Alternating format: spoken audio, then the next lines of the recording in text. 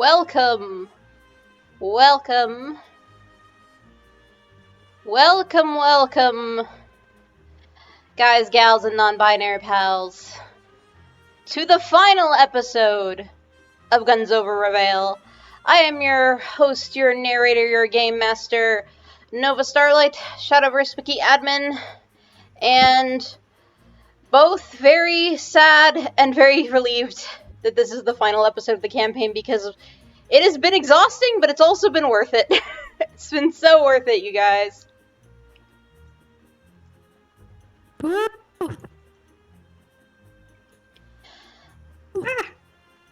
For sadly the last time, I am joined by Ray, Camus, and Sal. Hello. Greetings. May not be sing it, but I'm dabbing right now. I believe you, Thomas. I believe you. I believe you. I'm a I haven't had that little, one in ages, I think.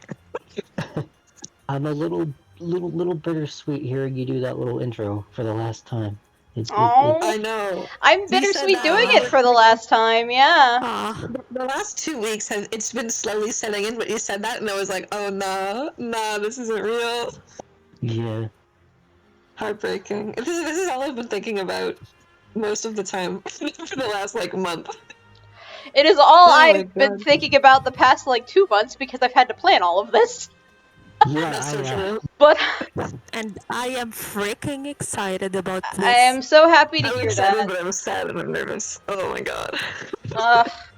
I just hope you guys enjoy what we have in store tonight.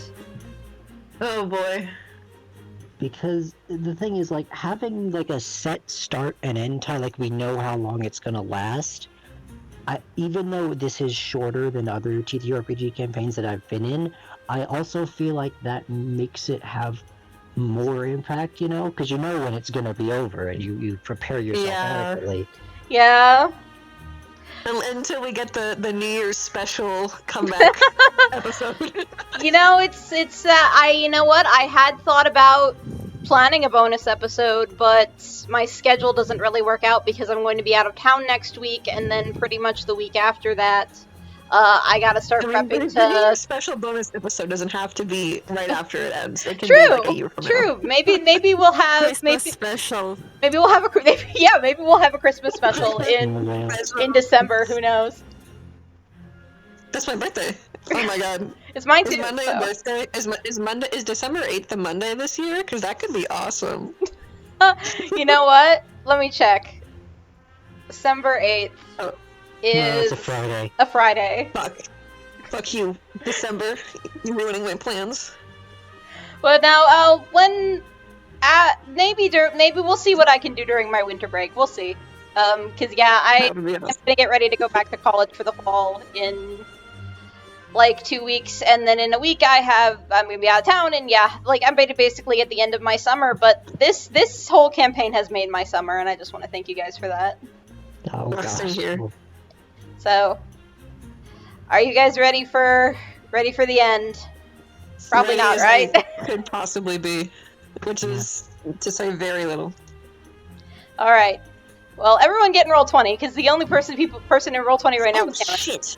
I completely forgot. Thank you for Yeah, I reminding was, me. I of was all just these going to. The only other person is a belf among the house plants. Oh, I have so many tabs open. Now, hold on a moment. There we go. Oh boy.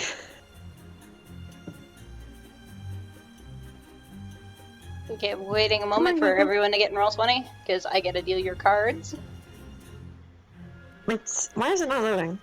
That's not even what I clicked on. Oh my God. Oh no. There we go. My computer hate me.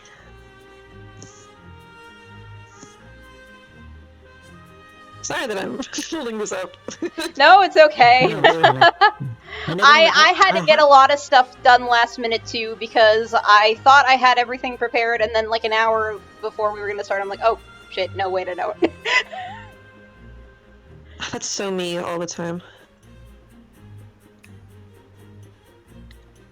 Come on, baby. Yeah, Go I faster than just that. like I added something to Roll20 that I'd forgotten to add, like while the starting screen was up. So okay, there's Sal. Real. Sal's in Roll20. My tab is taking a while to load, and I don't know why. I'm so sorry. Launch game, I said. Okay, I think it's loading me in now. Infinite Fiasco, thank you so much for the resub, for subscribing for 16 whole months on Twitch. That means so much to me. Really, really it does. I Subscribing can't thank you enough for that support. I'm not the streamer, but thank you too. What the fuck? Oh my god. Yes, Camus and Sal is in. Camus and Sal are in. I Are you don't. struggling? I am struggling. I'm in struggle city. I'm fighting in the trenches to get out right now. I hate technology. Me too. It's just loading as a blank page, and then it loaded text, and now it's loading a second time. Maybe try a different This hasn't browser. happened. Yeah, let me try. Blech. Let me open it on my phone, maybe. Does Roll20 work on the phone? I don't know. It's a little weird, but I think it does It might work. be very scuffed on mobile, but it could be worth a try. We don't do that much stuff on Roll20 on mobile. That should be fine. And if I can just try to keep rejoining on my laptop, and hopefully it'll fucking work. Okay. Come on. This is not a difficulty we've had before, so... Literally, my computer's been fine the entire rest of today. It heard that there was a big event happening tonight and decided, alright, no more for you. Bye-bye.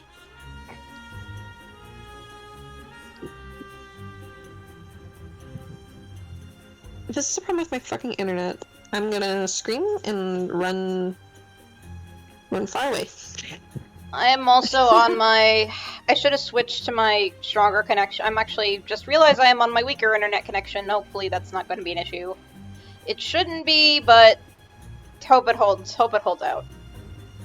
Generally, what the fuck is going on? Apologize for the wait, everyone. Ray is having some trouble getting into our actual tabletop system. She cannot seem to get into it. It's not loading on my phone either. I think it is my internet. That's very Rip. strange.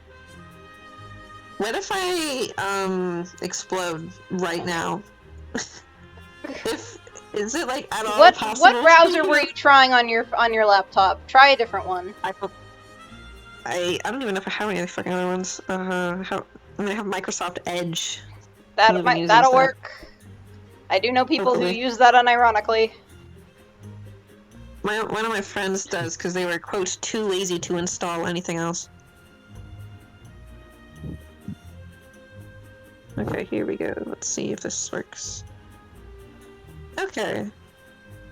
Yeah,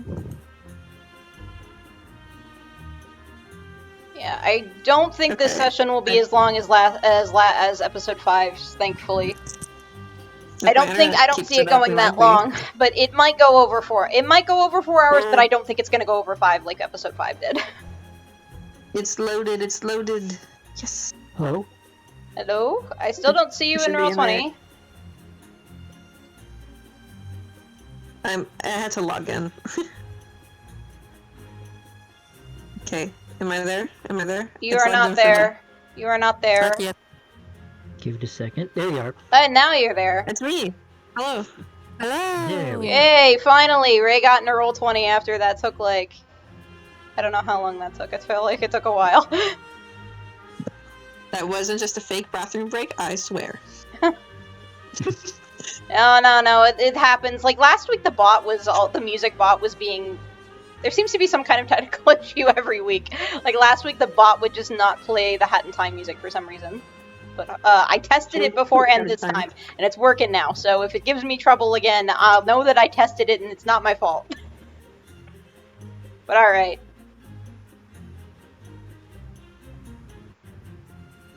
Cards. Cards. Alright. Oh, Alright. The cards have been dealt. We may now begin. So when we last left the Diehard Drifters, they had, as Diana called them, they had just had quite the, you'd call it an adventure, but it was filled with a bit more death and tragedy and, among other things, not so pleasant things, including trains. Which depending on what class you ride in, whether you ride in, I guess that depends for which trains you ride and whether you're riding in first class or not, depending on how nice the trains are. But in any case, it was quite an ordeal y'all went through on the Zauberhaft Express. So much so that Diana has invited Bailey and Alon to spend the night at her place. They figure, well, she would like to spend some time with them after everything that they've been through, and she has some things that she'd like to talk to them about. Very true. In regards to some of the things that happened on the train. And so, Bailey and Alon enter Diana's house in the Golden Hills. They enter Diana's room, and two things that Bailey and Alon notice about just taking a peek around Diana's room. They notice two particular objects. One is just a hunk of unrefined gold over in the corner, possibly on a dresser or wardrobe or something. And then the other is a box, and the other possibly in the same area, kind of strewn about. But the gold, but as things are kind of strewn about, that includes this random hunk of unrefined gold, and the box of cursed bullets that Klasevich purchased from Not back during the underground auction, but now has ended up in the hands of Diana. And she's just kind of thrown it about with everything else in her room. Though you do note that it's there. Alon adds to the mess. He has his biggest, softest belt that he has in his collection and adds it to the pile of stuff. Normally Diana would be smiling about that, but she's not in a very happy mood right now. She barely even notices that it happens. Then it'll be a surprise. Oh, fun surprise. True. Yeah. So, no, but do you have anything else to say, or do you want me to just rattle on? Noticing that Diana's room is, despite Diana's room being, comfy and lived in, it's, quite the melancholic atmosphere, given Diana's mood and, everything that you guys just experienced. Since this is coming right off the tail end of the last episode. Yeah. Alright, so I guess Diana takes a seat on the edge of her bed, and she puts her hands together on her lap, and she takes a deep breath and just kind of lowers her head, takes her hat off, and sets it next to her. Alright, well, I don't normally go telling people many things about myself, but I didn't know that there were people still alive who knew about some of those things. So, if anyone's gonna tell anyone about them, I'd want it to be me. And she kind of looks at Bailey and Alon.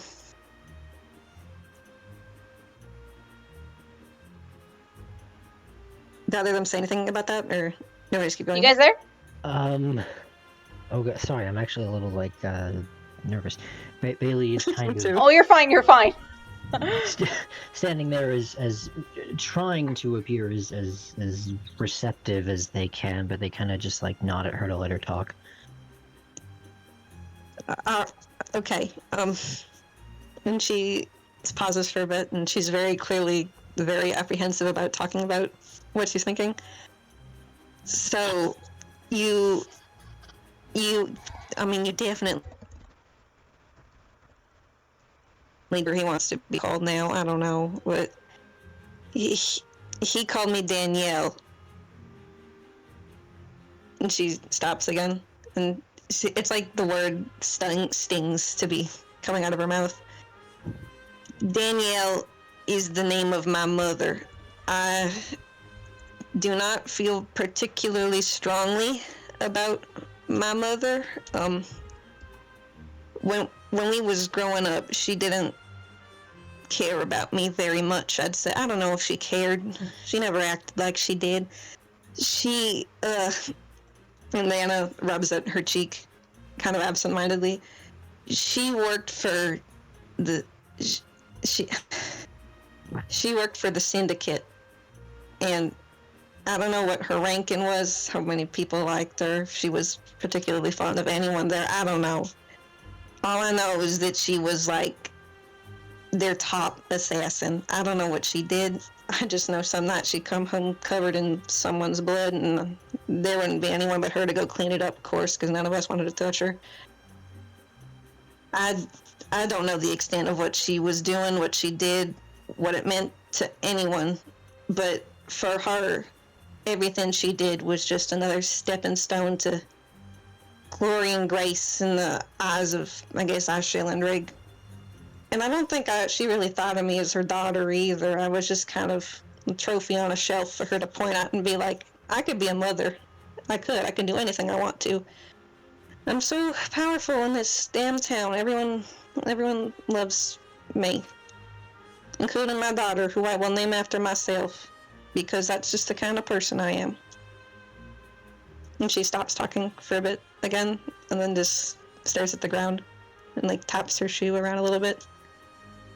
Now, me saying that is not an invitation for any of you to call me Danielle. If you call me Danielle, I'm not going to be happy. Please just stick to Diana.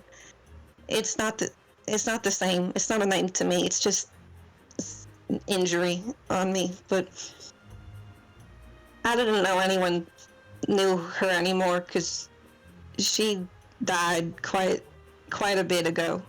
I guess she did something wrong at work. I guess she hurt someone she wasn't supposed to. I don't know, but one night while I was home, Shillendrake himself came to our house and had her taken care of.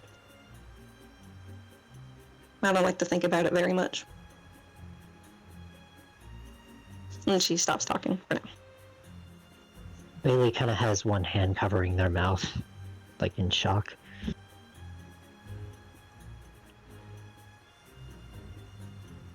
Does Alon say anything? Oh. Alon doesn't know what to say. He never experienced having shit parents, so he doesn't know what to say without making Diana even more upset. Oh. Diana tugs at her collar a little bit. No, I'm really sorry for what happened today. I wasn't in my right mind. I wasn't thinking straight. That Zero guy, he was pissing me off so much. Because every single time I looked at him and I saw that uniform and those unloving eyes, I just saw the face of my mom staring back at me in some stupid way. It always pissed me off. So I kept thinking that they were suspicious. There was some voice in the back of my head from the very beginning telling me, that guy did it, that guy's the murderer. But every time I looked at him and saw those eyes, I just thought, this is what everyone thought of my mom when they saw her, and when they saw her going through the streets, they just saw that same stupid face and thought those same stupid things. And if I said the right stuff, we would have been done with this so much faster, and nobody would have got hurt. This is all my fault. I'm sorry. I'm a failure. I don't know what we're doing here. I don't want anyone to get hurt on me, especially not because of stuff my mom did. I'm so sorry. Diana, you are not your mother. You're nothing like that woman.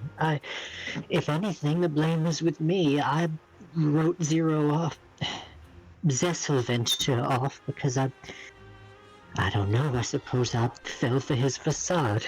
If I had suspected him, if I'd listened to you, because you've always been right, then maybe... And they swallow quite thickly. I just don't understand how he knew all that about all of us. I don't want to think about it.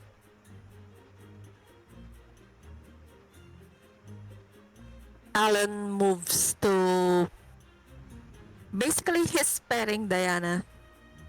He doesn't know what to say, so he starts patting Diana in hopes she'll feel better.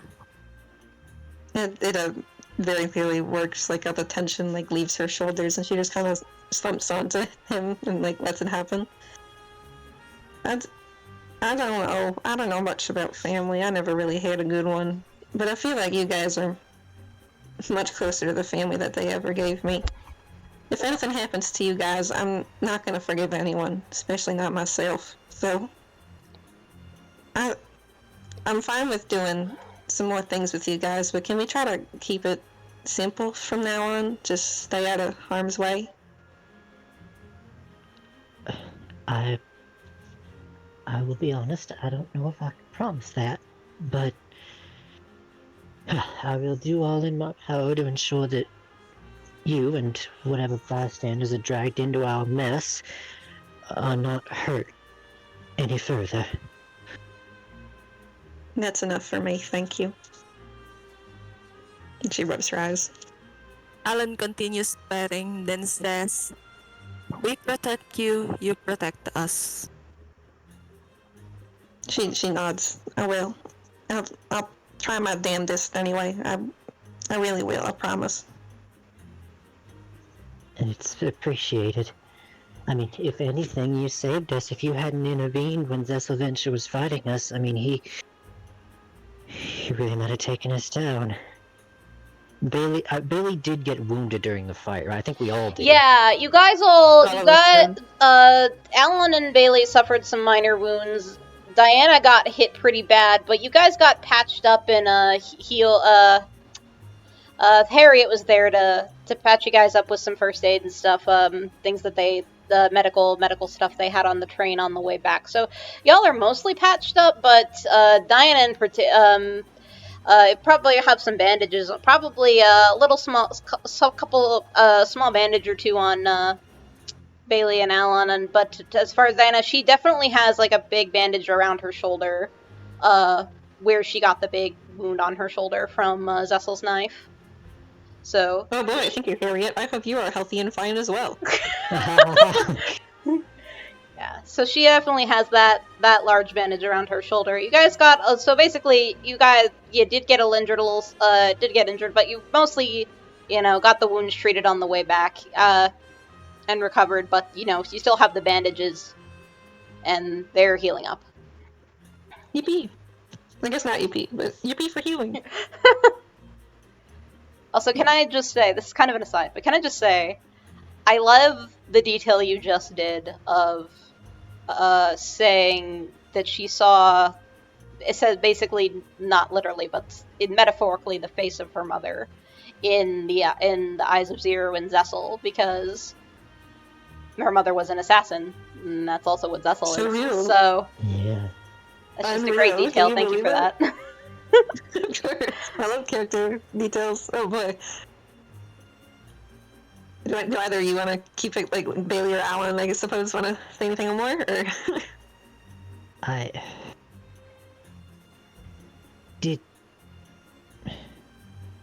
know you're not a violent person, but did striking him down give you any catharsis? She, stares kind of, placidly, almost not even looking at anything. I don't know. I couldn't tell you. I wasn't thinking straight when it was happening. I was just so focused on keeping my gun straight, and I couldn't even do that properly.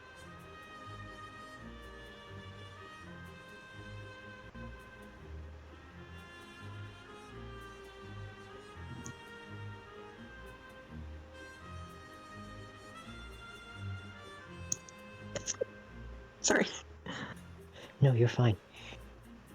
Everyone's just quiet, they're all thinking. If In this world, that makes us pretty lucky.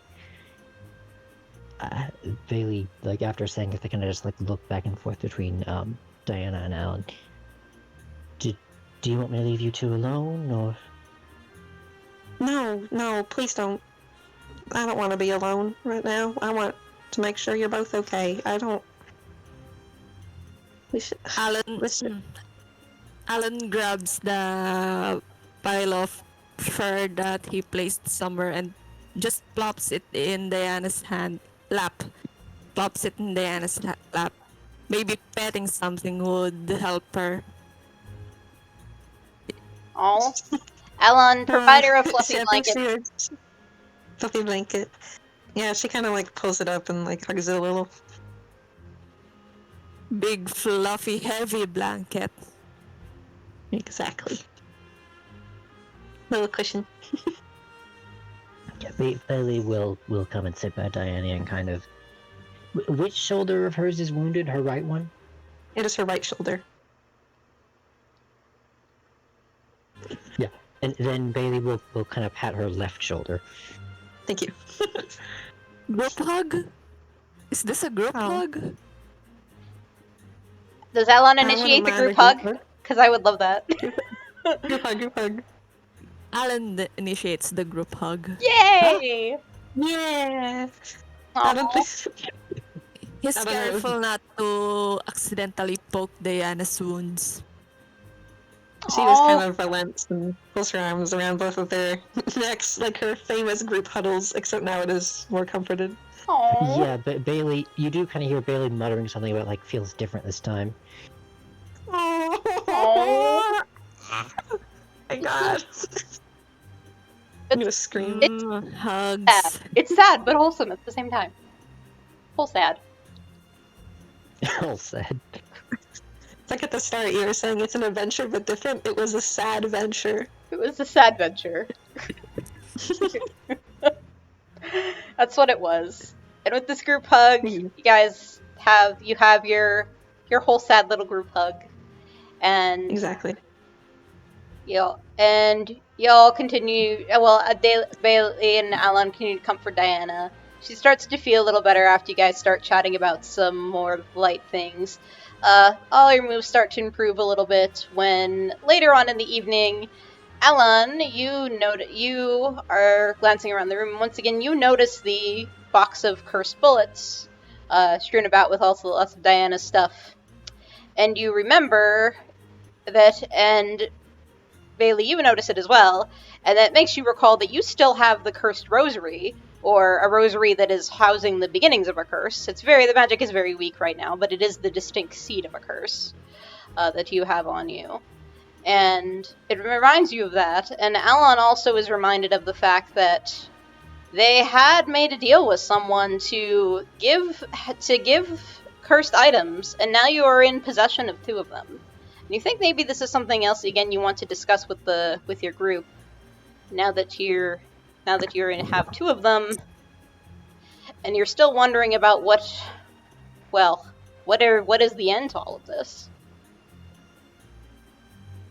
Alan is reminded of the deal he had with Rhea, but with the revelations of these past few days, weeks, that the cursed item collector is someone the gang knew.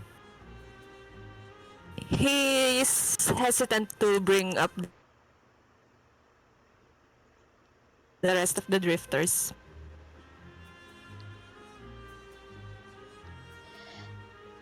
That makes sense. But so what are you thinking that he might do with the... So what I want to ask, what is Alon thinking that he might do or suggest doing to the others to do with the cursed items instead?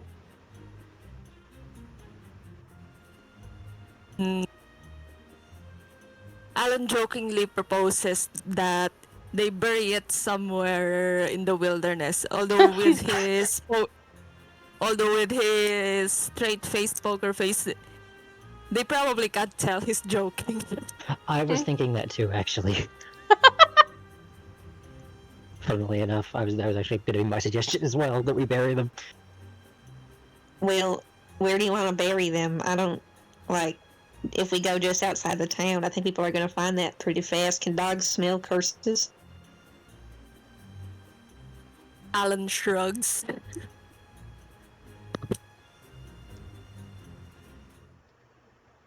brings up a good point, though. If you kind of bury them, they're not exactly in a safe place.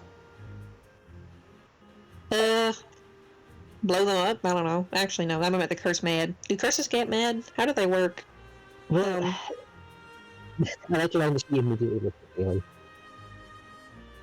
What was that, sorry? Sorry? I said I like to imagine she like immediately looks at Bailey when she starts talking about curses. Yeah, I pictured that too. Bailey kind of like they can do that. They're like holding Zessel Venture's rosary up, like by the chain, kind of letting it slip between their fingers a little. This particular curse, I haven't properly gotten a look at those bullets yet, but this was born through some rather intense emotion that would actually do anything to it, but I wouldn't risk it. What? So it's like immortal, but like for what do you call an immortal object? Indestructible? Is it that? Maybe that, or you're right, and hurting it would cause that malevolence to strike back. She puts up her hands to lightly interrupt him. Does that mean if I get cursed, I'm immortal? Darling, that's not. I think you know the answer to that question is no. Well, I don't know how curses work. Maybe there's a curse that makes you immortal, but just like mean. Maybe that's what happened to the Titans. Ooh, nice joke. Thank you. My suggestion is that we keep them on hand, or keep them here. I don't know if Clausewitz and his men know where we live, so... I hope not. I like my house. There is also the option, Bailey. You probably, considering you are a deputy, the thought does probably cross your mind that, oh yeah, Vincent does kind of also specialize in counter curses and dealing with these sort of things, so that's another option. True. We haven't been in Diana's house before, have we? This is the first time. Yeah, it's the first time you're in Diana's house. I don't have a background for it, sorry. I've never been here. Before, and I believe he slept on her couch. Yeah. Bailey does at some point during this conversation compliment Diana's house and her, like, interior design sense.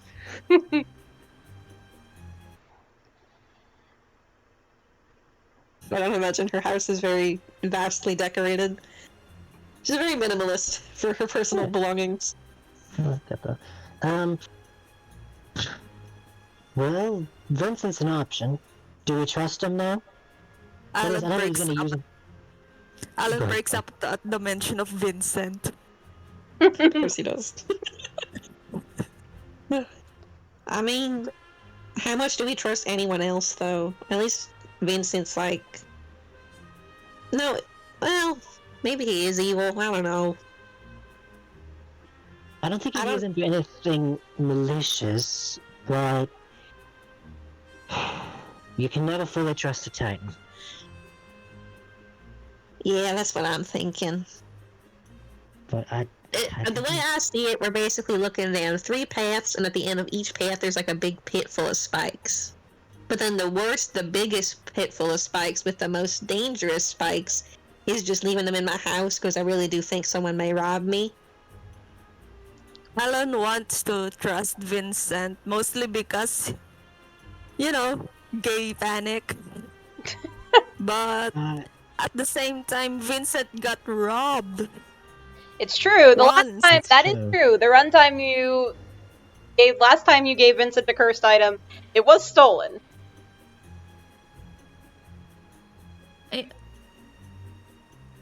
So it's not. So while that's an option, it's not a guaranteed solution.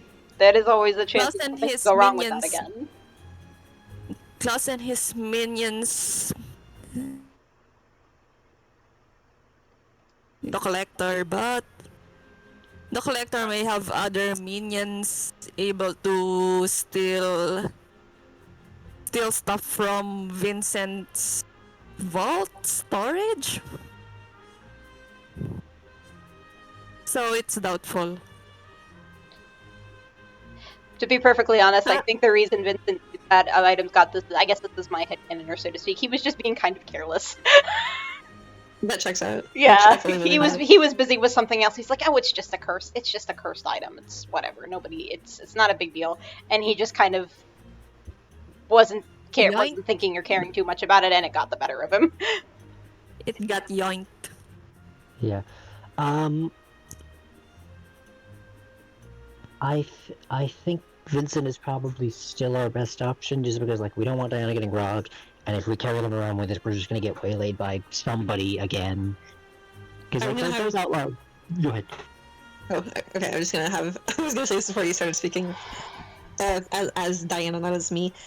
I think our best shot's giving them to Vincent because, frankly, I think he's the least likely to come back to us if something happens about it. Like, who are we to him, really? Well, I guess Bailey's his employee, but he doesn't particularly like me, and I don't know how he feels about Alon, actually, so... Everyone knows what Alon feels about Vincent. Bailey is like looking kind of side-eyed at Alvin, like this is not a good idea, buddy, but they don't say anything about it. And well, I do good work. I don't think I've done anything to merit a performance review. I think going there may be what we need to do. Question is, what time is it? It is rather late in the evening right now. It is like, yeah, it's like not like midnight yet, but it's probably somewhere like after 10 p.m. You guys are at Diana's house at night. He's probably, we don't want to bother him this late. Yeah, you would have to do it tomorrow. You would have to do it tomorrow at the earliest. Alon volunteers to keep watch that night in case a robber shows up. Well, we can take it in shifts. We can go first, and then me, and then Diana. Yeah, that's fine by me. I can get up early. I don't mind. Have we eaten anything? Ray, is Diana the type to cook and cook dinner for her friends? Then Diana cooked you a lovely dinner once you got home. Once you got back to her house, she cooked you guys a lovely dinner. Alon help. Alon helped too. Yay! Bailey, weirdly, despite growing up poor, is not that great at cooking. They mostly just learn like soul food and like home food and stuff, which is not particularly available in a rich person's house. Checks out. Fried egg. Fried egg. All right. On toast. Yeah. All right. So with those decisions made, we will say you got with those. Oh, sorry. And what were you gonna say? Was that gonna be like a time skip? Yeah, I think we're done. I think we're done with the scene because we still got a lot to get through. Okay. Yeah, sorry. But yeah, I think the point of the scene was so Ray you guys could have your bonding moment with Diana explaining her backstory and deciding what to do with cursed items. So now that those decisions have been made, after taking shifts through the night to keep very close watch on the curse items, the first thing in the morning the three of you do is you head down to Vincent's sheriff's office, and we don't need to play the scene out. But you hand him the items, and he assures you very seriously that he is very embarrassed about last time. He will be much more careful this time, and he is very, very, very grateful that you decided to come for him to this, and assures you that was the best decision. You may or may not believe him.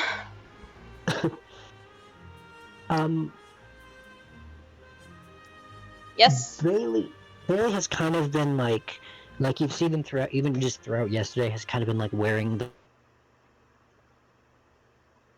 the rose, and they're like walking back out of the sheriff's office. They kind of like reach for where it was, and then realize, oh wait, they seem to be thinking. Mm-hmm. What you thinking about? You look like you're thinking about something. What you thinking about? Can I wait till we get back? Oh, yeah, okay, sure. Fine. Back to where? Where are you guys going? I assume back to Diana's house. Yeah. All right. So you decide, after leaving all of that off leaving that all off with Vincent, you all decide to head back to Diana's house. My house. She doesn't say that. I just wanted to say You that. do notice, by the way, on the train rides there and back, we won't card you gold because it's not relevant. This is the last episode. That while you still have a discount on the train, it's not as much as it was before. You are paying a little bit more for the train than not as much as you would pay without the discount. But you notice that seems Icy did take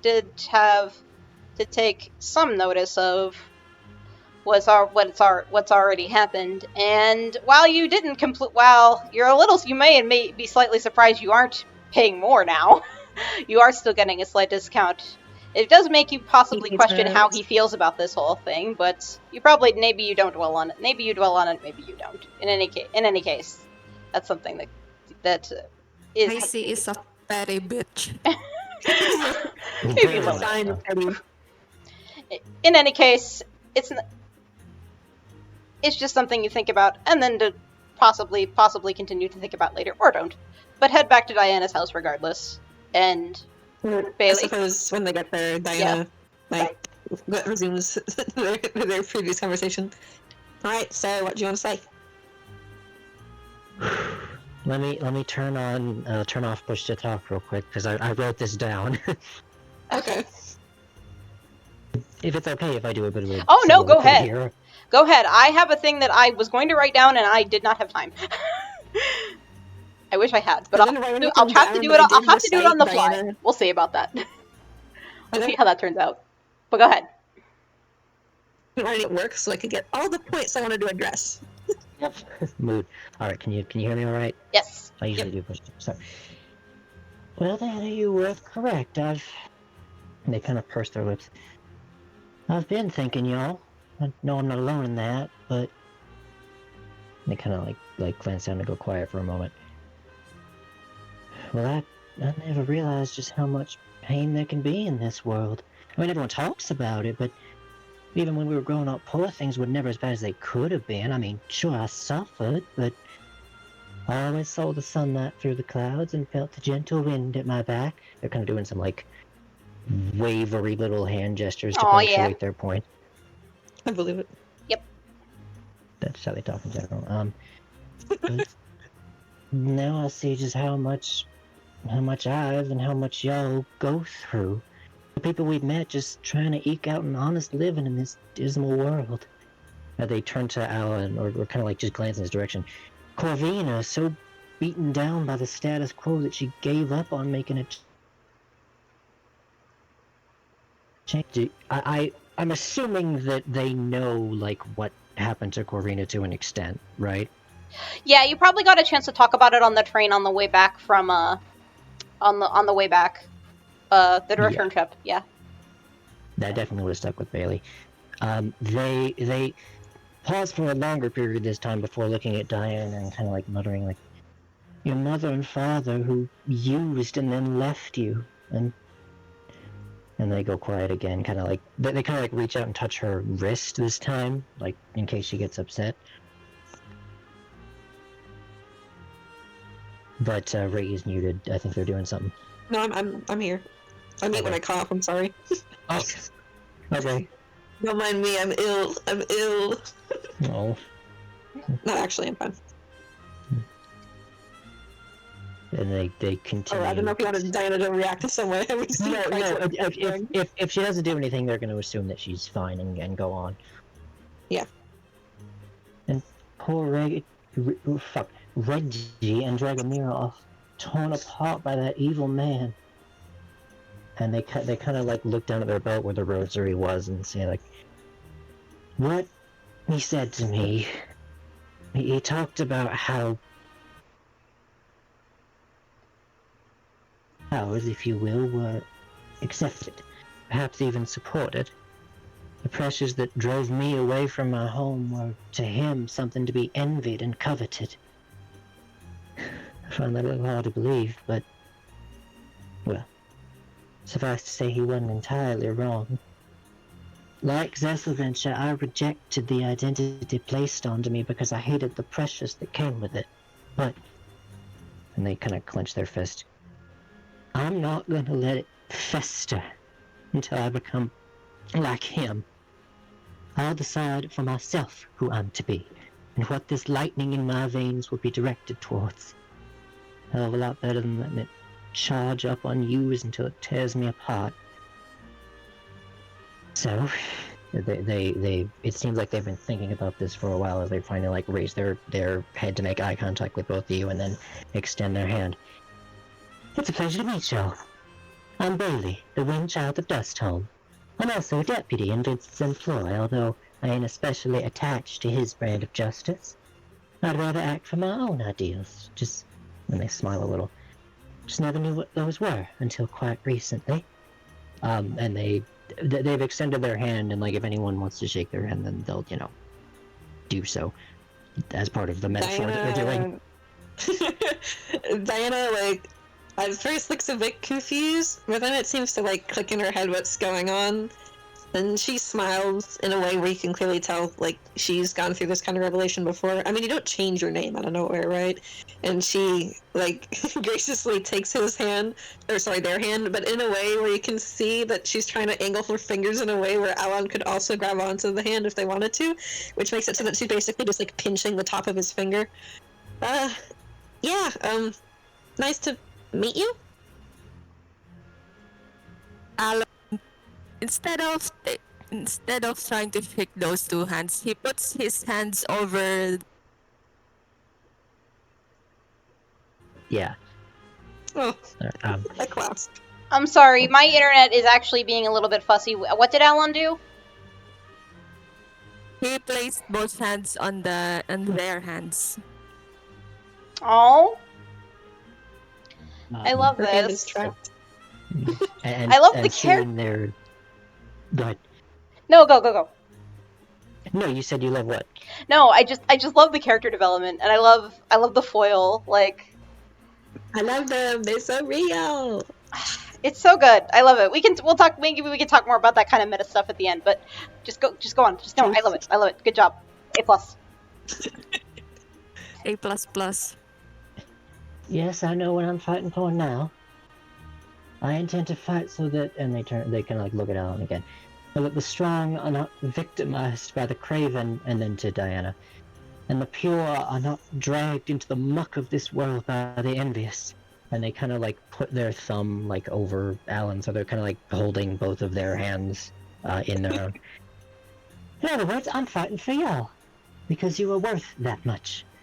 I'm not gonna start a revolution or nothing, but, well, I'd give one a chance if it swept through, foreshadowing, and they kind of smile and shrug. And honestly, now that I'm giving it my all, I think I could kill a Titan, if it came down to it. So shall we get started?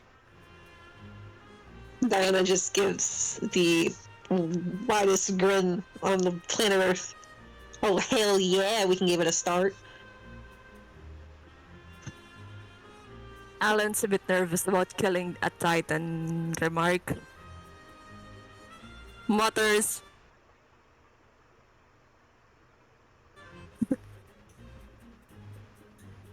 Yeah, they said if it came down to it, it might not. They're just saying if it happens, they'll shoot some bitches for you.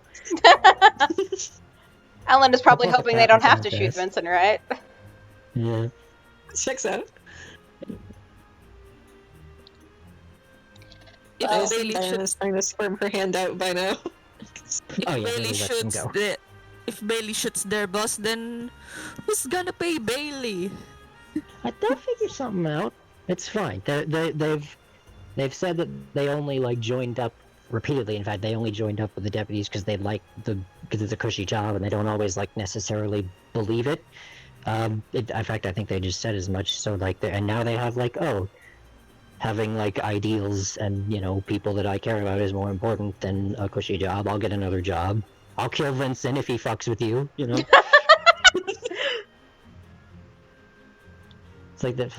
I think I've even posted like a screenshot of them once, like from the Simpsons. Like, kill my boss. Do I dare live out the American dream? That's so real. I love Bailey. I love Bailey, I love Diana, I love Alon, I love all you guys so much. This is so true. This is so love true. this I love them. I series. love them. I put them every day. And with that moment, Go. oh sorry, just saying, it's great that we have this. If before we had a whole sad moment, this is just a wholesome moment. Yes. Although, Love. and hopefully this wholesome moment, this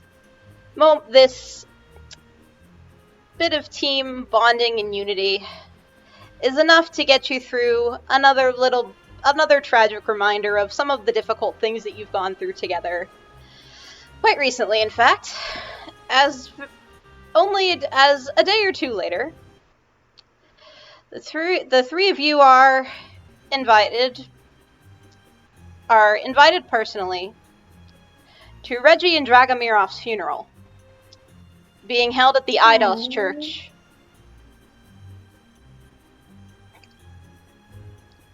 Sorry. Are you guys able to hear me okay? Because I am having some internet issues. Yeah. I I can hear you. It's fine. I would like to switch my connection, but I don't know if that will ruin the Twitch VOD, so I'm not going to risk it. Hopefully things remain Who's stable and alright. attending the funeral?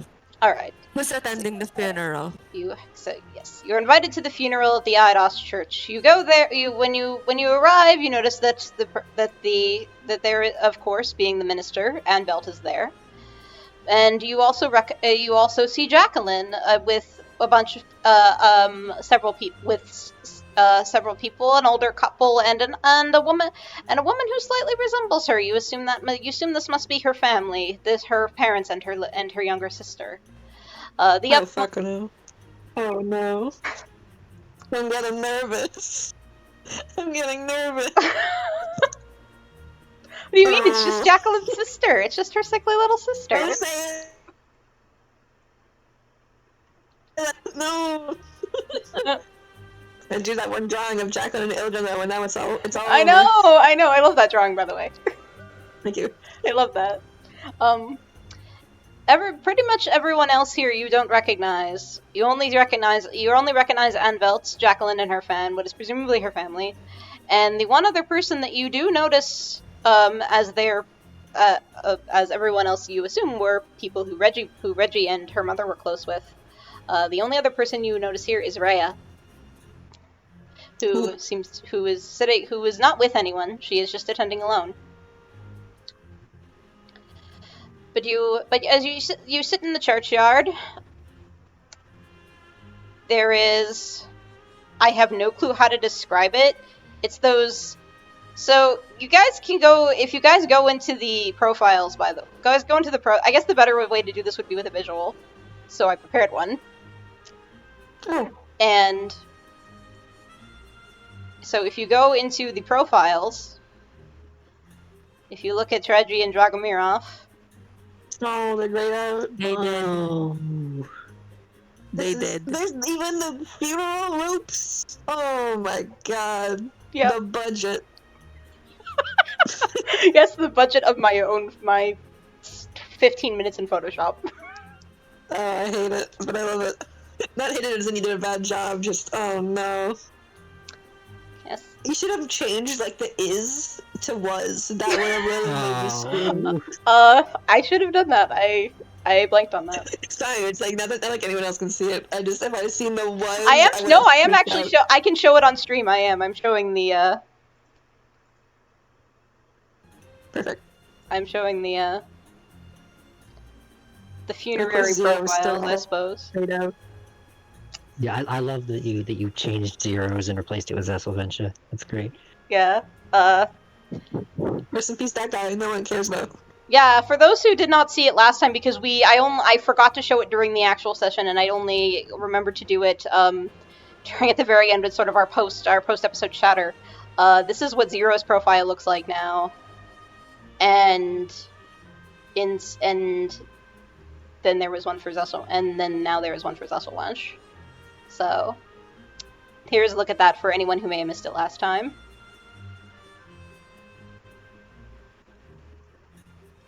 But yes, the funeral portraits. Reggie, Anveld is up at the front of the church, at the front of the churchyard with Reggie and Dragomirov's funeral portraits, and he looks as though he is about to say some words on the behalf of the departed. Ahem. So he stands among the crowd, all of the people who have come to pay their respects to Reggie and her mother. Rivayle is no strange. Sorry, one sec. There we go. Rivayle is no stranger to tragedy. Folks here they live, and folks here they die. Perhaps more dying than living. And often all they leave in their wake is some dust flowing through. All they have to leave is more dust for our dusty desert world. But occasionally there are folks who leave much more in their wake. And folks like Miss Regina, or Reggie as she was known to many. She was the local heroine, she was a local heroine admired by many. Skilled in everything from protecting the people to her own state-of-the-art technical engineering. Now I'm a man of the cloth. I am not certain about most of that, but I know what Reggie was doing for this world was some truly revolutionary things, or so I've been told, and I'm inclined to believe it, despite not knowing her the most myself. I believe every word that I have heard about what a truly wonderful young woman she was, and what a true loss she is to this world, not just the Golden Hills, but to all of Rivayle, which she hoped to bring a brighter future to. But Reggie, she had some truly great ambitions. And as the rotation of this world goes on and on, never stopping for even a moment, perhaps this world, Rivayle, was a place that was just far too limiting for a woman like her, one with great dreams, great skills, someone to truly look up to. So perhaps we will find solace although we mourn and treasure her memory, perhaps we will find solace in the knowledge that the gods have taken her to somewhere far more unlimited than this here world. Amen.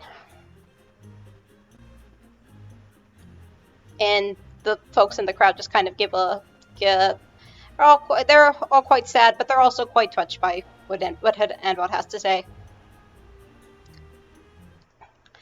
And that was actually very beautiful. Oh, but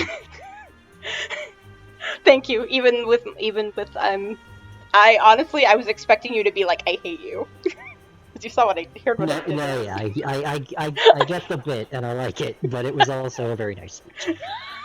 Thank you. Yeah, thank you. Wait, was there a bit? Like you, sorry, I think I missed it. Annabelle talked about how the world kept rotating, and now that she's out of this mortal coil, she's somewhere unlimited. Oh God. Oh my god! Oh my god! That's really good. Nice job! God damn it, I never noticed. Thank you. And I wanted to write that down, instead I just did it on the fly. Alright. Yes, so adverse speech. Anbot goes and has a seat. Goes to talk with some of the other people from the other people of the church who are working on preparing to put to bury Reggie and Dragomir in their funerary plots their funerary plots in the churchyard. And as they're doing that, your group, Diana, Bailey, and Alon, are approached by Jacqueline. And she approaches and she sits with you and she said, "Oh, there you are. Thank you for coming." It's no problem. How are you? She sighs, of course, and she obviously looks very, very, very sad. As you know, it is a funeral. That's kind of to be expected, and it was for someone who was very who she was very close with. Sorry? Was Reggie gonna be buried or was she cremated? I think they're just gonna bury her. I have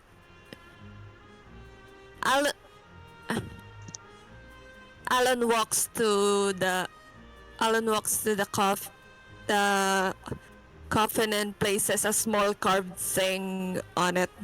Oh. It's a carving of a rabbit. Oh. He doesn't really know what one should do at the funeral, but at least he wants to show his appreciation for Reggie. Oh, that's so nice. Just yeah. the small carved rabbit.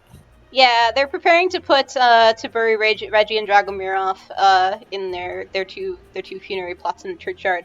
Imagine a lot of people are going up, putting flowers and things like that. So you would go up and you put your little rabbit thing, and probably there are some people looking at that and thinking, oh, what a nice little offering, and so probably looking at you, kind of giving looks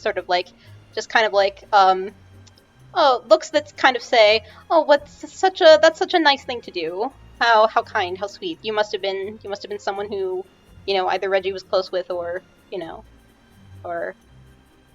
respected her very much, something like that. That's the kind of impression that you're getting from the way people are looking at you after you put the little rabbit figure down.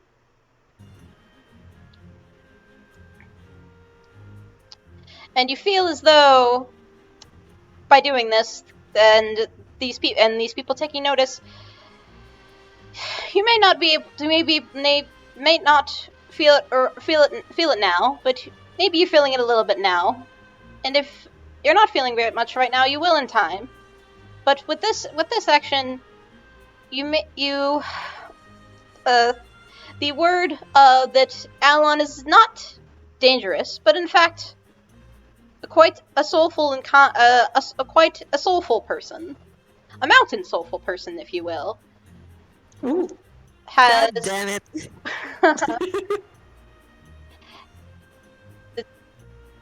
will surely enough be spread in time. This is basically just me trying to say your dangerous reputation is cleared, and it's been replaced with a new one saying that a soulful outsider. That's what I'll call it. That's so real. So Alon heads back to join the others and that's when Jacqueline happens to approach. Insert Diana asking how she's doing again. Yeah, that was... Yeah, a little out of order there. Yes, Jacqueline just says, suppose that's a bit hard. That's a question that's a little difficult to answer. But I suppose that could be worse. How's that? I think we've all been there once or twice, but most of us got out okay. For what went down, it could have really gone way, way, way worse. So I think Diana pauses, and you can tell she's clearly very bad at comforting people in these kind of situations. I just think Reggie would be proud of you. And she smiles. Oh, well, Jacqueline smiles back. She looks very touched. and flattered. She's like, "Oh, thank you so very much for saying so. Here, I have a little something I'd like to give to y'all." And she has a little bag with her, and she takes three little things out of it. They're little I never really decided if they're bracelets or necklaces, whichever you guys want them to be, I suppose. Little charms.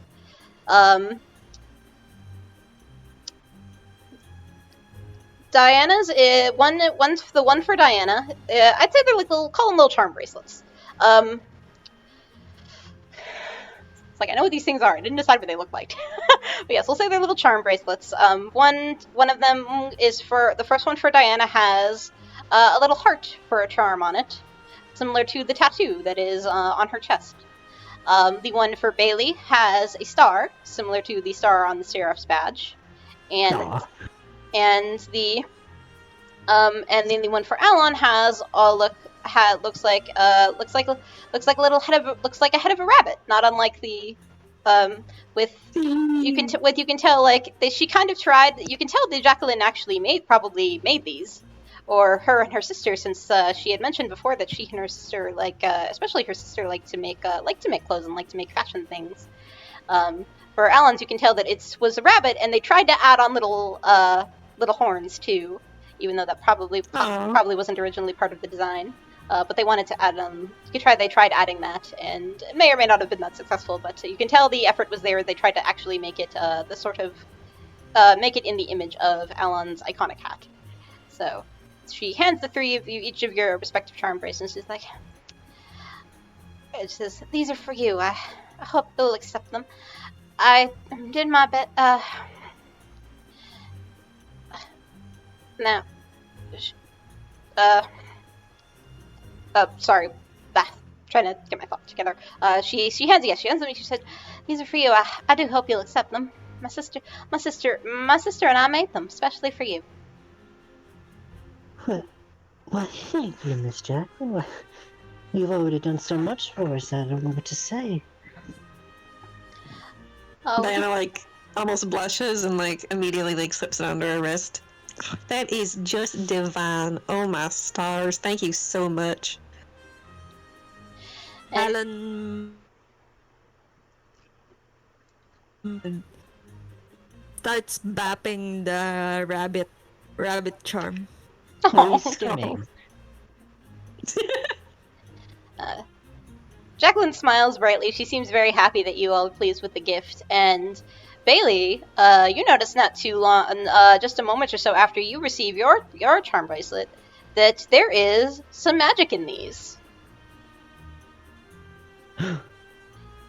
And you're not entirely, and you can't entirely quite tell what sort of magic, but you can definitely tell there is magic. But it seems to give off, from what you can tell, it seems to give off an aura of the protective variety.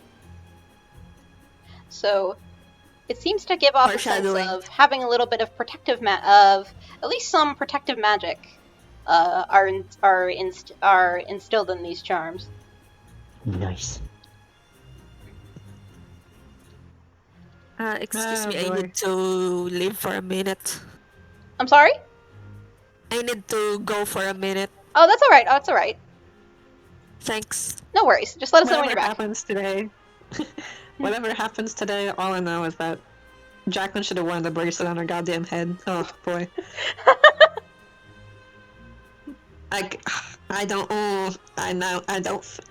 Something shifty's going on. Something weird's going on. Oh, boy. Oh, shit, my lips on.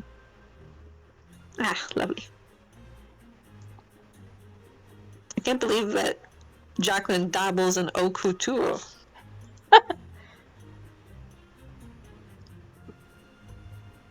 But, Bailey, as you're sort of examining your bracelets, Jacqueline smirks a little bit, and she seems to have, with a little chuckle, and she seems to take notice that you've noticed the magic in it. She says, "I'd like to do more to try and... I couldn't protect Reggie, but I can still protect my but I can still do everything else. I can still protect not just my family, but my friends, folks closest to me, my friends like you. So, it ain't much. Well, it's the best I could do, but I try to put a little bit of a protection spell on each of those. Something to keep you a little safe from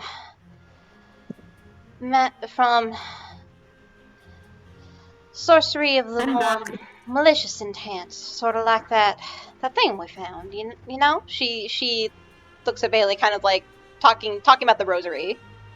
Yeah, they nod. Yeah. She just says so. Well, in any case, I'm quite glad you like him.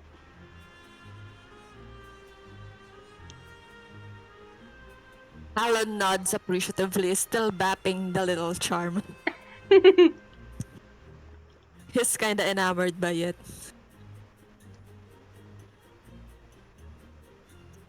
Anything else you guys want to say to Jacqueline? Being me. This. Oh. Can I finish my sentence or? No, go ahead. Okay. Some will say this was Arista's source of inspiration, and some may be me. I think Diana's just kind of admiring it for now. I don't think she says anything particularly. All right. So, not long after after you chat for a moment, Jacqueline gives you your gift. You kindly accept it with much appreciation. She, after a little while, heads back over to her family, and you can see from her distance her sister is coughing, and looks a little pale, at least compared to her siblings, her older sister, and the rest of her family. So it isn't so. Jacqueline and her family unfortunately have to leave the funeral a little early to go and tend to Jacqueline's younger sister. But you guys decide to stay for a little while longer, and as the three of you are there, someone else now approaches you. The only other person here at the funeral that you recognize. She walks over to your group. You haven't seen her in quite a while, but it is Rhea, who you last saw. Bailey and Diana last saw Rhea at the casino during the whole Black Hat Society incident. But Alon saw her a little bit more recently than that, when they talked about the deal about the cursed items. Anyway, she approaches you guys, and she looks a little surprised. She says, "Oh, I didn't know you were acquaintances of Miss Reggie's. It's nice to see you here. Thank you for coming to pay your respects." Well, of course. The same to you. I wasn't aware you knew the deceased. I'm sorry? I didn't quite catch that. I wasn't aware you knew the deceased. I didn't know her terribly well. She did occasionally drop by the Diamond Mine to hear a performance or two. Lovely young spunky lass. What a truly tragic loss. She was doing some truly great things for Rivayle. Truly was. She does look quite sad. You can tell that she didn't know Reggie well, but she admired her for all of the many good deeds and things that she did, all the people she helped.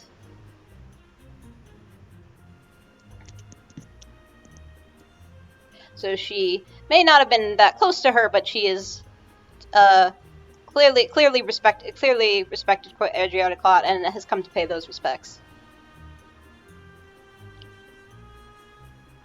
Diana just nods a little bit. I can't say we were best friends or anything, but we did some work with her, and then she invited us out on the Well, she invited us out. And she stopped talking because she doesn't want to mention that they were there when she got killed. Ray just kind of nodded and said, "I did hear some of the details of what happened. Truly horrific things. Just, oh, what a terrible, terrible world we live in."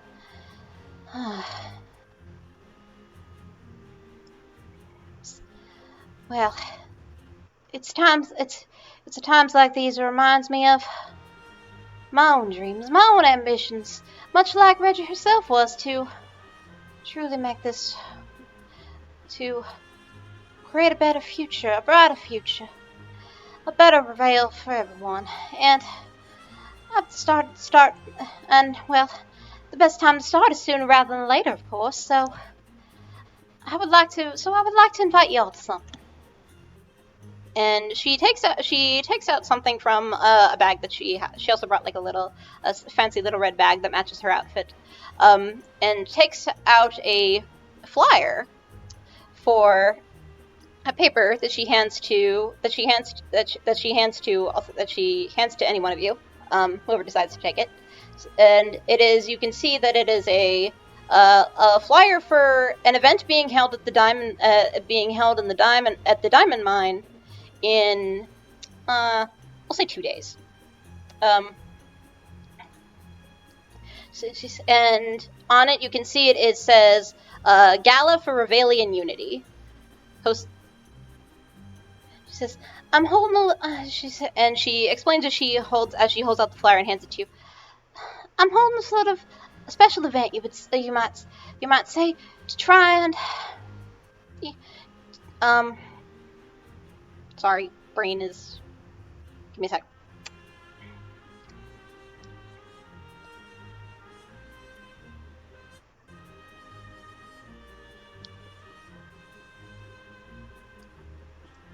I'm holding a little gala, you see. A gala for Rivaylian Unity. Something to help bring the people of this world together in perhaps in a way they never have before. Well, I know that's rather ambitious of me to say, but I've always been an ambitious woman, doing all I can to bring joy to the world with music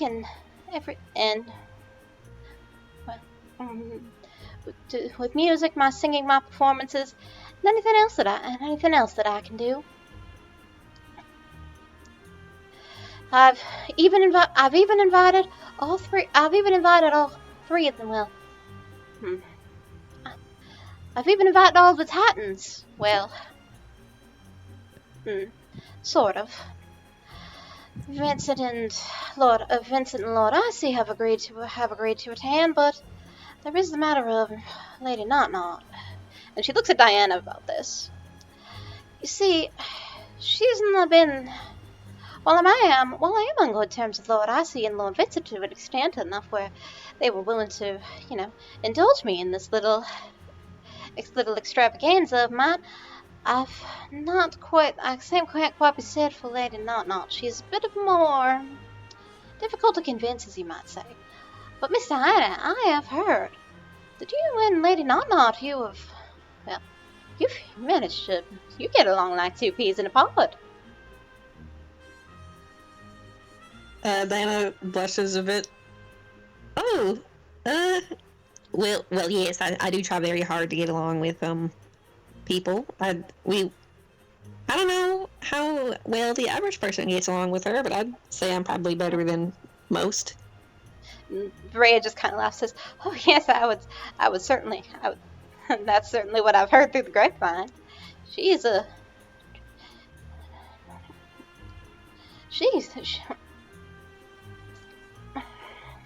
and that's why I just like to ask for your help. Give you another little job, you might say.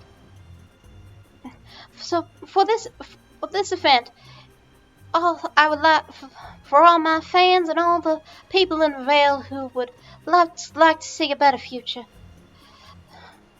I would like for all three of the Titans to attend. Do you think you could have a chat with Miss Not? Maybe convince her to come to my gala? I mean, yeah, I can try. Oh, I would most certainly appreciate that, and I will reward you handsomely, I promise. Oh, okay, yeah, sure, I'll try. Well, and she does seem a bit hesitant, but she's like, she's down for it. Well, thank you very much. And she just smiles, and rather hot out here in the churchyard. So she fans herself. It's like, I'm so very excited for this event. I've been planning it for a long time. I think it will really, really make a difference. So I'm excited to see you all there, and do let me know. And if you can, let me know how it goes with Miss Not. Let it goes, Lady Not beforehand. All right? Yeah, I'll try to pass the messages to you, sure. Thank you, I really do. You'll have a lovely day. And she leaves, and she just kind of leaves, gets up and leaves the group and kind of scatters into the crowd. At the moment she leaves, Diana turns to Bailey and Alon with a scorn on her face. What kind of woman conducts business at a funeral? Yeah.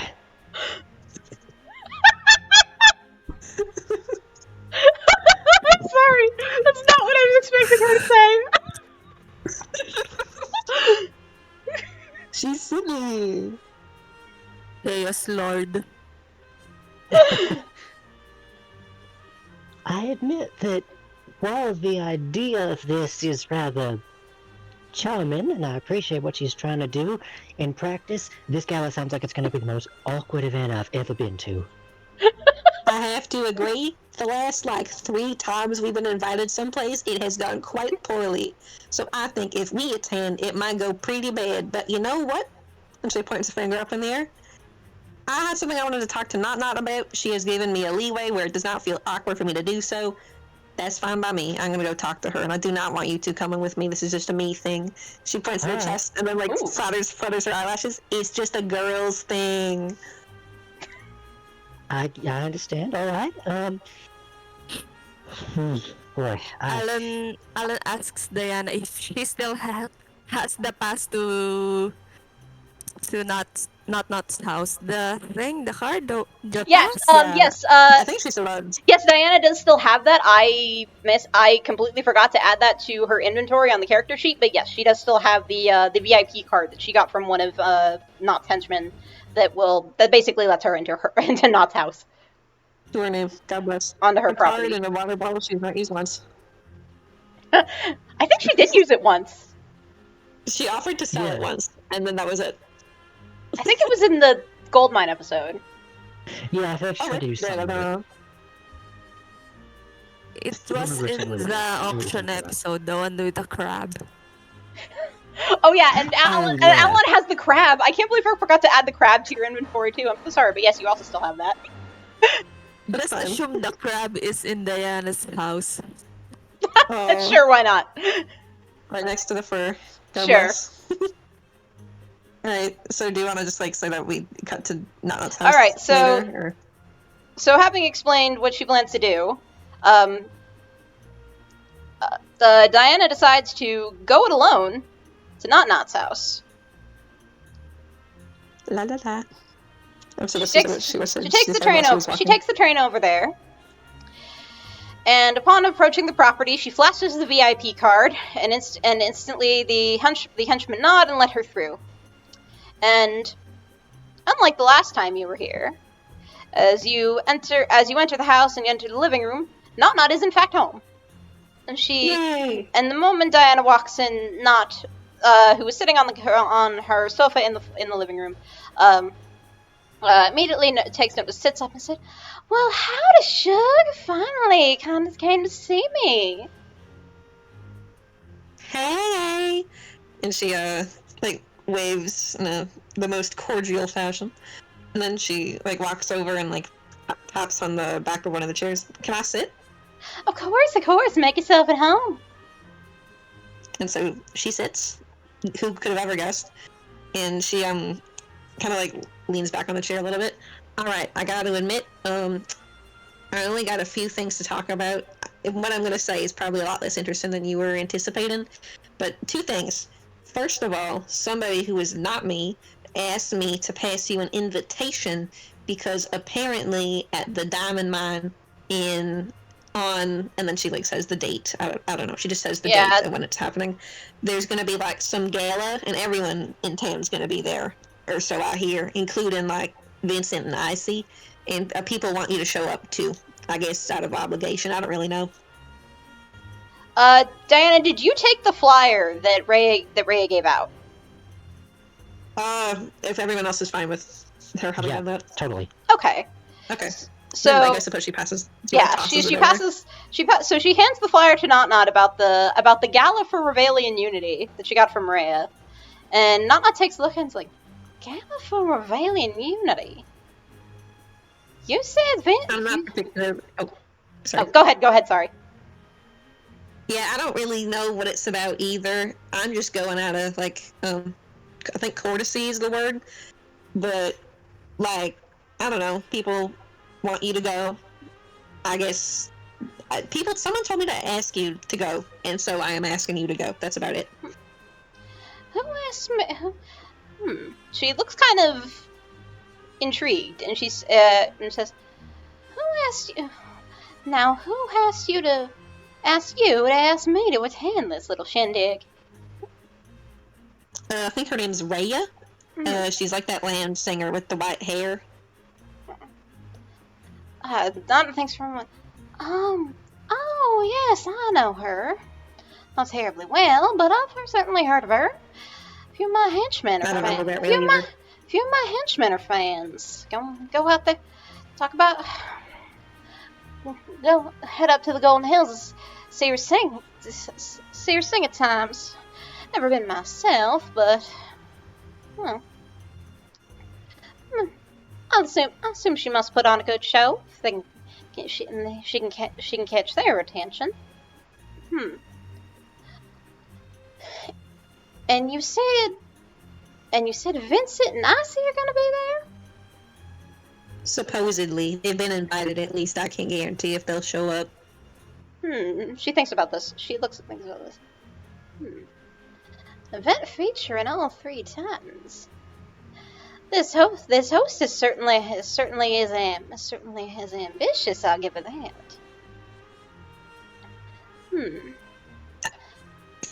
Sorry. Why not? I'm always in the mood for a good party. You'll be there too, won't you, sugar? She kicks her heart a little bit. Well, if you're expecting me, I gotta go then. She sort of chuckles and she's, well, of course.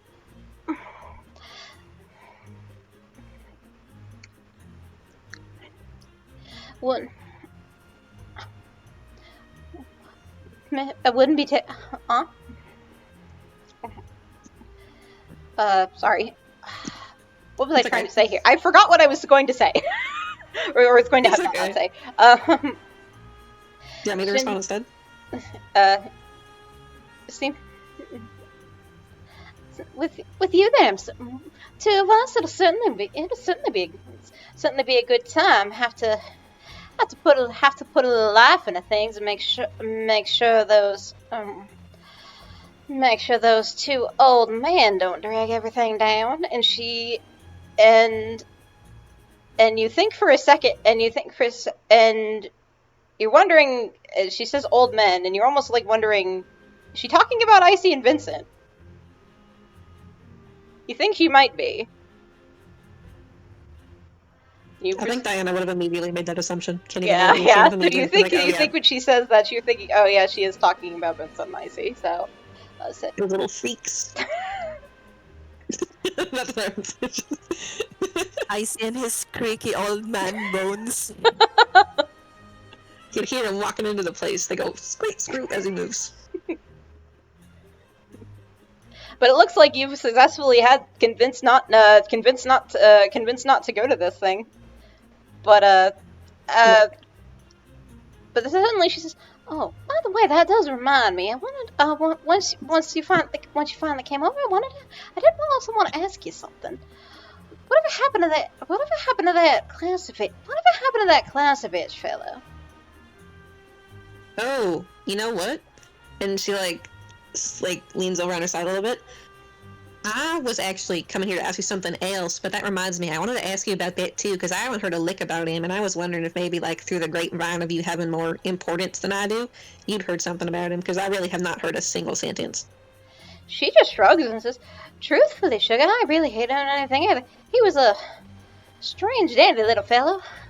Seemed to be really interested in my attention, and, well, I can understand who wouldn't be, but he was always a little bit, forward about it. You've met him, you probably understand what I mean. She nods in agreement. She sort of, she was just like, but I didn't mind doing business with him. Just wondering if you'd ever knew what to make of it. Been on my mind since I left him to his own. Been on my mind since I left him to his own devices. I assume he's probably like hitting on a different woman somewhere. She definitely laughs at that, and perhaps that's what he was collecting those cursed items for. Some kind of crazy love spell.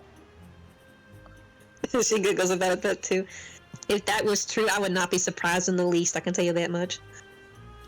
So Diana and Not kind of laugh about that. You have some tea. You have some chat. You continue getting to know each other. Diana finding it surprisingly easy getting along with this Titan who most people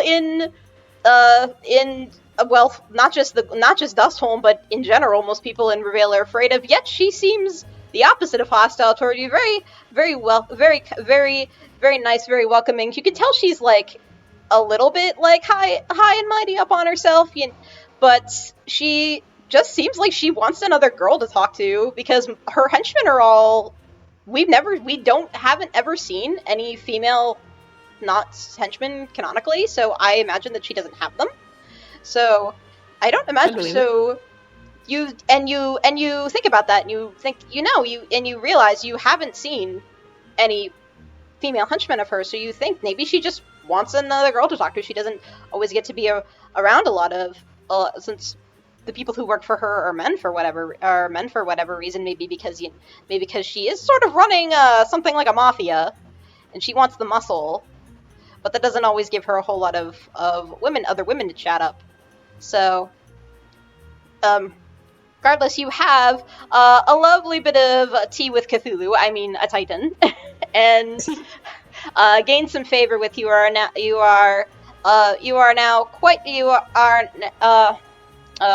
I call it? You are like the level above favored with Not. She very much likes you now. She considers you her friend. Yay! Aww. But now it's time for Diana to mention what she's been thinking about, isn't it? Yes. I guess just pretend there's like talking or whatever first. Oh, real quick, I should probably head out soon, but before I do that, I had something I wanted to ask you. Of course, Sugar, anything.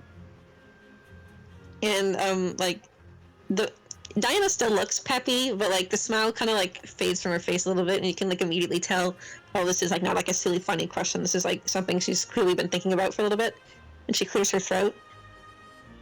This is stupid. I know this is stupid, and I guess if you really don't want to answer because you think it's too private, you can keep it to yourself. But like, when you first became a Titan, and like, you know, everyone knows now, oh, look, it's not. She's got all those, like, scary abilities that can, like, keep you shut up if she wants you to shut up, that kind of thing, right? Was it always like that? Or did you start out, like, you know, a normal person, I guess? So, after asking Not this, normally she has a very proud, though she has a very, always has a very proud, almost smug attitude, though in a way, though it's been more friendly around you, it's more of a friendly sort of proud as opposed to a smug sort of proud. That sort of atmosphere or attitude that she tends to project around other people.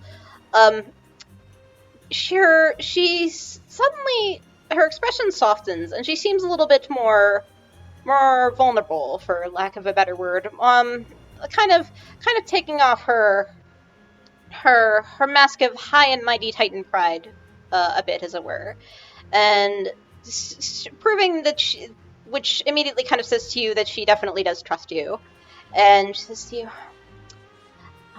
If you'd like to hear, let me tell you the truth, hon. Since you all,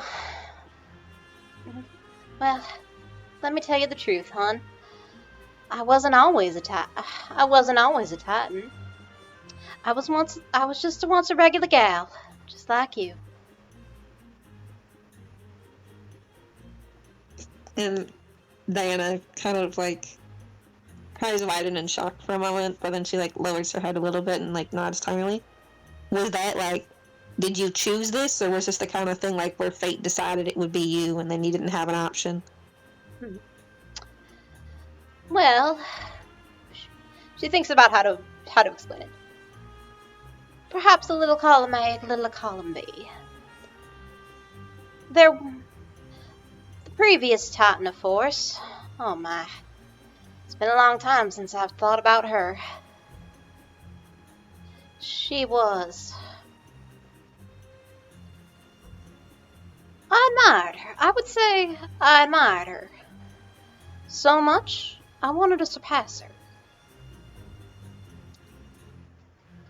So... Diana gives like a deep nod. I feel like it's a little hard for me to do this in character, but not so. What Nana does is she talks to Diana about sort of the story of how she became a Titan. This was quite a long time ago. You figure it had to be at least a century or two. You get the sense from the way that she's telling kind of what she's the sort of the environment that she's describing. This probably happened at least a century ago, maybe two. Maybe even a few hundred years, but you're certainly, this did not happen in your lifetime. Not has always been the Titan of Force for as long as you've been alive.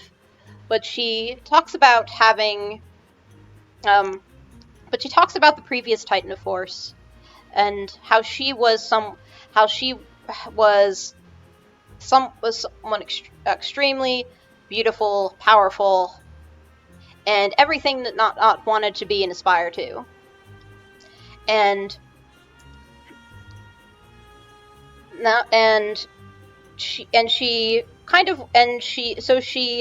asked the Titan to take her under her wing, and they sort of became a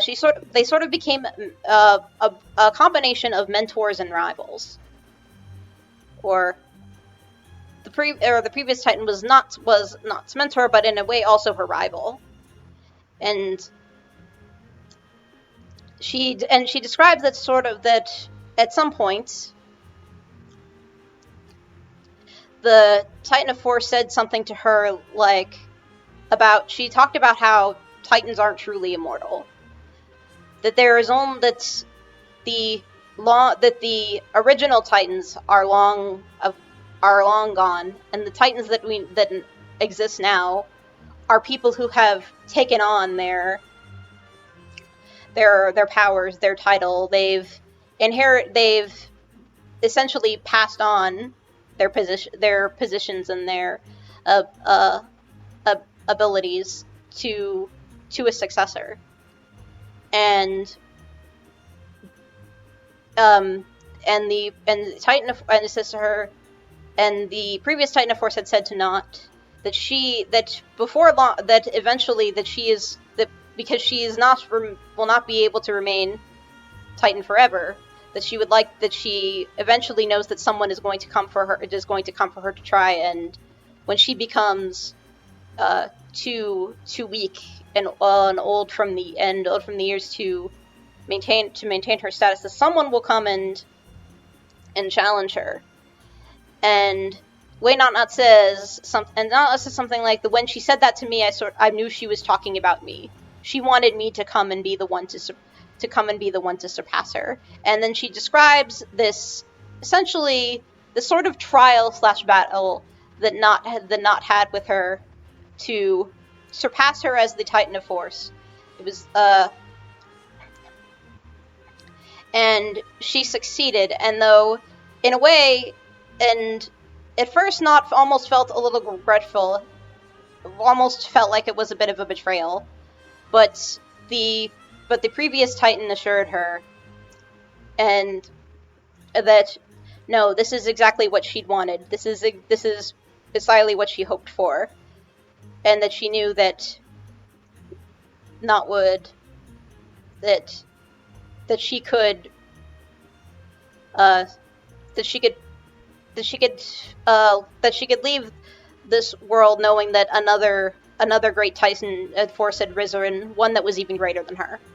And at the end of this conversation, she looks forward because you guys are in her house in like the parlor area, living room, and you looks forward and you see the portrait above the fireplace of the mysterious woman. You noticed it the last time you were here at the house too, and you didn't know who it was. It was no one that you recognized. It was no one that you recognized, of course, and you'd almost wondered like who would not have a portrait of in her home. And she said, and you discover through this that was the previous Titan of Force who not was taken in by, but was also a rival to, and then surpassed to become the Titan of Force now. Diana seems like very deeply listening throughout the entire conversation, and like some sort of like kind of bizarre expression seems to be washing over her face, but like by the time that Not's finished, it's very clearly some sort of like emotional relief.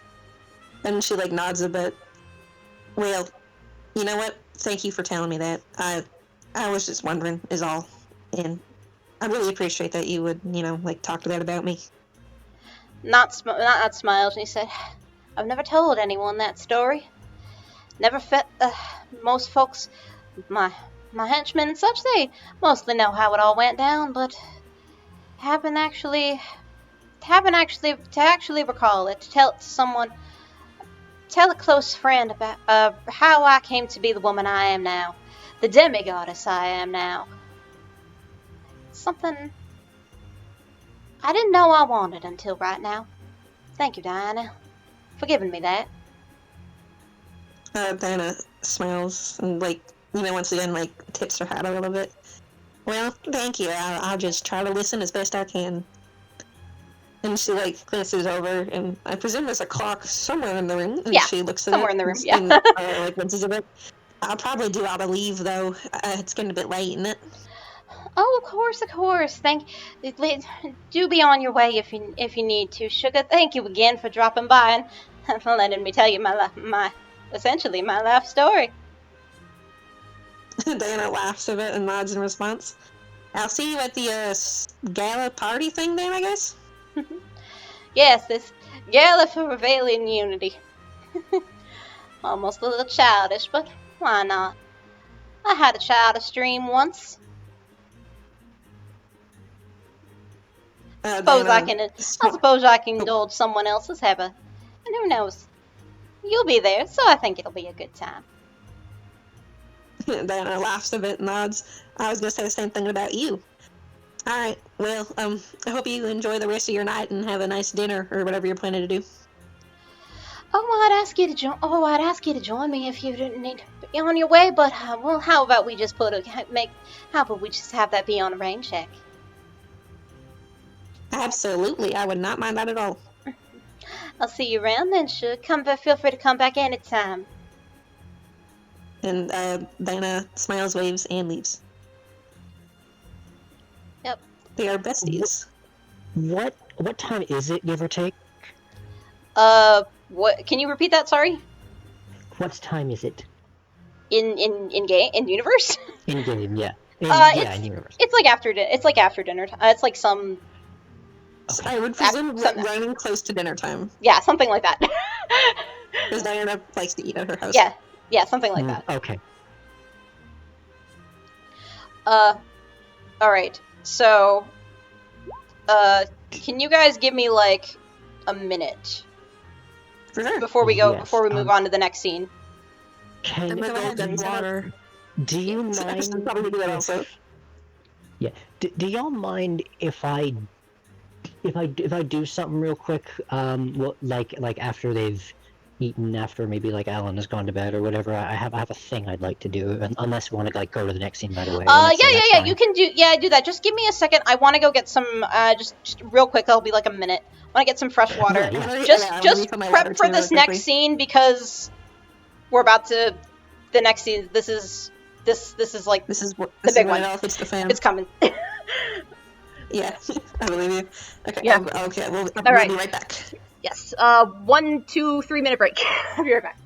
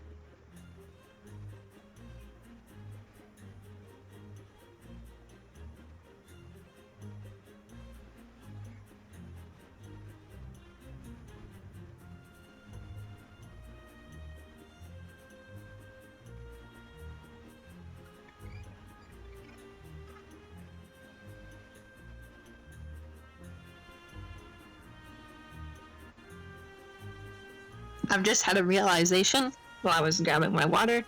I realized that I said earlier that I'm mute when I cough. I want to assure the viewers at home that is not a Zessel winch. I am fine. I promise. Just letting you guys know in case any of you were worried about me. If I start laughing later, I saw a funny picture. Yeah, it's not. What did I miss? I had peanut brittle. Nothing. I made a joke. Yeah. Peanut brittle. Peanut brittle. Yeah. Well, I have some snacks in here too. Hold on, I forgot my snack. What do you think? What do you think? You two. What do you think your drifter's favorite snack is? That is an excellent question. Candied nuts. He Ooh. made them. He made them himself. Aw. Sometimes dried fruit. Okay, I'm back. I'm hydrated. I think Attempted to mentally prepare. Alright, so we'll go on to Bailey's thing. As you leave, Diana, not says to you, one last thing. He says, by the way, hon, well, don't forget to call me if you have any trouble. Any enemies? Anyone stands in your way? She smirks devilishly. I'll box them right up before you. I'll box them right up before they can say Coffin Queen. Diana, I think, would look a bit nervous, but then, nod. In the kind where you can't really acknowledge it because someone just offered to murder someone for you.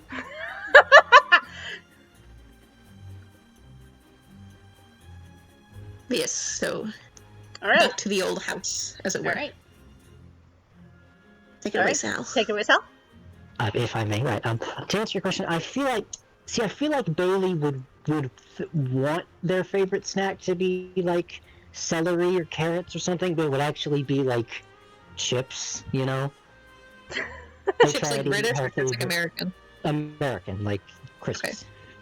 Like they try to eat healthy, and then they open the. I don't know if they have potato chips in Rivayle, but something similar, something not good for you. I could buy that for food that exists in Rivayle. Yeah. They have steak. For context, while you were on break, I asked everyone what they think their drifter's favorite snack would be, and my answer for Diana would have to be butter cookies. Like butter that's biscuits. a good one. I think we love those. Aww. Okay, now Sal, go ahead, go crazy. Right. So I assume we have dinner. People go to bed. Diana,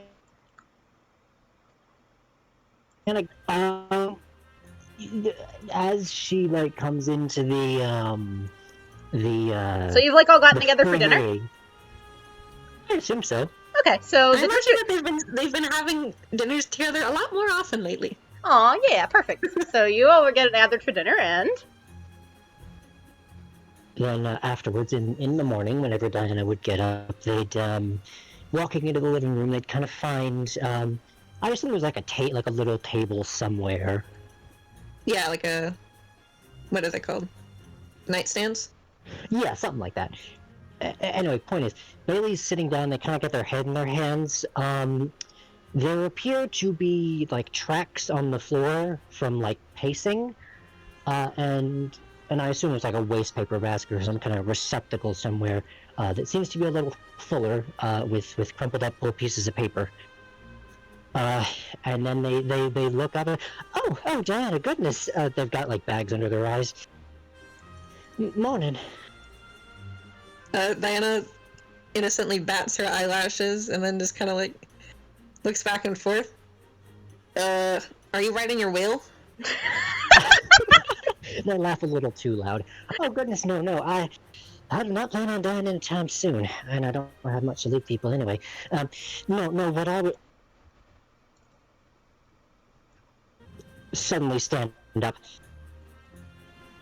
I've been thinking, again, I know that's never a good idea, but, well, it occurred to me, well, unfortunately, these past few weeks have reinforced in my mind just how dangerous Rivayle can be.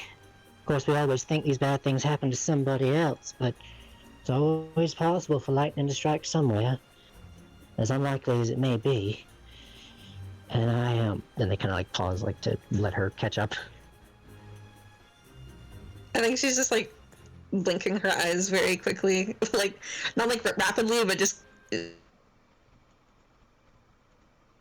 Like, she's not saying anything, though. She's, like, listening.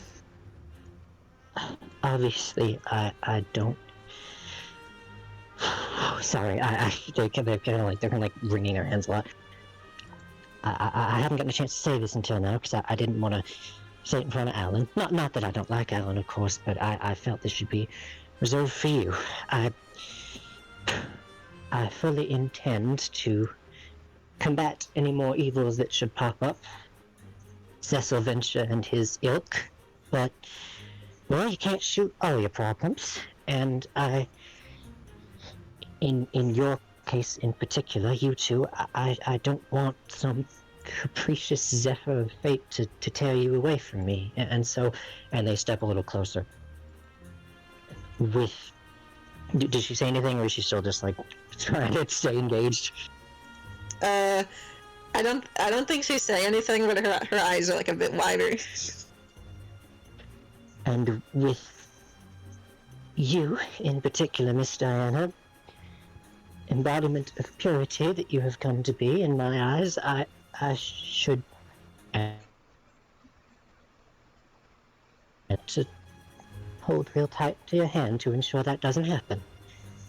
And we are going to a gala, so... And they kind of, like, look up from the floor at her and, like, blush a little more. Don't suppose you'd reserve a spot on your dance card for me? Oh, they asked her for a Diana- dance! That's so cute.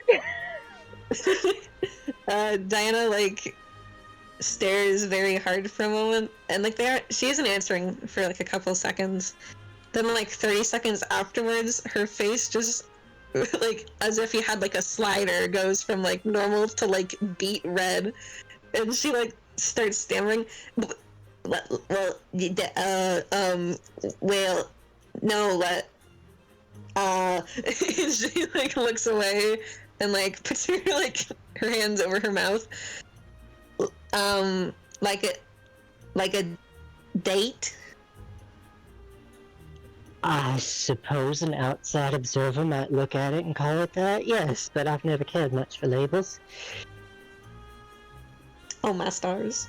And she just, like, shakes her head several times. That's funny, because I was kind of, like, thinking about asking you that, too. That's so cute, I'm gonna explode. Yeah, we talked about, like, after last session, I was like, yeah, we made some jokes. There's, like, been little things, passed around, and I went and raised DMs. I was like, hey, do you want, like, them to actually be a thing? Keep it under wrap. Well, no, I told Camus, but I did not tell you no because I want it to be a surprise. Yeah. And For evil. Thank you. yeah. I enjoy Yes. I enjoy surprises. Yeah, and I like Bailey is knowing quite- that you've been conspirizing against me. Yeah, yeah, and Bailey is quite red as well now and wide-eyed. Diana, I only just now decided I was going to start being a decent person. How long have you? I mean, you interested in me? I mean, I thought that is. I thought you'd say no. Diana still kind of has like her true. Diana still kind of has like her face covering her mouth, and after a moment, she like flicks her eyes over to Bailey. Well, for starters, nobody'd ever given me a flower before. Oh, I suppose I didn't consider that it might be taken that way. Diana just kind of like stands there in shock for a moment, and then like walks over and like slowly slides her other hand onto Bailey's shoulder and is like looks at them in the eyes and like moves her hand off of her mouth and like whispers, "We're being serious."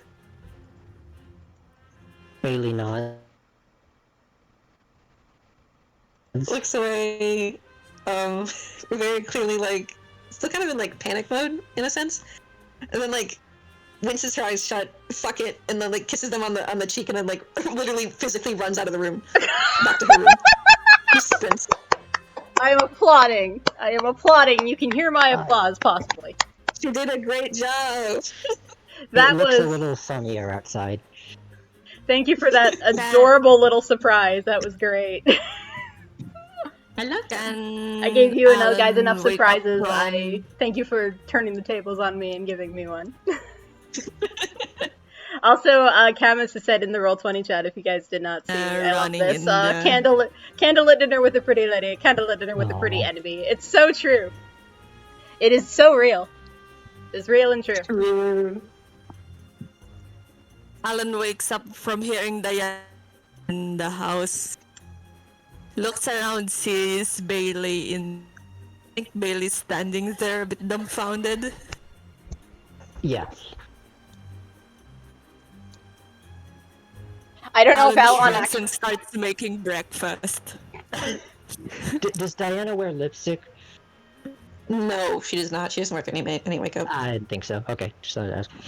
The visual is. I understand the visual, but tragically, it has not occurred. No. Sad, because I've imagined Alan if. wakes up. No, go ahead. So, Alan hears Diana running, wakes up, finds Bailey there. Shrugs, decides to make breakfast. I imagine Yeah. though, if Alon had realized like what had happened, like if Diana had left like a lipstick mark or something, Alon would have just looked at Bailey and just given like a thumbs up, like an approving thumbs up. I believe it. That's just I believe it. that's my own little headcanon. You can confirm or deny that, Camus. Confirmed. Excellent. Suspicions were right. Okay.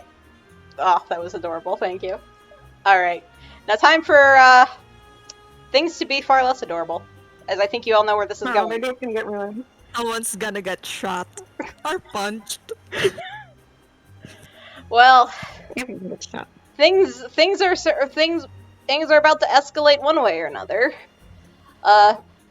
Because you are going to the Reyes Gala for Rivaylian Unity. So, on the day of the event, which is close, it's probably on like a day or two later, and as you walk into the venue, if the Discord bot will work.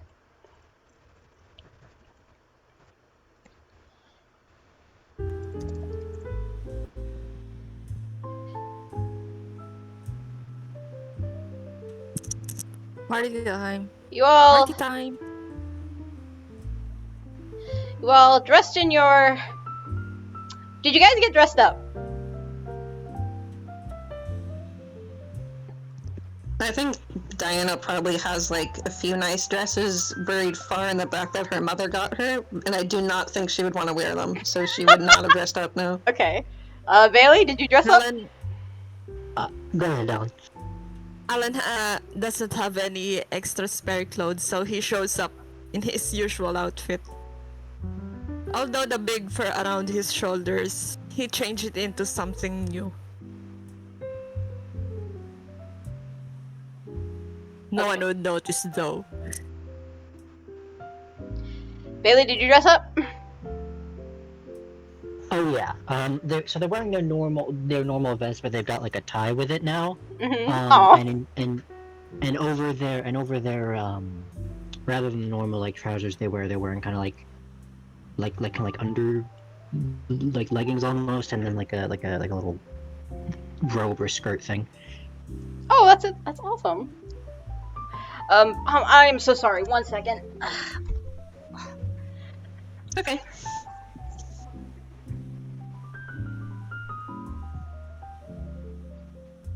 I will say, when Diana first sees Bailey in that outfit, she is definitely trying not to look too hard. They are silly. Can't wait for their date to get ruined. Oh boy. Oh boy. Alan looks around for any familiar faces. Are there any? Aside I think from... Nova said that they're grabbing something. Ah, frick. Sorry. It's okay.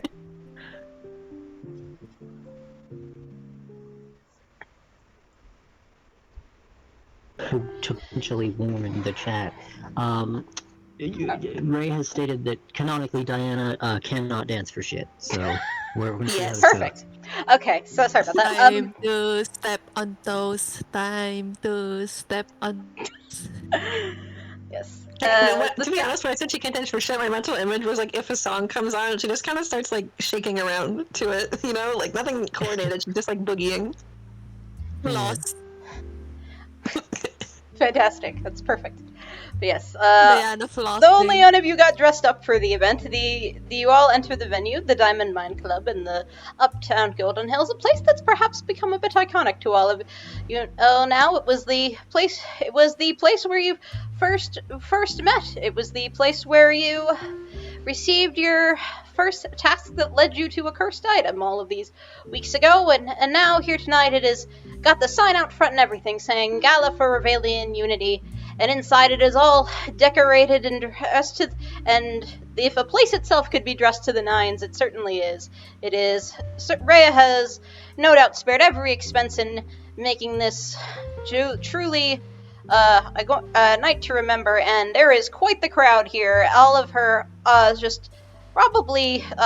just so many of her fans, from folks from all walks of life in Rivayle, folks from Gustholm, from the Golden Hills, just a little bit of, just like everyone is there. It almost kind of does live up to its name, as you don't think you've ever seen this many people from Rivayle, from different, parts and backgrounds in Rivayle, all in a single place.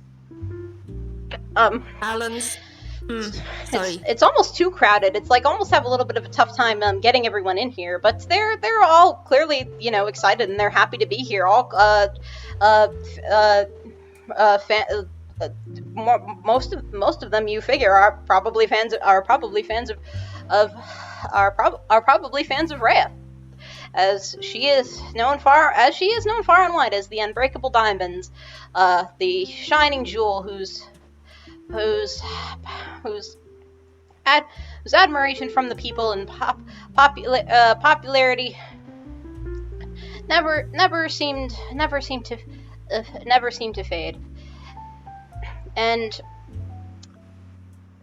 and you walk in among the crowd, and it is all hard to tell who, aside from all of the so many different people from so many different backgrounds. It is a little hard to tell like who specifically is here. You can't even seem to pick out anybody that you immediately know or recognize. It takes a while of looking around and figuring out before, way far in the back, you do eventually catch notice of they because they probably are the first people you notice, because they do manage to keep a little bit more distance from the other crowd, seeing as well they're the Titans. But you do catch Aishel and Dreg off to one side, Vincent off to another, and not off to another. They're sort Diana of try to most wave at Not from far away? What? Can Diana try to wave at Not from, Oh, yeah, go. from really far away? So yeah, you wave at Not, and she immediately notices and waves back, and she sort of waves this like kind of gestures to be like, hey, come over here. But you might not have, may or may not be able to do that very easily, because she's even though she's kind of like over in her own little area, it's just a lot of people here. There's like, this is the most Diana, oh yeah, this is just so many people here. Diana gives like the so-so motion in response, where you like tilt your hand back and forth and be like, I don't know if I can make it, girl. Well, she sort of makes a gesture. It's like she sort of gestures back. It's like, okay, it's okay. We'll meet up later, and that sort of thing. And as you're continuing to scan the crowds, you don't see Rhea herself yet. You figure she's probably among here somewhere, because, well, this is her event that she is hosting, but you haven't happened to spot her yet. So the three of you are just kind of like clustered together, trying to not to get lost, to separated and lost in the crowd.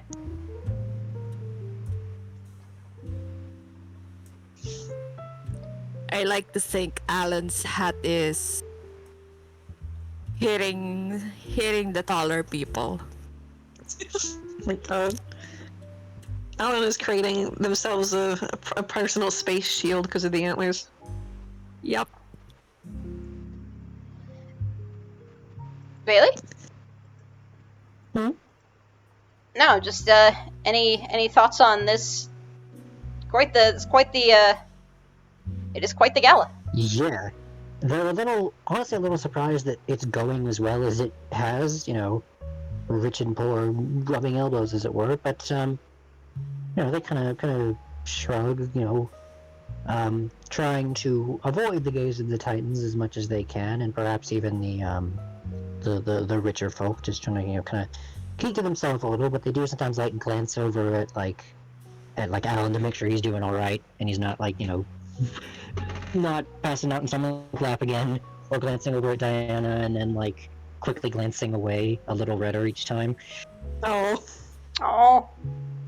My favorites. I love them. Yeah, Bailey, you do notice that even though this is a huge amount of people here, and there is lots of, both poor and rich, you do still notice that the rich folks are still all kind of coalescing around each other, while there's not too much intermingling. There's not a whole huge amount of intermingling between the classes, as it were.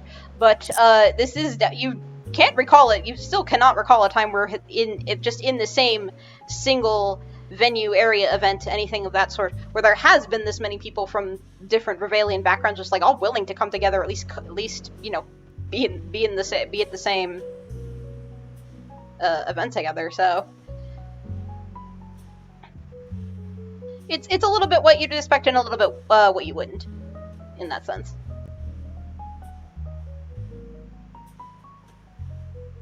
Diana's probably wondering to herself when the first fight's gonna break out. Whatever she's vocalizing that. Alon's a bit intimidated by the sheer number of people. Jorge, thank you so much for following on Twitch. Oh. Those are all very valid things to think, but after a while, and of you scanning the crowds, noticing that you can't seem to find Rhea. Eventually, a light turns on the stage, and a lot of the people, majority in fact, turn their attention towards a spotlight that is now shining on the stage, shining on a microphone, and finally, out from the backstage onto the stage proper, is you finally see the hostess herself, Rhea, as she approaches the microphone, and she's even more dolled up than usual. She is in her finest dressed to the nines, hair, makeup, just she is shining, as her title suggests. She is shining brightly as she's ever shined. And she approaches the microphone and says, "Oh, thank you all so much for coming. Thank you to my lovely, wonderful fans, to the Titans themselves.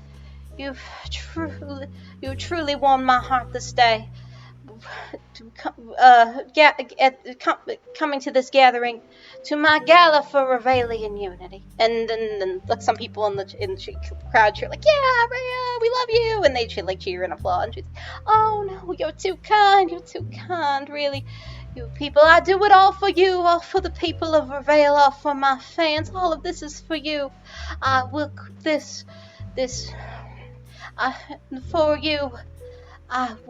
I will create a brighter future, a brighter Rivayle, a brighter world, shining for all of you, just like I have shined as your unbreakable diamond." And music starts to play. This is the most suspicious thing I've ever heard in my life. Like I'm dressing like spectacles, like, okay, when's the explosion gonna go off? Yeah, like Bailey's been a little sus of Rhea, but like, yeah, she's nice, she's probably just being a little weird, I'll keep an eye out. Me, out of character, is like, she's the twist villain, that's what it's gonna be. She's gonna do something. Speaking of that, I think Diana is like very clearly from her face, like, this bitch is up to no good. And like, if you look over at her, the like in love flitzy like glint in her eye is like fully replaced by like, oh shit, we're not having a nice date tonight.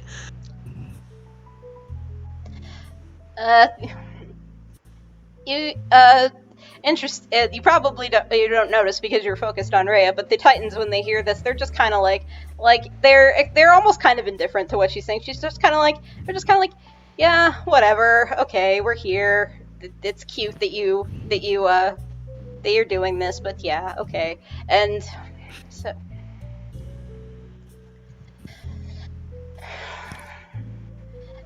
Rhea says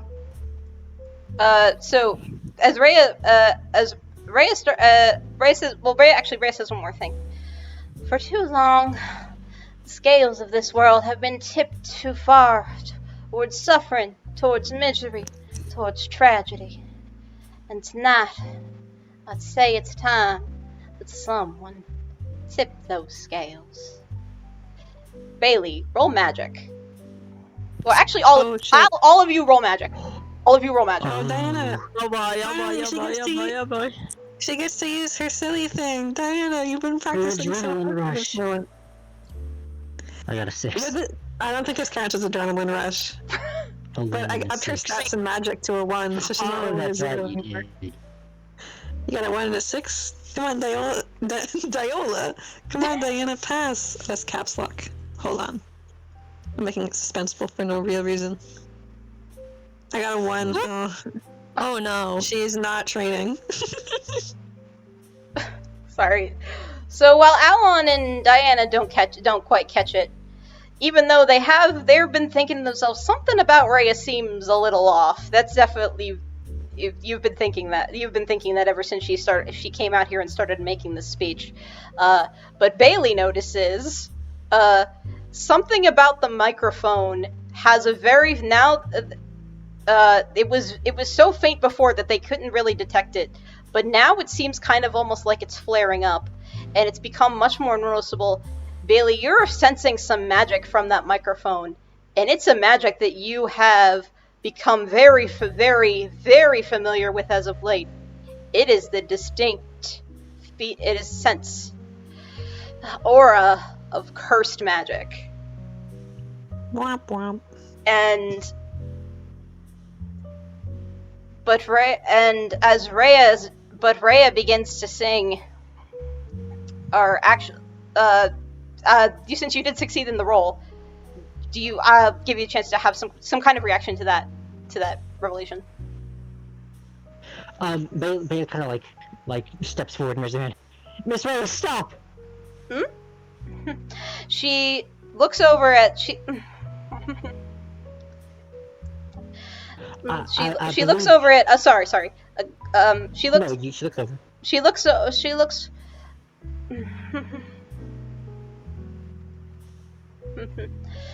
she looks over at Bailey, just smiles very warmly, and says, settle down now there, darling. Just sit back, relax, and enjoy the show. You've got nothing to worry about.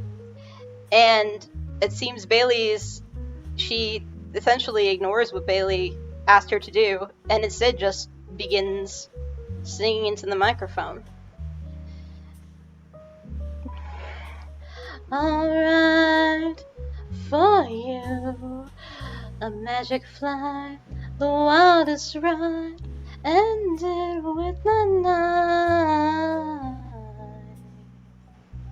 She sings this jazzy song, and all of a sudden, the most powerful wave of magic that any of you have ever felt in your life fills the room, and it casts over you with such an overwhelming power that it lulls you, drains all of your energy, and as your vision blurs, everything goes black, and you fall to the ground, and all three of you fall to the ground unconscious.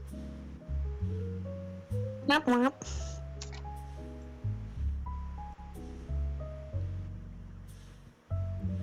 Well, we had a good run. You're not dead. You've just been hit with a magic knockout, basically. Yeah, I know. His hat falls off. He tries to catch it, but it ends up on the floor. Then him. No.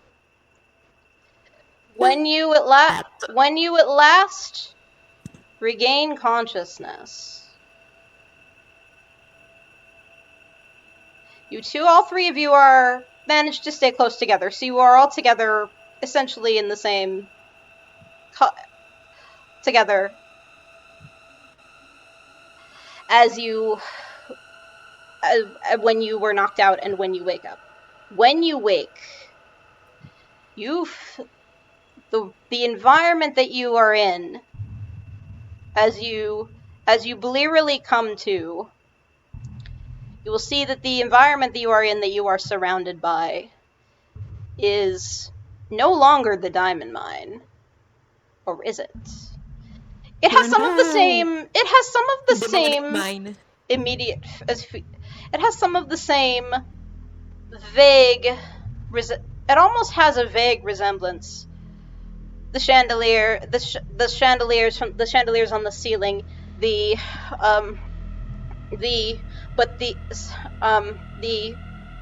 stained glass windows, other such things of that nature, things that originally did characterize the nightclub, but they've all seemed to have been twisted and distorted in a sense, now only sort of being vague approximations of what they were into, have now it's almost as though the area has been, as I said, twisted, distorted, malformed into a new space, a corrupted space, one that's been overtaken and warped by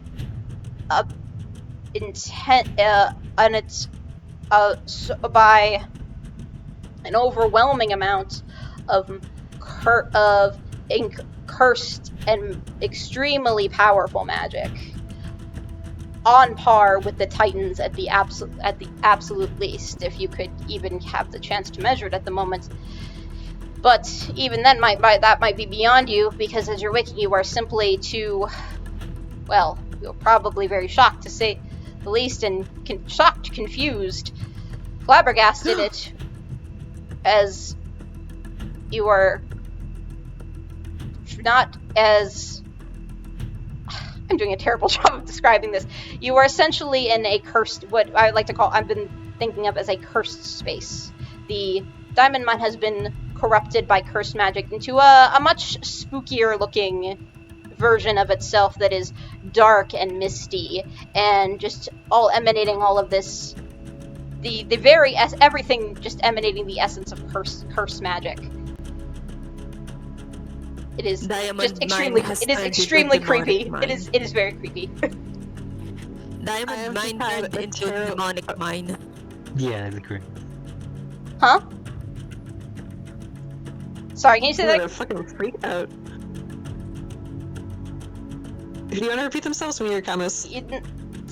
Yeah, come a second. Diamond Mine turned... Sorry.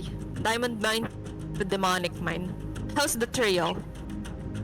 You guys are okay. You wake up feeling a little groggy, a little disoriented, possibly from just the environment that you're in now. You're just like, what the hell is going on? Very, very likely you're thinking that as you're waking up and looking around at your surroundings. But you do begin to feel the charm bracelets that Jacqueline gave you around your wrist. You sort of feel you feel that sort of little surge of, even though the atmosphere is overwhelming with the aura of curse magic, you do feel that little surge of protective magics from your wrist that may have even been what stirred you from your unconscious state, and now it has allowed you to come back into consciousness now here, because as you look around, you notice that pretty much everyone else, like this giant crowd of people, this space is also now a lot bigger.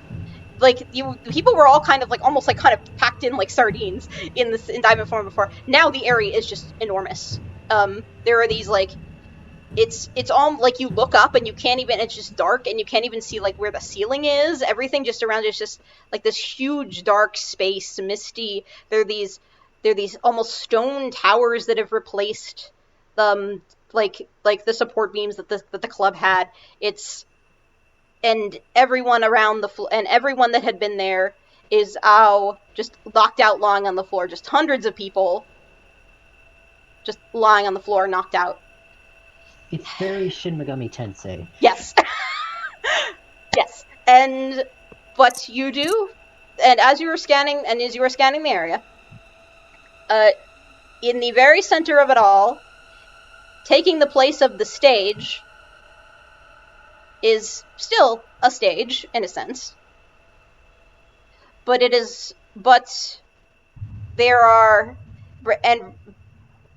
still a stage in a sense, and still upon that stage is Rhea, still standing with her microphone. Behind her and surrounding her, however, in a star pattern, there is a... This is what I was going to say before. What were you saying? When I gasped, I was like, oh my fucking god. Yeah. Oh my gamut nexus. Oh my god. No, nothing to do with keepers. No, just curse magic and a lot of it. Because, God damn it. I was like, if she's fucking summoning Nexus like she knocked everyone out like the side of a Serenity Dream, oh, I'm gone. But luckily... No, not quite. But she is in the center. She is in the center of a 5-pointed star that has been marked on the stage, as it were. And at each of the pointed ends of the star, while she is in the center with the microphone, is a pedestal. And if you look very closely, you will see. Diana has a pretty good squid stat, so she will say. I will just say, don't even have to roll it. You just see this. Even though you're a bit of a distance away. On each of the pedestals, on each of the points of the stars, is one of the 5 cursed items. Well, 5 cursed items that you all know and you have encountered. There is the cursed cowbell. Damn. There is the oil lamp. There is the hat. There is the bullets, and there is the box of cursed bullets, and there is the rosary. Behind that, Vincent. getting to that. So as you were, and you did also notice, or maybe you didn't, because you were just so shocked by everything, trying to comprehend all of this. But the Titans were not among the knocked out crowd. Instead, They are each sitting behind Rhea on the stage, on a stone, each on a throne made of stone. They're kind of, they don't look like a man. It doesn't look like a typical chair or even a typical throne. It is these sort of square thrones made of stone, as they are sitting there with their hands folded and their heads down. You can't even tell from this distance if they are conscious or not. But they are sitting nonetheless sitting on each of those stone thrones, with their heads down and their hands together behind Rhea on the stage.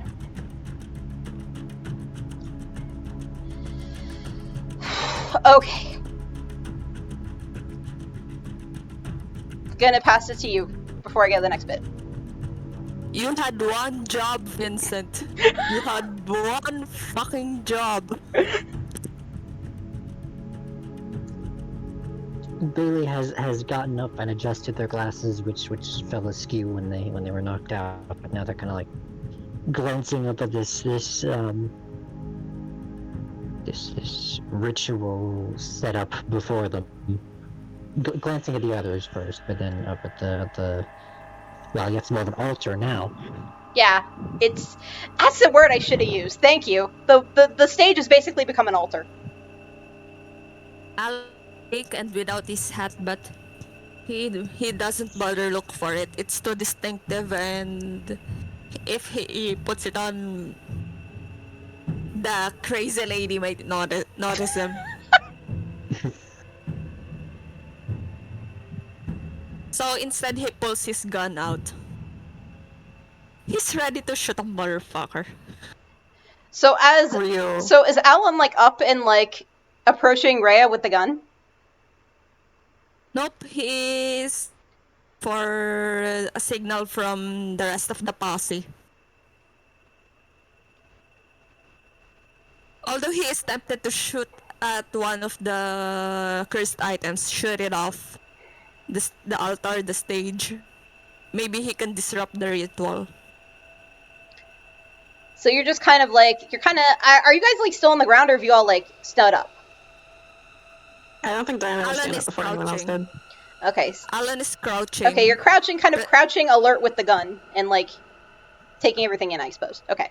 Bailey's kind of like propping himself up on one arm, like kind of like doing the like knees up to their chest, like leaning on one arm, glaring up at the stage.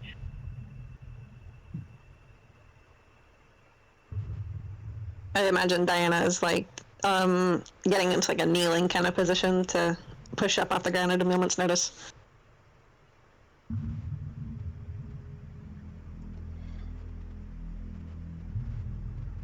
Alan asks Bailey if they can carry her around the ritual.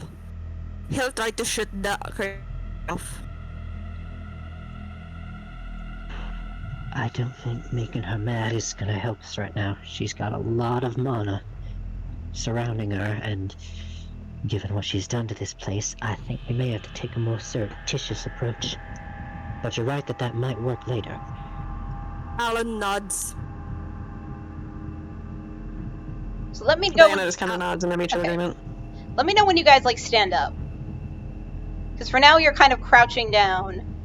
You're kind of out of the way. Rhea hasn't noticed that you've woken up yet. Instead she's on the stage. Or are we like in front of her? You're like a bit of the ways off from the altar stage, and you're kind of still kind of crouched down because you guys lie on the floor knocked unconscious. Now you've woken up, but you've not stood up yet, and Rhea has not noticed that. She is instead on the altar stage, and she seems to be, and it looks like that you can see and sort of feel her drawing mana and power, that distinctive cursed energy from the items at each point of the star to her and the microphone, just kind of focusing. And because of that, she is not looking out in the crowd, and she has not noticed that you've woken up.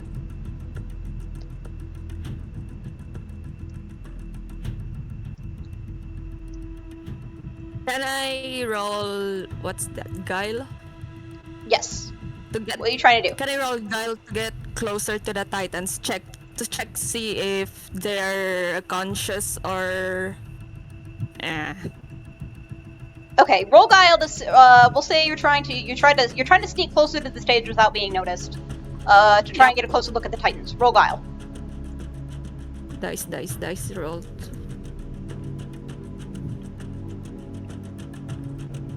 Oh, okay, that's a succeed. So, Alon manages to, still kind of crouching down, manages to quietly sneak a little closer to the stage, closer to sort of around to, because the titans are in the back behind Rhea and the almost pentagram of cursed items on the pedestal with her in the center. Rhea, are you trying to say something because your thing keeps lighting up? Oh, it's probably my pen from my tablet. Sorry. Okay, no, you're good. Just wanted to make sure you weren't trying to say something, your mic wasn't working or something like that. No, Yeah. I'm fine. So yeah, Alon, you get closer, and you can sort of see, and you can see a little better now. Rhea still hasn't noticed that anything is amiss. She still seems to think that everyone in the crowd is unconscious, and you are, did you go to the left or right side?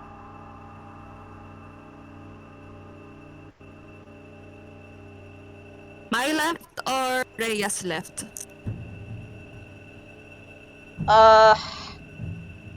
Rhea has her, I guess, the side with... Just pick a side. I don't care. Not. Just pick a side. The side closest to not.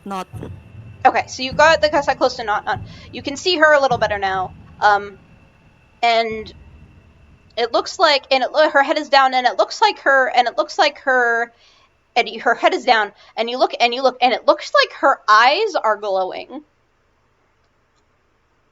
She is sitting there.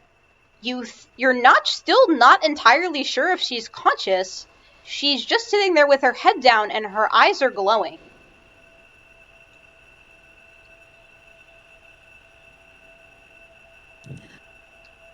You roll Can squint. I roll magic? Roll squint. A squint. Squint. I can't remember what my squint is. Squint is still a fucking 1.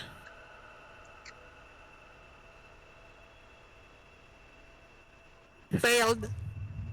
Nah, you can't see from this. Unfortunately, you can't see from this position whether or not this is the case for the other two titans. You can't see if they're also in this weird state of sitting there with their heads down and their eyes glowing. Meanwhile, back with Diana and Bailey, you guys roll squint. Okay. Let me check my squint. I think I upgraded it, but I think it's still just a 1, if I remember right. Yes. I'm just gonna double check mine, even though I feel fairly confident. Oh, baby, a 2. How did I know? That's not Roll20, that's Twitch. 2d6. Whoa. Okay, succeed. While Alon kind of snuck around to look on the side, you guys kind of looked forward, closer to the front of the stage, and you noticed someone, the person closest to the stage, but not the closest to the stage lying there is Klausovich. He's unconscious like everyone else, but he is noticeably closer to the altar stage than the other random folks in the crowd. He's almost like he's kind of like halfway on it, like. Like he's on the bottom step, so to speak? Huh? I'm sorry? Like it looks like he was moved onto it? Possibly. You just notice that he is, well, everybody else is kind of randomly scattered around far away from him. He looks like he was put there deliberately. He's Okay. gonna be a human sacrifice. Rest in peace, buddy. Rip.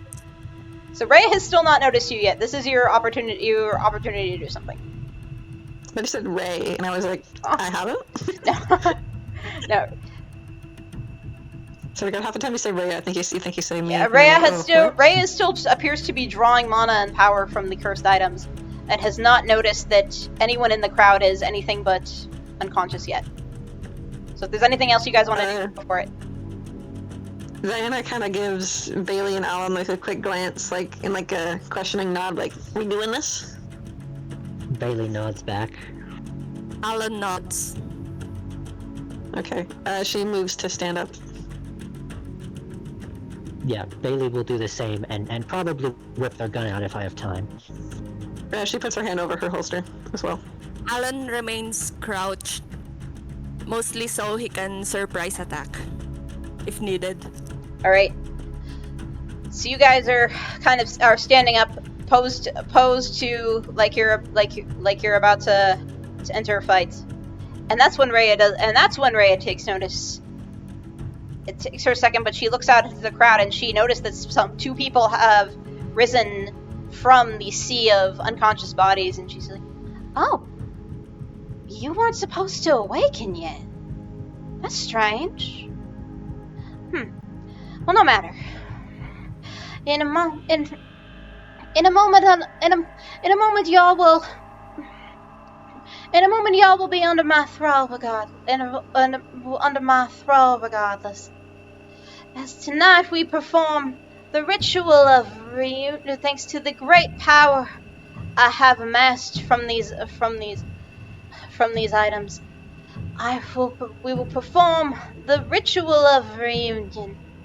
I'm so happy that you all could be here to see it, to witness it, to look upon the dawn of Rivayle's new age under the rain.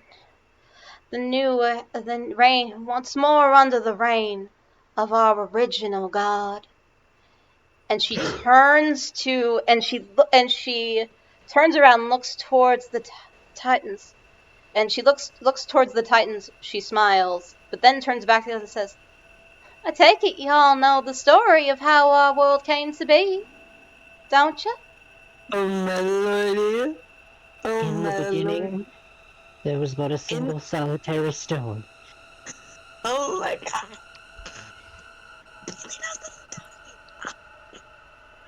Oh my god. No, this is... Oh Yeah. my goodness. Low. I'm like turning my head back and forth. You can't even see it though. Go on, This go. is unbelievable. My baddie-ometer is going up. I- Oh my I goodness. hope that even if you guys predicted Rhea was the villain, which became kind of obvious by the end, that you wouldn't predict what she was actually trying to do. So I'm glad that was still Not at a all. surprise. But Oh my Bailey, go on. You were In the answering room. Ray's question. Yeah, in the beginning there was but a single solitary stone, and the one who picked up that stone would later become known as a god. The god that created this world, and then split into 3 parts. The Titans. 3 pieces of a whole that have been split for centuries. No, longer than centuries. Millennia at least.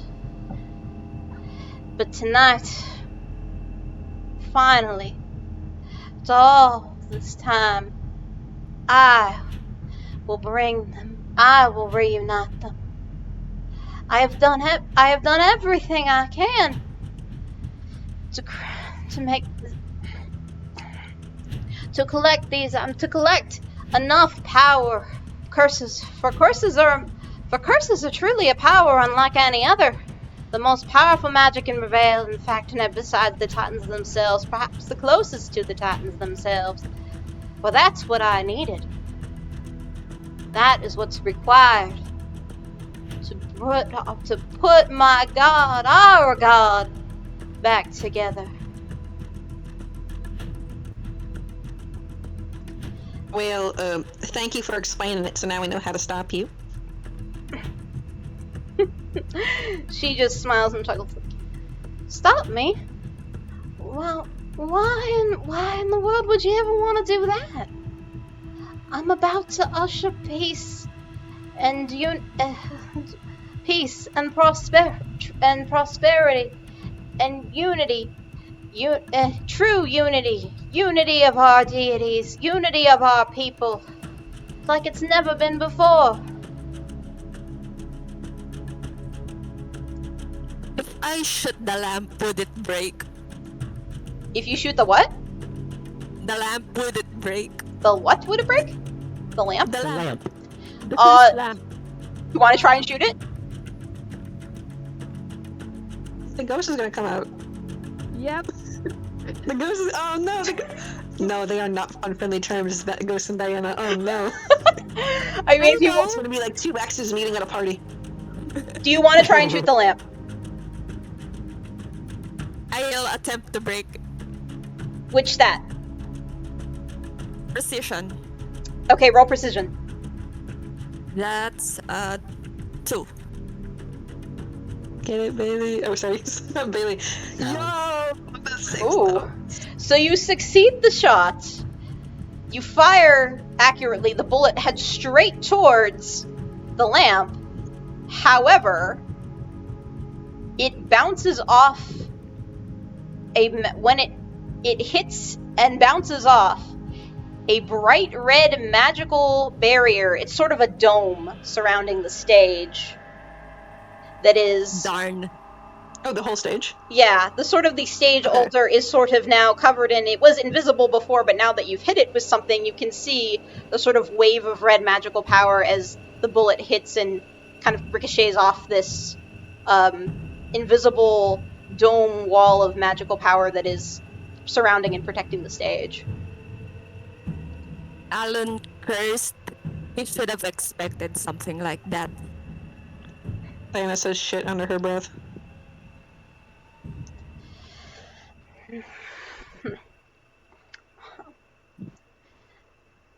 Rhea just sort of noticed this, and she just smiles and laughs again. I'm afraid this isn't going to be that simple. As you can see, I have had to amass great power so great as to render our very own titans into a trance, for that is the only way I can prepare them to be reunited into the being that they originally were. But so I would be close quite is- surprised if a matter of silly little bullets managed to pierce this shield that I've managed to pierce this We shield. We have How something close better is- than silly little bullets. We have cool bullets, though. You have what? How close is Alon to not in the Titans? Huh? How close is Alon to not in the Titans? You are like in the front of the stage. You are like at the front of the stage altar right now. They are behind Rhea on the stage altar. Well, if the cursed You Titans can't didn't tell if work, the barrier is also surrounding them. Fuck. Can You can roll if you want to Bring find up the out. Titan. Try rolling magic. Sure. 1d6. Dang. Okay. Alon focuses incredibly hard. Tries to get out in this barrier. Tries to figure it now that he's managed to hit it with a bullet. Tries to get a sense of how wide it actually is. He's able to figure out that it's as mentioned, it's sort of a dome over the stage, and and Rhea and the cursed items, but you can tell it stops before the Titans on their stone thrones in the back. It is not actually surrounding them in the back, but they are further back behind Rhea on the stage. They are not surrounded by the barrier.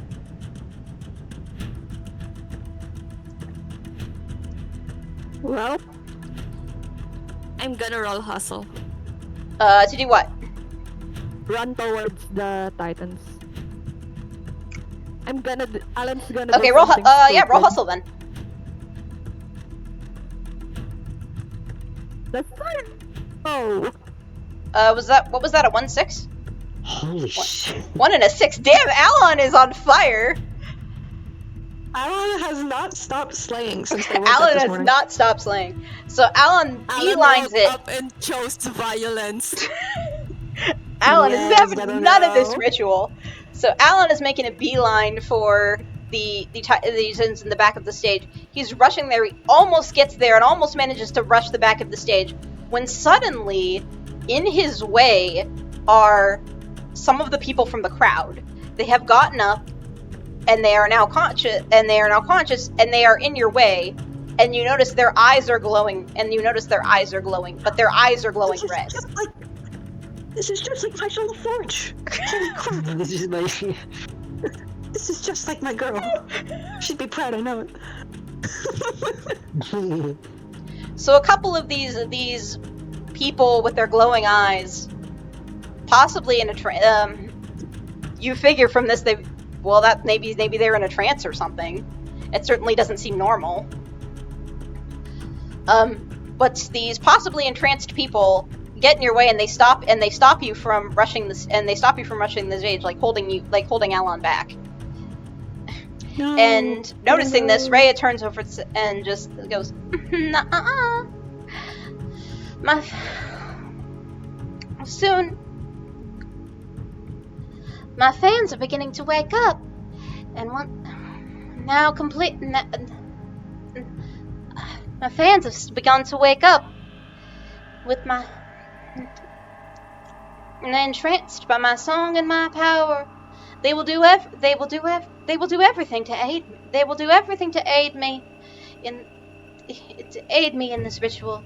For as I have aided in animating them. For this is all for them. This is all for you. This is all for you, my people, my fans. I'm quite saddened that you don't wish to see it come to pass. No matter.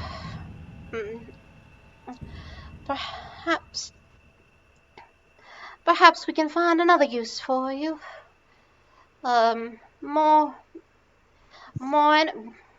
After all, I'm not quite sure if this will be quite. This will be enough power, enough mana to reform our god. I suppose in case I need a little more, in case I could always drain it from you. From all of you folks. She said, from all 3 of you folks. Should you continue,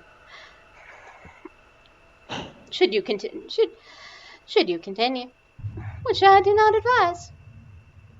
Well, you've certainly laid out the red carpet for our god, haven't you? A scene straight out of hell, draining innocent citizens' life force. You really think they'd agree with this? The red glowing eyed people that blocked Alon suddenly speak and said, "Yes, anything for Lady Rhea, anything for Miss Rhea," says another one. "We will help her usher in our new future." And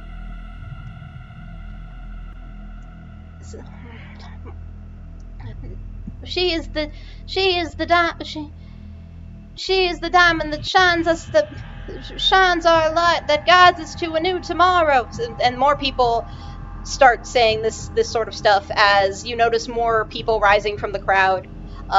Random civilians, rich, poor, all rising from the crowd saying this sort of stuff. Their eyes glowing red. As Rhea just sort of smiles and proudly says, "Oh, you're too kind, y'all. Thank you all so much. I truly couldn't do this without you." And so more of these people possibly hypnotized, possibly brainwashed, possibly under a trance. It's certainly suspicious since you definitely can't help but be suspicious and have more than plenty of reason to be. Start surrounding you. Don't believe a word they say. Our magic has turned them into bleeding little cultists. And I'm afraid the god you intend to summon won't approve of your activities here. How do you know they won't just consume you? Then let... Shillelagh just smiles and sort of outstretches her arm. Then let them. I will let my... That is... I have been prepared for that since the very beginning. After all, I am using my body, my own power as a catalyst.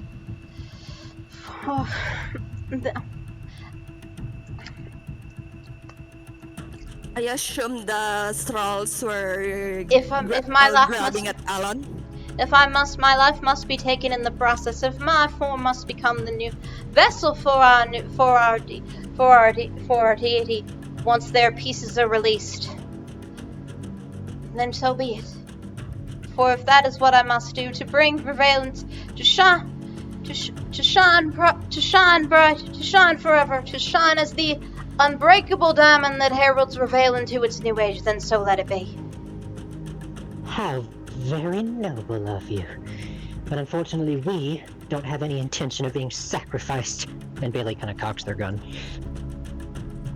Keep in mind now, as this is the good time to warn you, if you try to fight Rhea's cultists, as it were, this is risky combats are in effect. These are innocent people who are most likely under some kind of under some kind of spell. If you shoot them, hurt them, anything like that, it's not. Yeah, essentially they are they appear to be completely brainwashed innocent people. So fighting them is risky. Oh boy. Yeah, I don't think we should try to fight them yet. But you can, but Alon, it's risky, and you may end up Alon hurting does- some innocent people. Yeah. Alon does have two in guts. He can probably punch his way. He can probably punch some people, try to knock them out. Hey, that's an option. Yeah, I was thinking Bailey would just start like pistol whipping or beating people with the butt of their rifle, you know. about the pistol whip. Well, Diana can do that. Oh, she would not do that. So Alon will try to strong people. You're just kind of holding him strong arming back. your way out of the crowd that's trying to surround you. Yep. Okay, roll guts.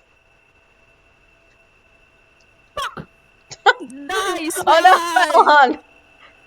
You were doing so well. Remember it mattered. Nice. Why have you forsaken me?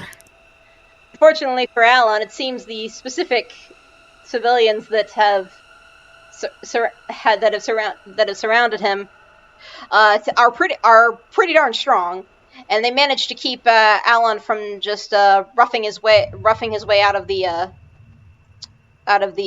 essentially trying to keep the posse surrounded and force them back. So that doesn't work.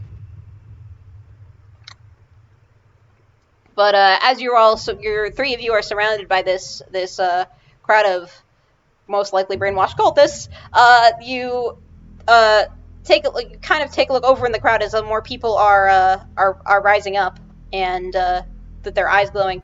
You see two of them, two random people.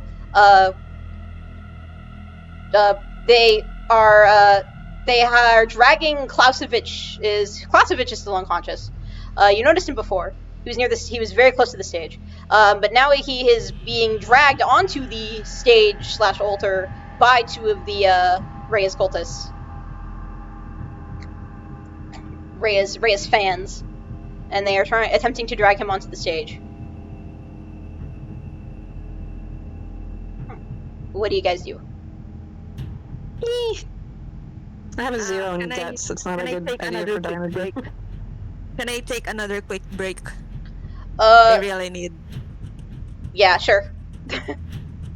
Thanks. Now it's thinking time for me. Yeah, I may as well. Yeah, I'm not sure what to do here.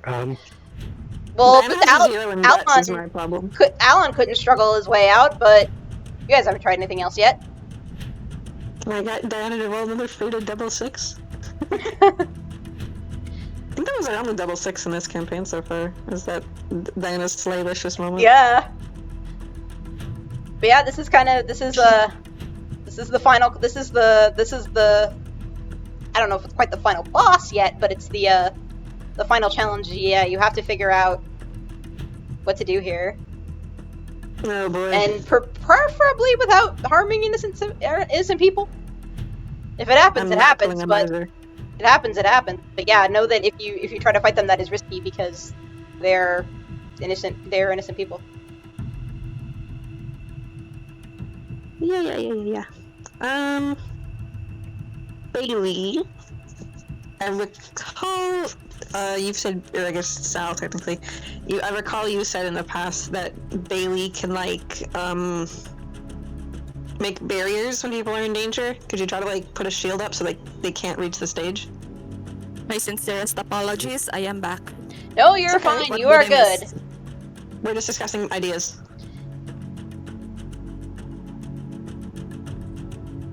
Sal, did you hear that?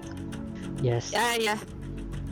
Yeah, you guys have been pretty combat avoidant this campaign, which was so I'm like, huh. So I like that so I kind of crafted this final challenge to make it so because you guys aren't prone to brute force. This is your challenge of how do you use that skill that you've kind of been demonstrating of non-violence and trying to find more less shoot things and ask questions later. That's not been your kind of playstyle, I guess. So this challenge is kind of like bringing that to the ultimate test, I suppose you could say. Could I try that suggestion, like making a barrier around the stage, or like just trying to block off their path with magic? Oh, try to like block the path of the people that are dragging Klausovich onto the altar? Yeah. Ooh, good idea. Roll magic. I'm so wise. 4. Okay. Succeed. Is that a success? You managed to. Bailey from a short distance manages to create a magical barrier that blocks the Aria's fans from dragging Klaus onto the stage. The barrier also hits against Klaus's head. And it kind of starts. No, it's great. And it kind of starts to stir him, as you can tell from the short distance away that he's maybe starting to wake up. It's like he's kind of like. Bonk. He got bonked. What a thing to wake up to. I'm afraid that mana is not so easily controlled. Oh, innocent spirit, hear me. Bend to my will. Prevent this perversion. Slay. As they kind of like take some of like all of the mana that's in the air and like focus it on that spot. Ooh. And do what? Just to make the barrier. I mean, that's just how they're doing it. So you block. You know, Okay. channeling the ambient. Yeah. How far is Klaus, and how many people are there between Alon and Klaus? I'm gonna say 3-4. There's like 3-4 people surrounding you. I can't really give you a visual for this, but like you're kind of on this off to the side. You're kind of near the stage, off to one side. And then just a little bit of ways from you, like I'd say, like a crowd of the 3 or 4 people blocking you is then the enthralled fans bringing up Klaus. So you're not that far away. You're a couple feet.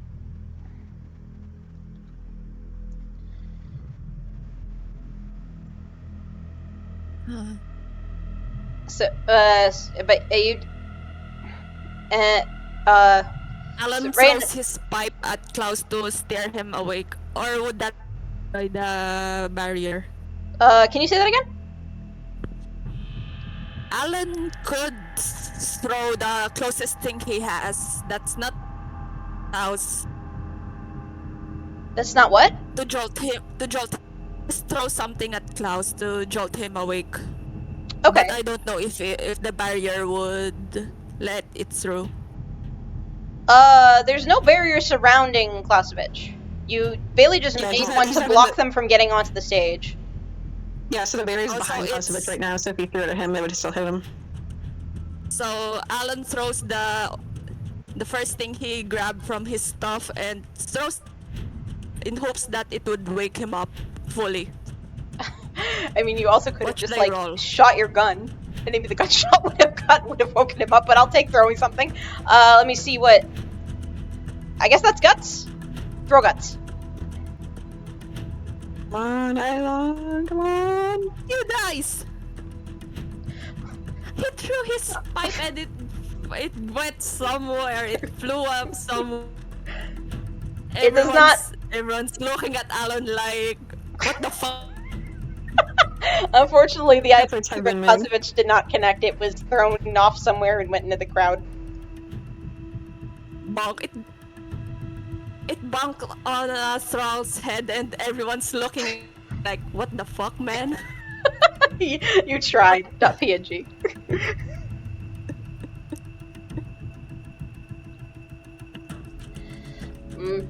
I would say I'd have Diana try to throw something too, but she has a 0 in guts, so I don't think that's a good idea. She's gonna fail. Maybe she can just wake him up with a bang bang. You can try that. I could... Alon? Do you try that? Alon has I don't think you. Yep. I don't know what you'd roll for that, so I'm just gonna hesitate to do that. If you want to do that, just do that. Just like shoot up at the ceiling. Yep. Alon's annoyed that his pipe didn't do shit, so he pointed his gun up and then bang bang. Yep. The gunshots reverberate through the large, dark, misty, almost cavern-like area, and though this doesn't cause any of the other people to rouse from their slumbers even more than they already were anyway.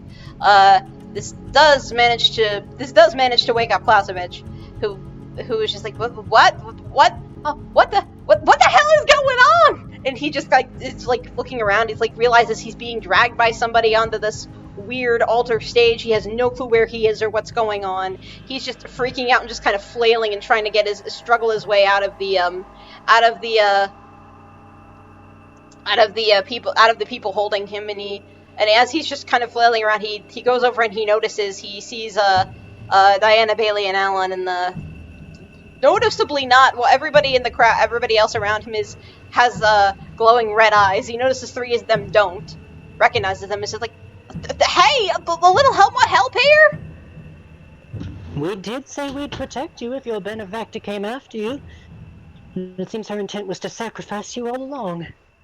Yeah, no kidding. Apparently, he's just like looking around and he's still trying to struggle, but the Reyes fans are just like trying to kind of like, you know, trying to keep him from doing that. And but he's being a dandy, though not a proper damn dandy. He's having a difficulty like brute forcing his way out of their grip. And he's basically still calling for you to help him. So yeah, little hand here. Would any of Diana's big deals be of any use here? Probably not. No, I don't think Forcing so. my way into the social situation of those cultists. Excuse me, I'm part of you though. I love evil. Yeah. Don't you know who I am? What's the weather anyway? You know who I am. The weather in this area, so I did note this. While this specific area, what's happened to, if you are still in the well, you kind of are and you kind of aren't. You kind of are and you kind of aren't in the diamond mine still. But it's specifically, this is specifically a dark and misty area. It's Misty, baby. You move completely silently and guide rolls are never hard for you. Can I try and move up to the stage as well? Try and help Klausovich out? Yeah, go for it. How do you do it? You kind of have to force your way. You kind of have to force your way through the fans. So I suppose guts then.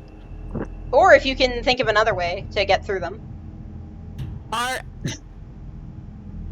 can Alon help? Yeah. Alon causes a distraction. Attacks one of the strolls, kicks him in the nuts. Roll guts.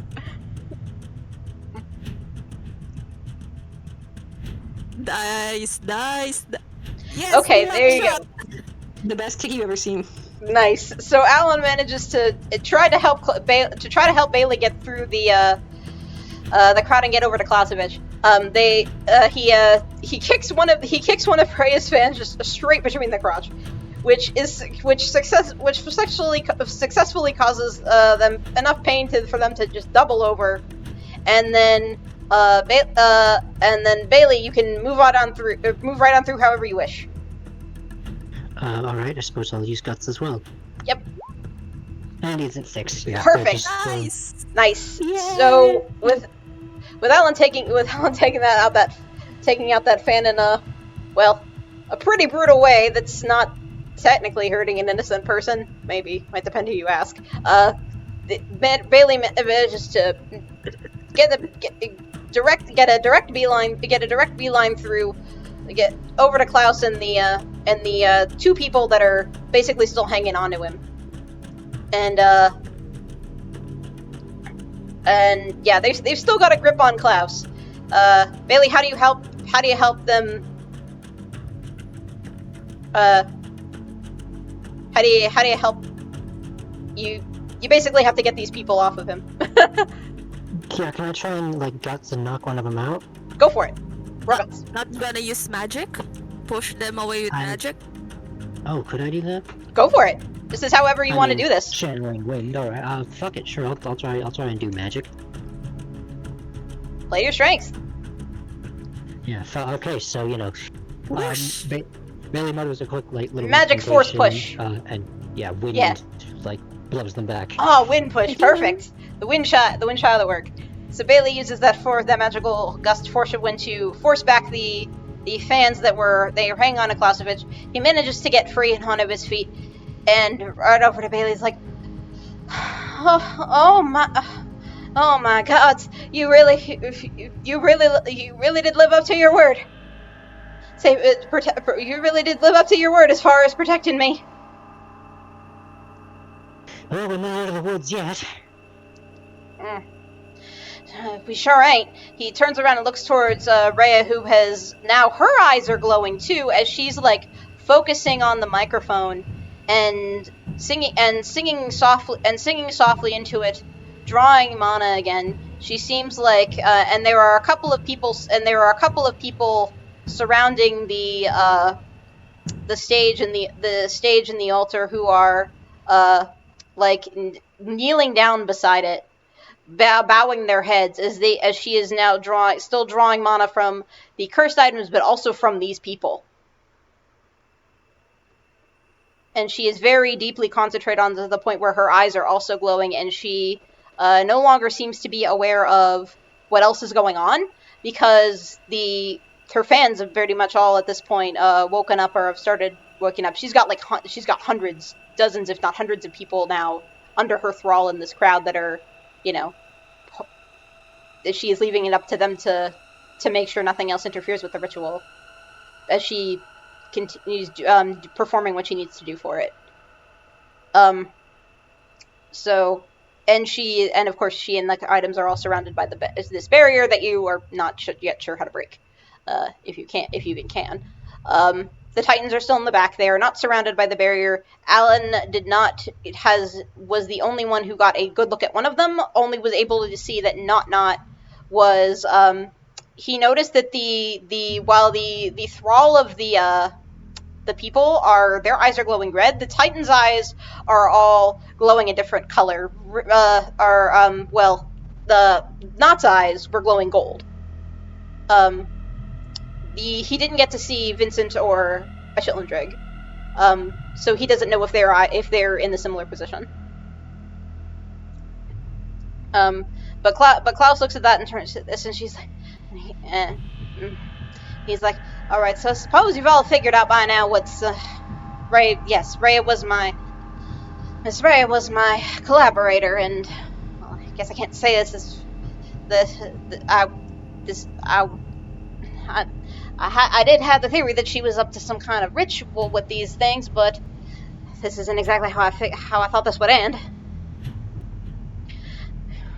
Combining the Titans back into the god that made Rivayle. Something like that even possible? I don't know. If it is, it's not going to turn out well for her, or for anybody. It was pretty stupid of you to help her, but idiocy ain't no crime. And now you can make up for it by, Bailey kind of, like, glances up at the barrier. Looks back at Diana. You're up, darling. Got any ideas? Clausewitz looks embarrassed and kind of hangs his head. Like, you don't need to tell me twice. I got more than my share of regrets, but I'm gonna make it up to you now. I owe you all my life. From now on, Clausewitz is your indentured and loyal servant. Yeah, Diana. He's being very flourish about it. I love him being like over dramatic and flourish about this, and Bailey is like basically ignoring him. Diana like great. taps her hand to her chin. Alright, I'm not gonna claim to have a lot of familiarity in this kind of situation, but I think it's integral that we find a way to get the Titans down there. And it's like she turns. Not said she'd protect me if like anything happened. And I gotta be honest, I trust her fighting. Sorry, I trust her fighting ability way more than I trust ours. All right. And well, actually, Bailey wouldn't know, but Alon does know that the Titans are not protected by the barrier. No. Yeah, Alon, do you share that information with them? I imagine you would. You there, Kemet? Did Alon tell everybody? I assume Alon just told everybody that he points out like right now that the Titans are not protected by the barrier. He yells it out loud. Yeah. Then Okay. Since Rhea's not really focused on them, he can yell whatever. Okay. He can even yell, Rhea is a big doo-doo head. True.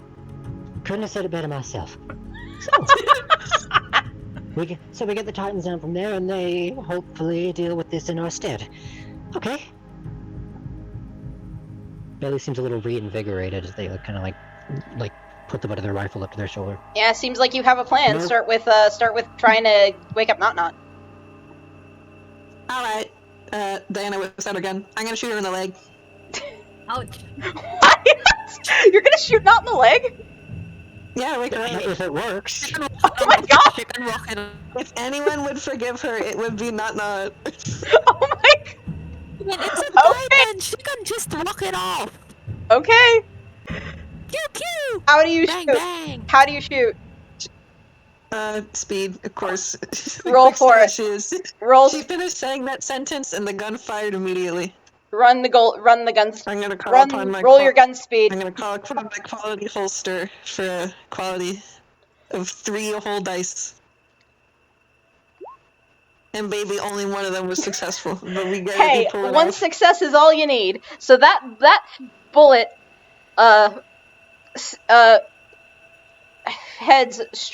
immediately heads before Klaus, Bailey, and Alon can even barely react to the idea of Diana shooting a freaking Titan. That bullet is headed straight for Not's leg, and it connects. And immediately, Yeah.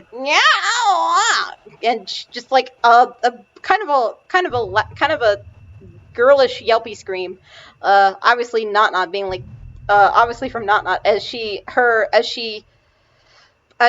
quickly blinks and flutters her eyes, and the glow starts to dissipate, and she shakes her head, and she's like, "Oh, son of a daughter of a," and she instinctively goes down to touch her leg, and it's how the hell, and she's just like looks, but then she looks up, starts to get a sense of what's going on here, and she's like, "What? Huh? What in the Sam hand?" and she Can I say that Yeah. Diana immediately reshoots her gun to look at least vaguely less responsible?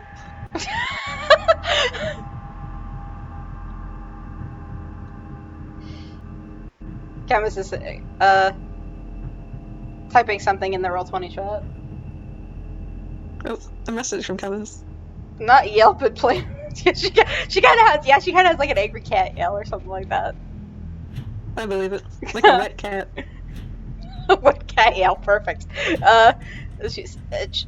She rubs her sore leg. I mean, she's a Titan, so it wasn't like a large amount of damage or anything, but it was just like, ow, that hurt. It was kind of like if you bump. It's like if you bump. It's like she bumped her leg really hard.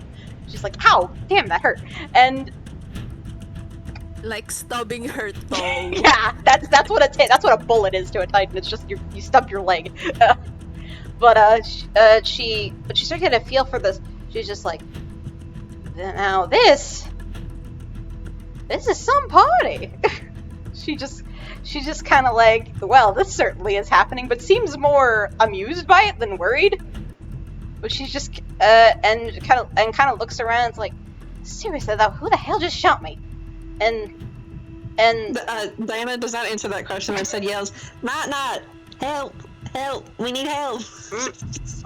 She does. Her hand She in does hear Diana's voice in the crowd. She perks up. She stands up from her stone throne. Notices Diana and the boss in the crowd. It's like,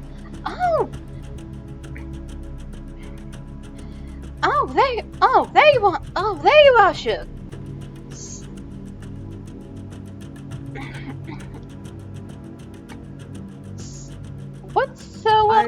What exactly sort of shindig is this? She just sort of almost surprisingly nonchalantly, like she's more, again, she's not essentially worried about what's going on around her. She's just kind of like, this is interesting, as she sort of saunters over close to Diana and gets off the stage, goes over to her. As she's going over to you guys, some of Rhea's fans try to block her path, and she's like, excuse me, out of my way. I'm going over to see my friend. And she when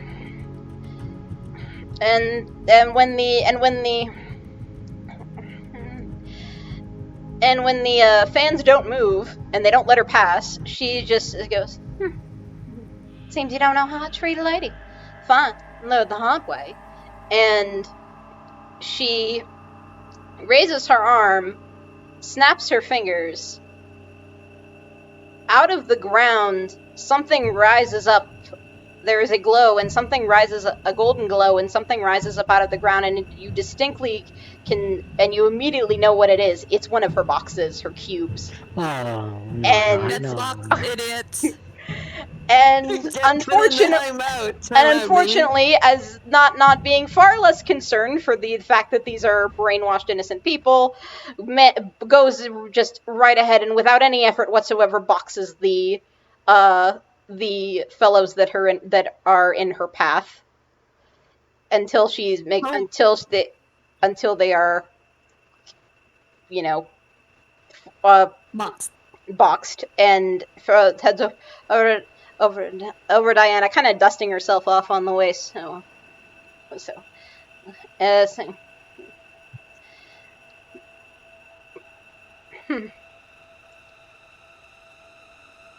She makes her way over to Diana and says, well, this certainly wasn't the sort of get together I was expecting. What exactly is? You wouldn't happen to know what exactly all of this is, would you? And Diana kind of like vaguely gestures her hand in the direction of Rhea. I believe this lunatic is attempting to like merge you three back into a god or something. I don't really know. Not kind of looks at Rhea, then looks at Diana, then looks at Rhea, and looks at Diana, and then she just kind of starts softly laughing, just like, "Are you serious?" Yeah, I couldn't believe it either.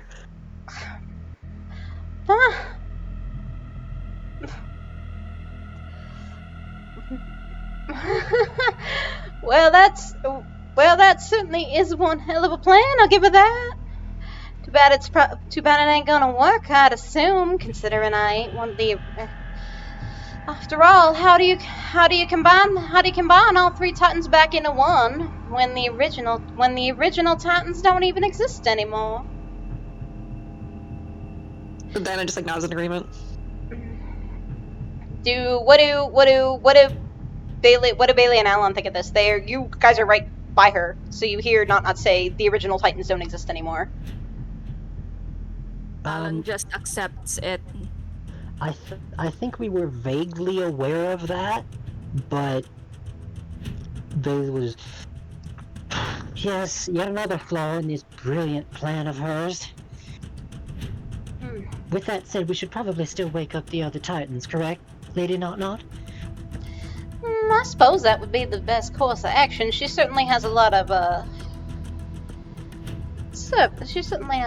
servants here.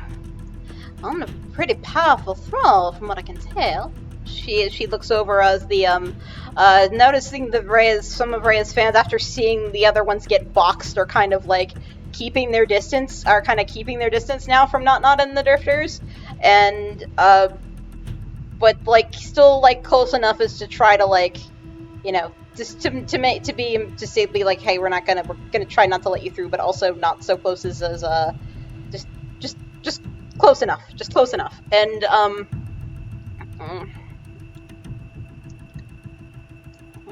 How many people between the Drifters and... There's a lot of people between the Drifters and the remaining Titans, right? So it depends on how you want to go through. You have two options. You could try to go through, you could go around through, the people, or you could actually try to get onto the altar stage through the back, and go up that way towards the other two stone thrones where Vincent and Shellendrig are over on The that latter side. sounds better. Wait, may I have Diana suggest something? Yeah. Yes. Sure. Diana turns to Not. Can you just box them and put them here? Pardon? She says? Like, put them in one of your boxes and then move the box over here, and then they're here now. Who might it? Box them stone and all. Box who? The Titans, like, bring them over here. You've never seen, and you never thought you would see Not look nervous before when Diana suggests that, but she's,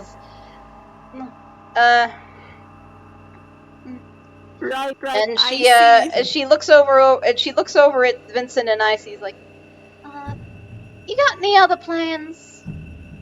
To be perfect, I may be a Titan, but just between you and me, Sugar, I'm not sure even that's within my capabilities. I can box average folks like you and me, but Vincent and Icy, don't really feel like I'm in a good position to challenge myself today. I see probably have reflect magic going on even in that state. Probably. Yeah. So, I'm sorry, it is possible for you to put someone in a box and for them to survive? You didn't? Oh, I guess most folks ain't aware of that. Yes, it is, in fact. Alan volunteers. Yeah, put us in there and carry us to the stage. They won't attack you. Yet us, yet them, yet Alon and Bailey, yet them. Perfect. All right. Good thinking. Your friend, you got some mighty smart friends, Diana, huh? He just nods and smiles. All right. Hold your breath and try not to move too much now. So she summons her cubes, and a moment or so later, you guys feel, you, Bailey, and Alon, is Diana getting boxed too, or just Bailey and Alon? I imagine Diana wants to stay back with Not just to make sure things don't go awry. Okay, so Bailey and Alon, that happens, and you feel like you are in the tightest squeeze you were in. You feel like you are in the most tightest, most claustrophobic. You really do feel like you've been shoved into a very tiny box and you can't move. And it is not particularly pleasant, but you're not sure how long you could stay in here because it's also not too easy to breathe. But you thankfully know that it's not gonna. It hopefully won't last that long. As Diana and Not try to make their way towards what might be the easier path, and appears to be, as they try to take that path through the back of the stage, back towards where Not Stone Throne was. The fans are now avoiding. The fans are now avoiding not having gotten. Yeah, that's not a good idea. If we get near her, she's just gonna box us. And thankfully, Rhea is focused on the mana absorption of her ritual, to not, have be able to pay any mind to that. But you're able to pass by. With being protected, with Diana being protected by Not and Alon and Bailey in the box, you manage to get onto the stage, onto the back, past the stone throne that Not's was, and over to the one in the middle, which has Vincent. And once you're all over there, it's like, all right, Not says, all right, come on out now, y'all. And the box opens up with a puff of smoke. True. And you guys are out. Oh yeah, Alon stumbles a little. yeah. I imagine they have to like catch each other. Yeah. Stumbles a little, recovers, and just beelines it to Vincent. Yep. And as you're over, And shakes the man awake. Just grabs it and starts shaking him. just grabs his shoulders. So, okay, as Alon... Diana begins to yell, like, hey, over and over in an attempt to aid this attempt. Okay. So, Just going. Vincent is sitting there similarly to Not was before. He's just there with his head down, his hands together, and his eyes were going blue. But then Alon, of course, rushes over, grabs the man's shoulders, starts furiously shaking them. And, Diana is yelling, too? Yes. Is that what's happening? Oh, wait a minute. Oh, hold on. Her eyes were gold. His were blue. My awesome prediction is that Icy's are going to be cyan, because it's the class colors, is my guess. Hey, nice catch. That's my guess. Oh. I'm smart, I promise.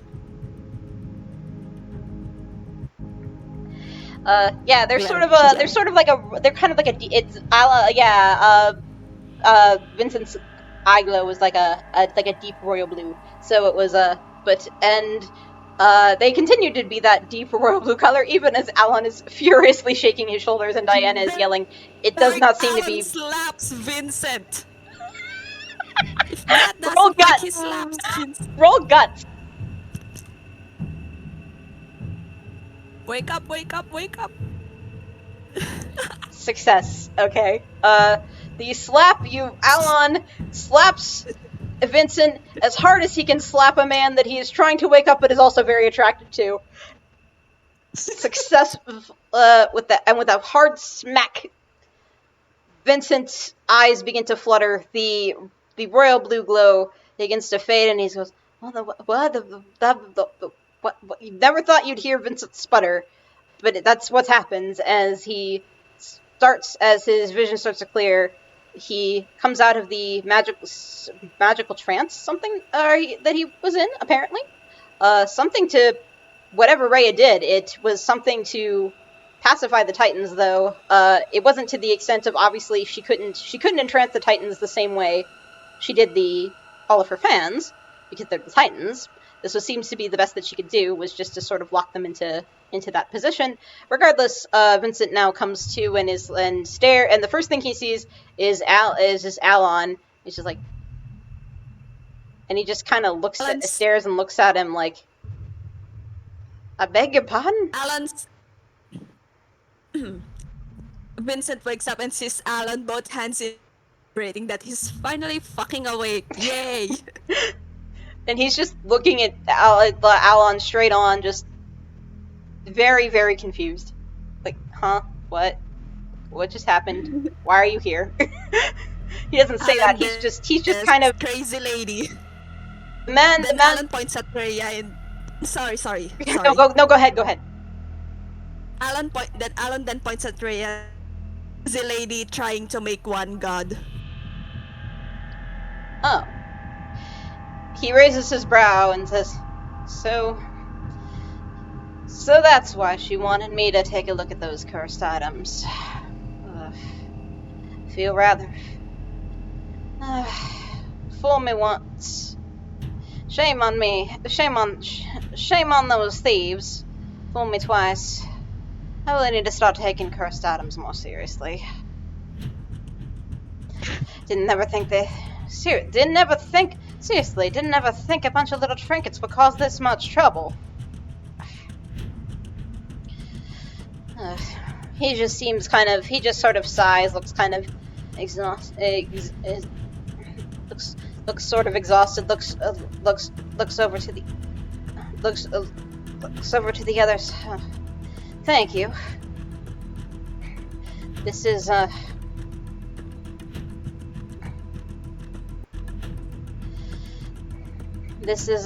quite a predicament we're in, but you see,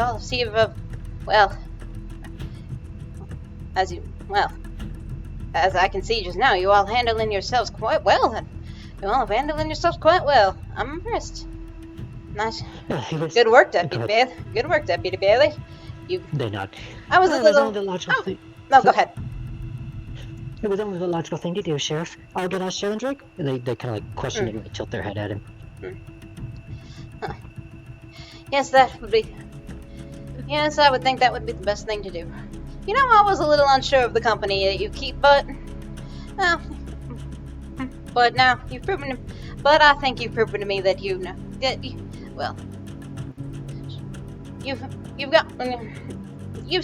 have some more than capable and trustworthy associates. He smiles at Diana and also smiles very much at Alon. Thank you again. This is not my proudest moment, and I feel like I've been saying that a lot lately. As regardless. Go ahead. Regardless,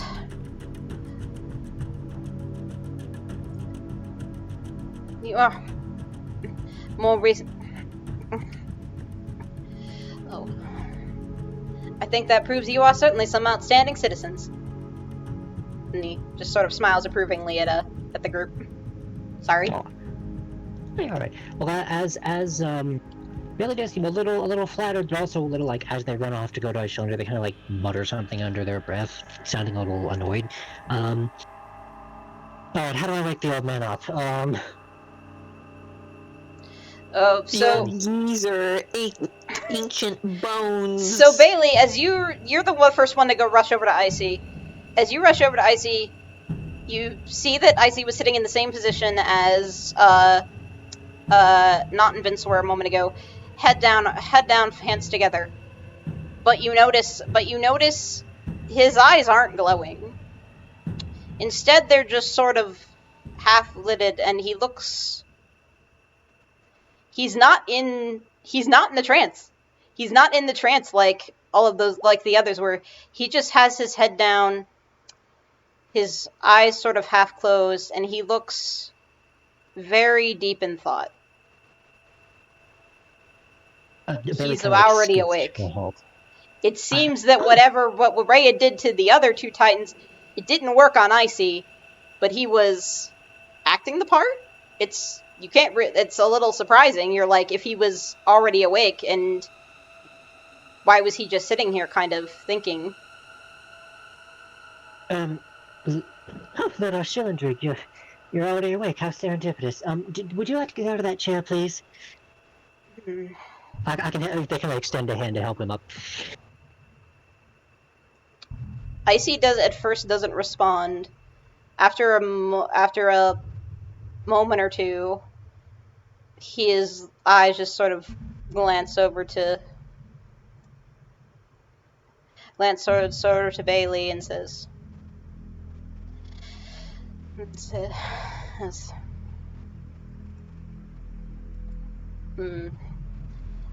sorry, I say this.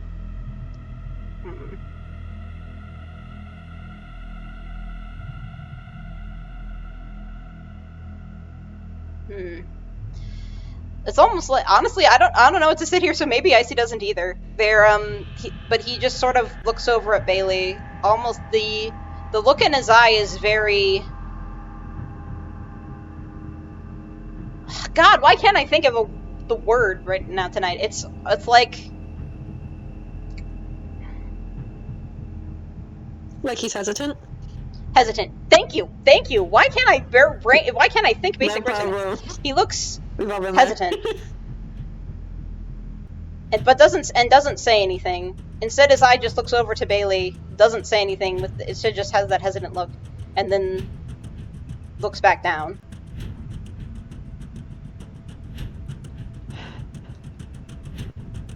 Well, I assume you're already aware of what she plans to do, and to be frank, you don't seem too torn up about it. Are you really content with losing your personhood? To become part of that god? I was part of that god. Finally says. Wow. It's almost. Forgot about that. Almost mournful in a way.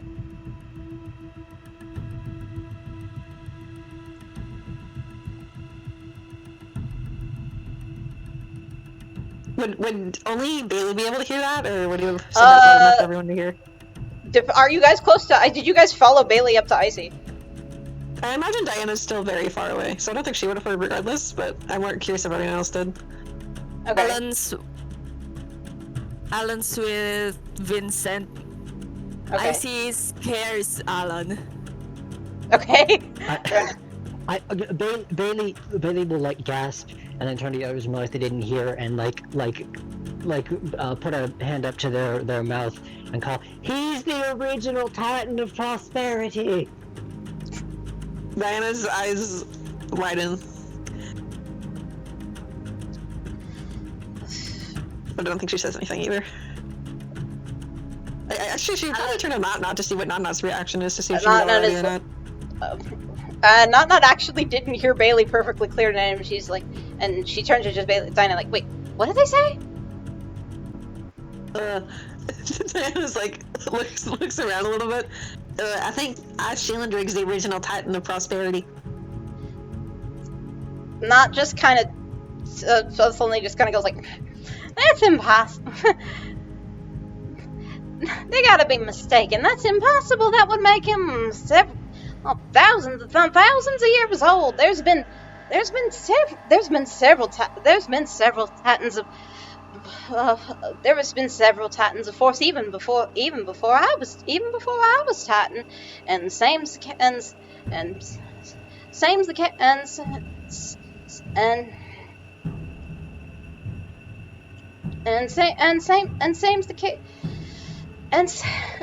case for the Titan of Order. Vincent, there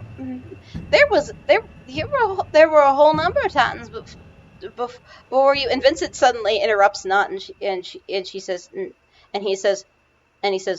no, they're right. And Not is just like, what? And Vincent says, and Vincent sighs, and he just says, it was something I suspected, but was never able to outright confirm, and until now, I have tried to dig up.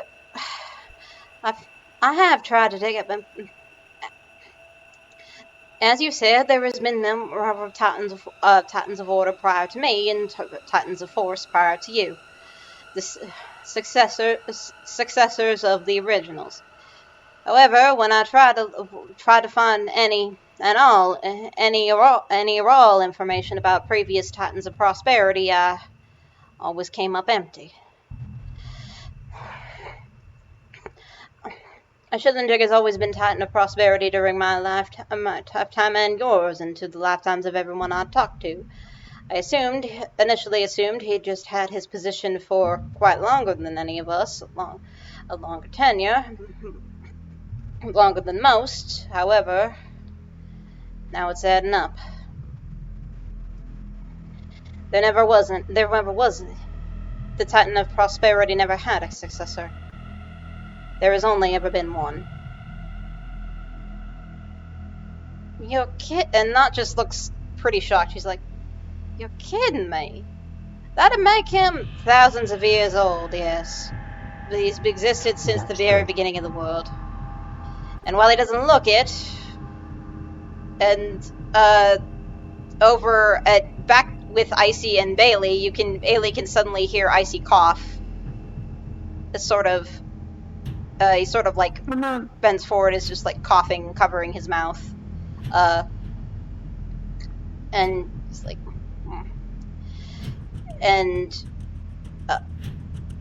and Vincent says, "Well, if you could see him on the inside, you'd see that eternal youth, the eternal beauty of demigodhood, is only skin deep." Ooh.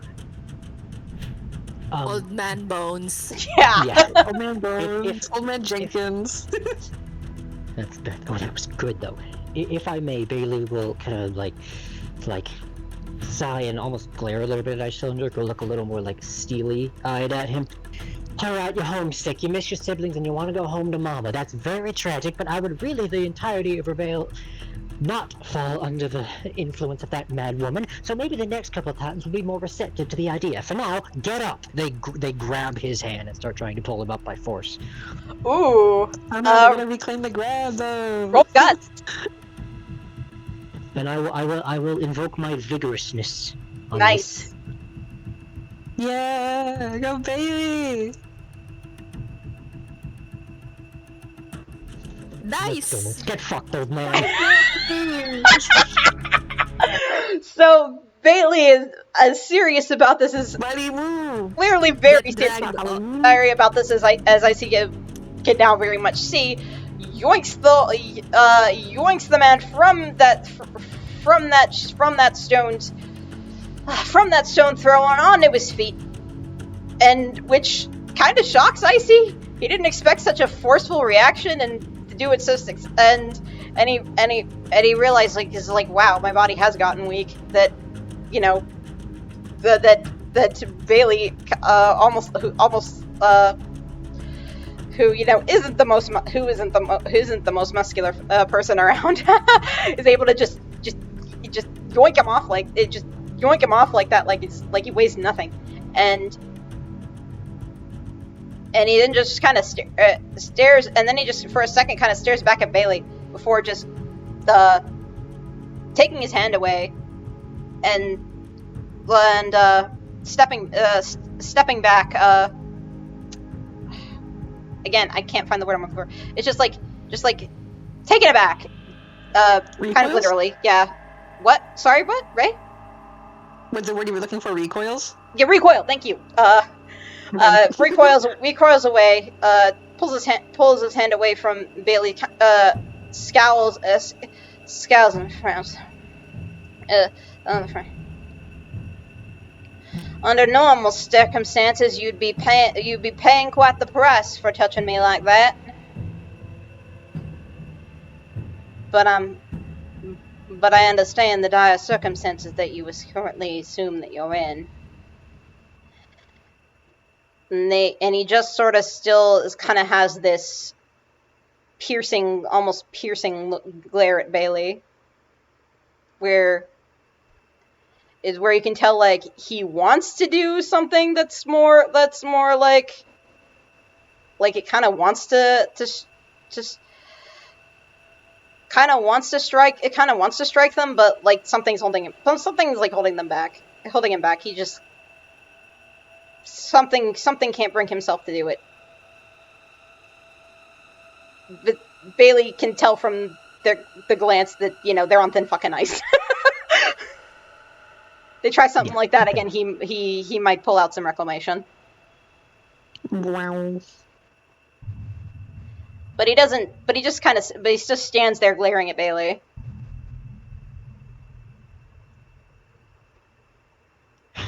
Right. Well, they kind of like turn their attention back to Rhea.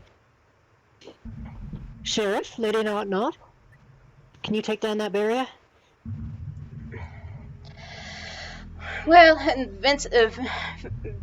Vincent steps a little closer to it and says, I'll give it my best shot. Lady Not, would you mind lending a hand?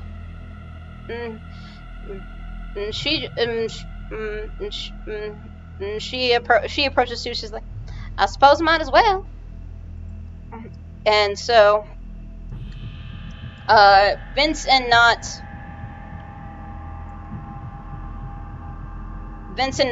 hold out their hands. They try to focus, and they're kind of all focusing their powers onto the barrier. You can tell each of their auras are glowing. Vincent has that sort of like, it's like a sort of white color, right? I don't remember what it was exactly, but they're like the distinct auras of each of them are glowing as they try to focus on trying to break this barrier. And you notice that the crowd of fans around Rhea, around the altar stage, that she's drawing mana from, has gotten even bigger since you started trying to rake up the Titans, and that may or may not be why. As they are trying to break this barrier, they don't appear to be having much success, and it's just the two of them. Icy is still just over there, Icy is not helping, and Lame-o. and Vincent is just like, it's, damn, this is strong. Never seen a mortal with this much power, but then again, it's not only her own magic, but it's all of these people and all of these people and all of these items. So, Probably using what she Titans too. Never thought I'd see a force that was a challenge for two whole Titans.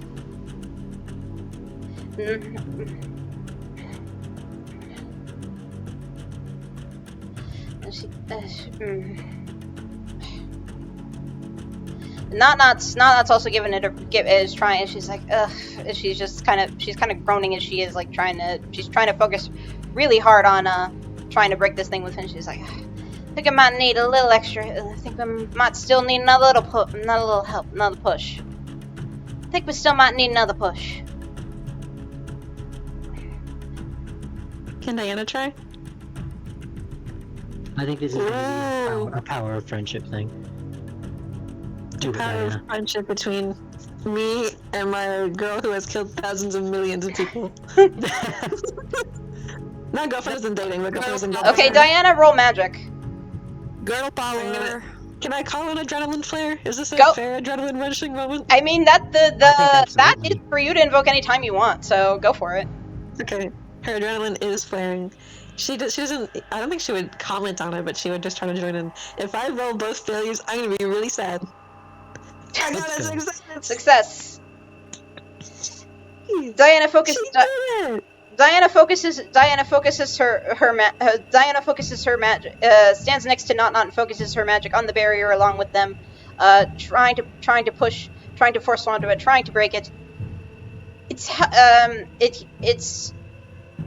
not doing nothing, but it's not making enough of a dent.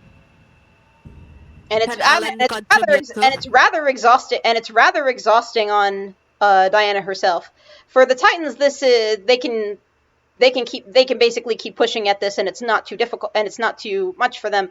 For Diana, just trying to push on this thing, and magically push on this thing,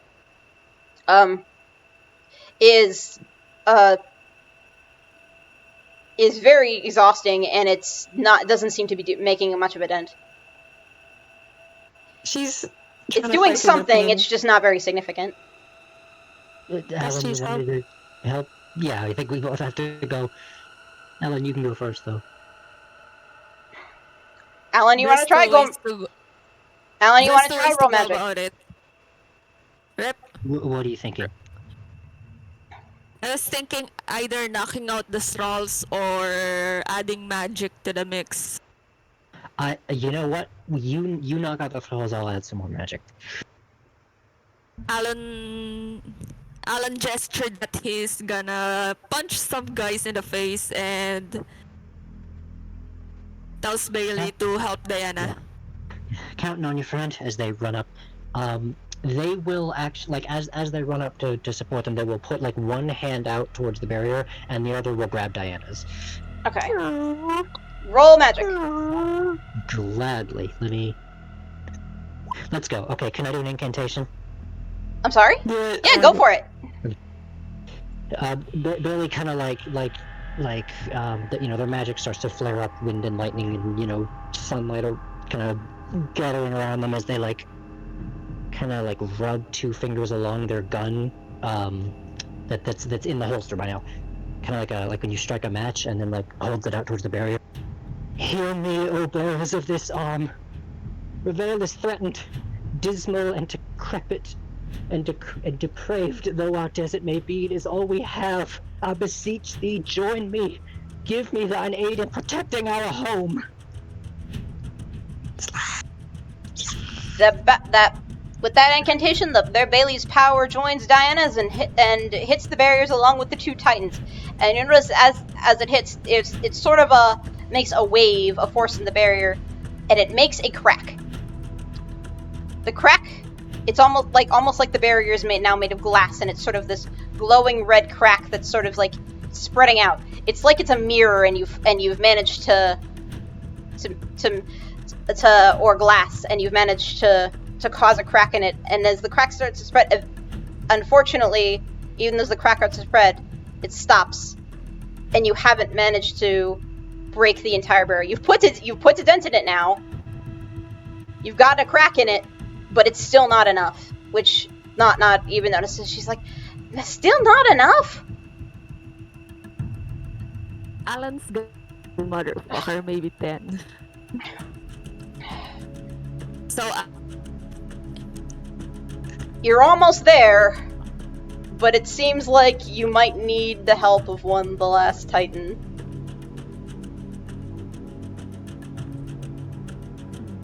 I don't know. Oh boy, Diana's definitely not talking to that guy.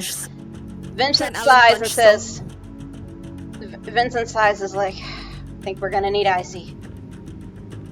Sorry, Alan was trying to knock some of the... Okay, yeah, Alan, what are you doing?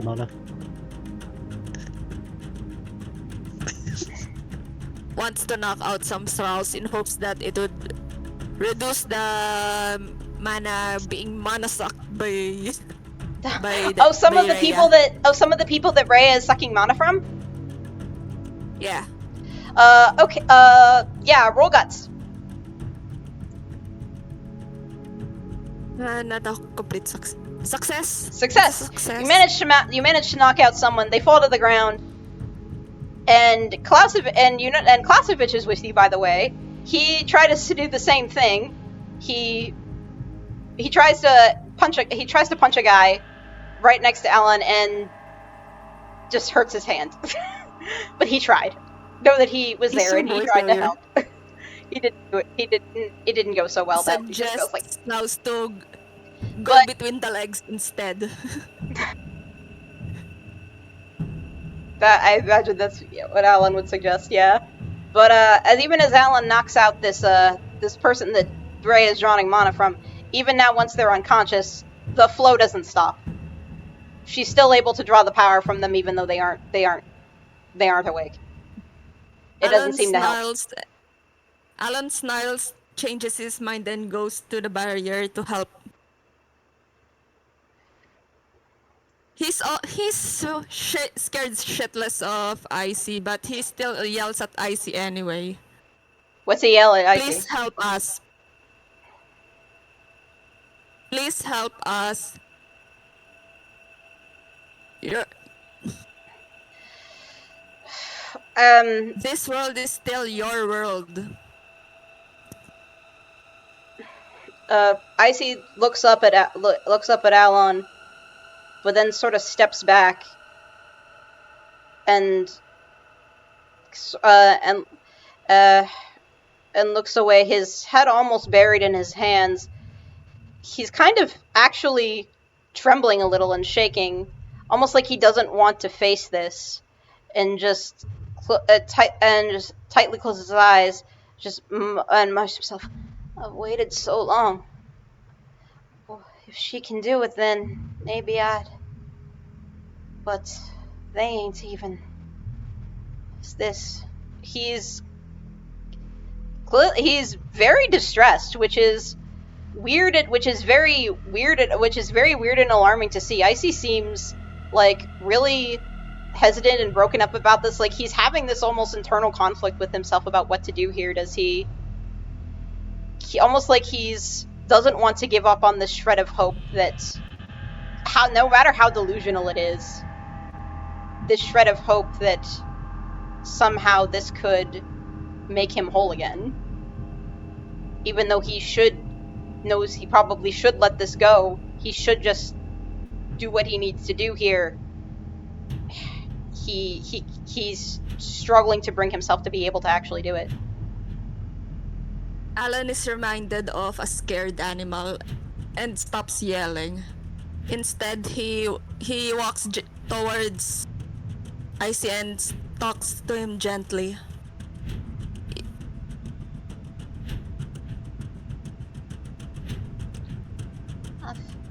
As Alon approaches Icy and gives him a gentle look, Icy looks back at Alon with this expression of a lost and scared child that reminds Alon Alon was reminded of a scared animal before. This expression reminds him of a lost and scared, a lost and frightened child, and looks and he says, his voice almost cracking, like he's on the verge of tears. He's like, "I felt so empty, for so long. Ever since they, even more so once they were gone. My other halves. My craving to be with them, to be whole again, it's never ceased in all this time. I'm here." Alon I know it's impossible, and sorry. to accomplish what Miss Ray is attempting to do. To some would be I know it's an impossible miracle, but I can't bring myself to. This is a very, like, the other, it's kind of, later Icy will be very glad that the other Titans are not focused on him right now, because this is a moment where he's looking very pathetic and desperate, and just as he always normally has this presentation persona, this way he presents himself as calm and cool and confident and always in control and the most powerful person in being in Rivayle. Alon is kind of seeing now Icy for his true colors, and that is as someone who is just really fucking sad. Oh. I almost feel bad. Yeah, I was gonna say, I can't believe you're making me feel bad for Sundry. Yes, I said the same thing to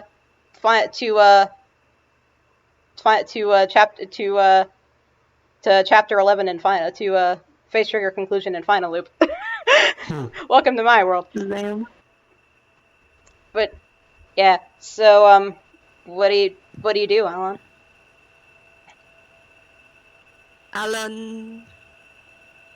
Alon tries to hold Icy's hand very gently, like almost soothing. Trying. He tells Icy this: losing family hurts. But we, but we, but we must live on in their memory, even if only in their memory. For we must live on for them. Icy looks at Alon for a long He's a bit moment. teary-eyed. He's scared. He's teary-eyed. Very good at words. Yeah.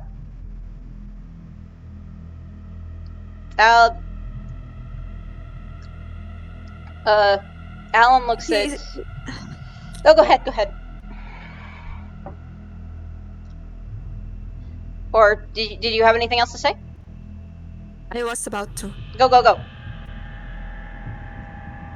We must live on and remember them.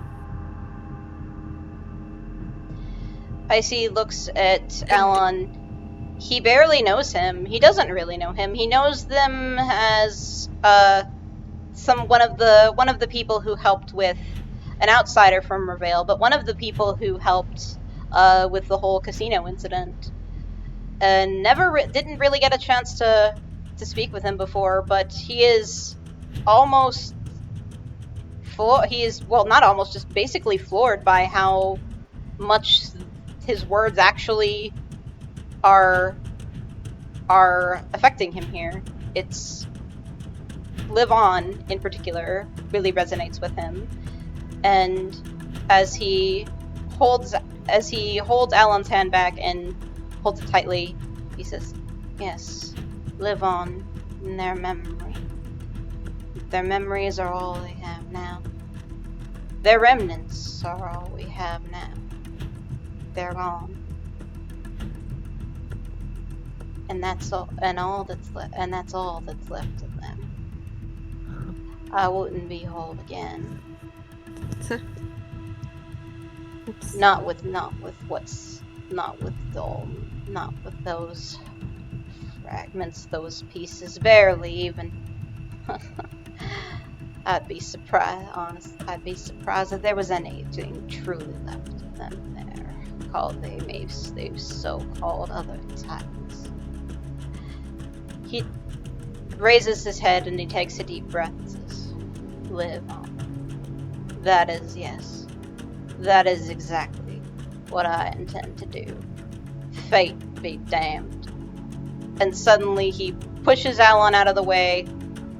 He walks up, his head held high, over to the other two titans, holds out his hand, focuses. There is a burst of...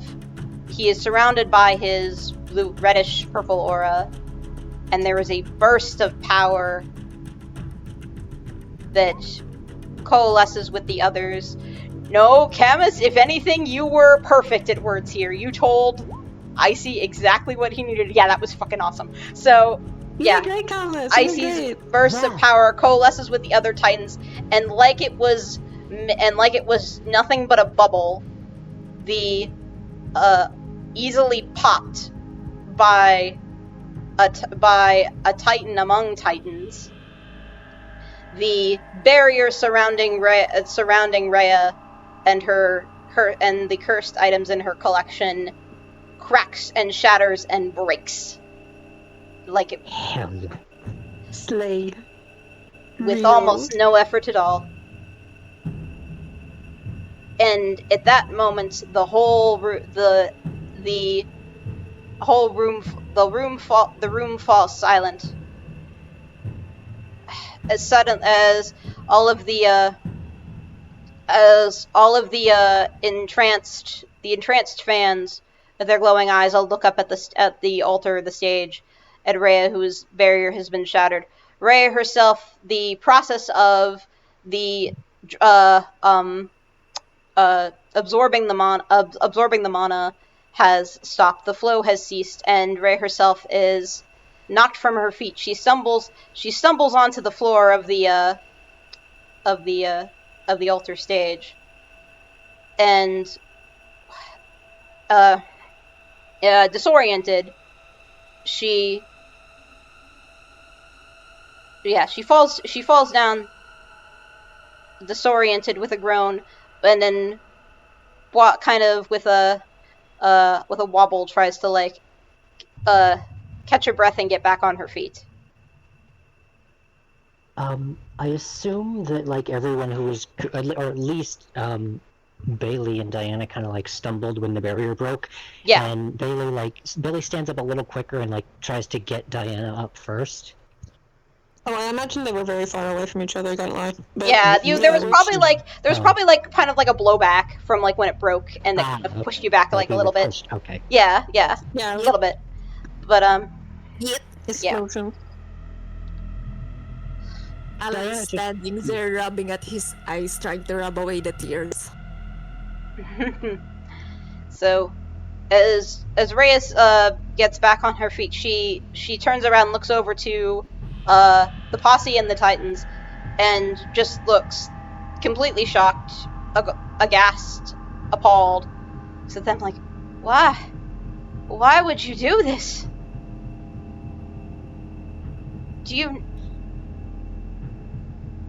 Are you not tired of the suffering, the strife, the division in our world? Do you not wish to see the people come together? No more rich, no more poor, no more strife, no more, just true peace, true prosperity, true unity, as we should have had.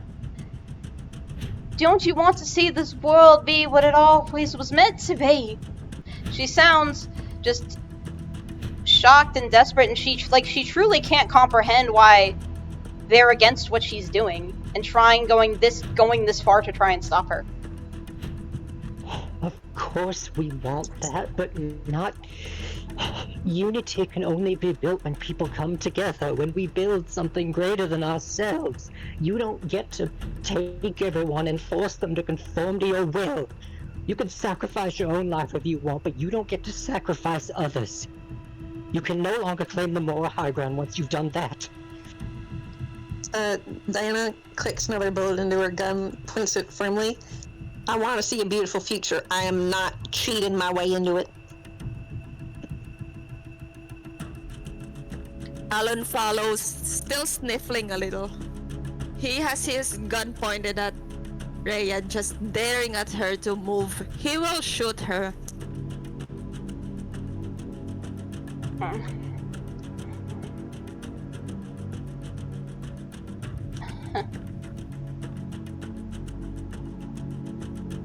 He will shoot her. Sorry. Just thinking how to verbalize this. It's alright.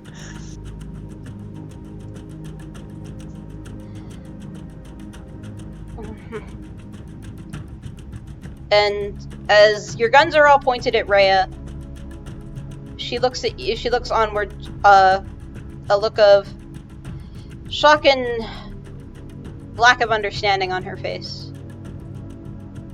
But then, finally, she just puts her hand on her forehead. She just smiles and laughs. She says, very well, very well. If this is what it takes, then that is exactly what I shall do. I will shine. I will give my life, and I will shine forever, the unbreakable diamond. And so, all of the magic that she had been absorbing, collecting from the, one second.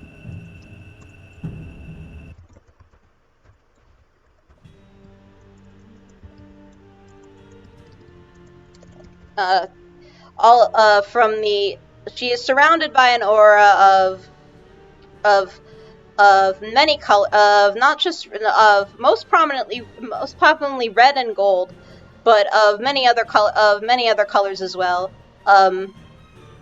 As all of the mana, all of the power that she has absorbed coalesces and collects into her, and her eyes glow just this rainbow, this almost kaleidoscopic rainbow of colors, as that's the aura that surrounds her, as well as she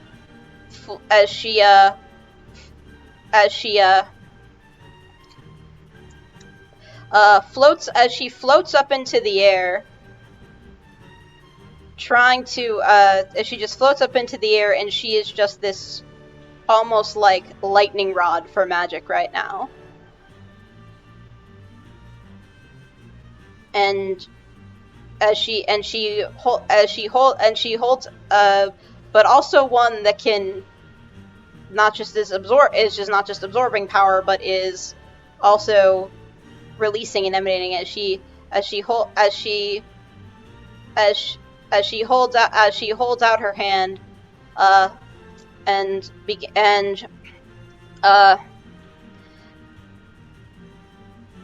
begins to sing a sort of you can't really you're the last thing you're focusing on is listening to the lyrics, but it sounds very sad, but it sounds very sad but it sounds very bittersweet, sad, mournful, hopeful, sad and mournful, but also hopeful. And she focuses that power, and she tries to, but in any case, she is singing in order to focus her power, and is just and is looking like she's ready to she's trying to I give up.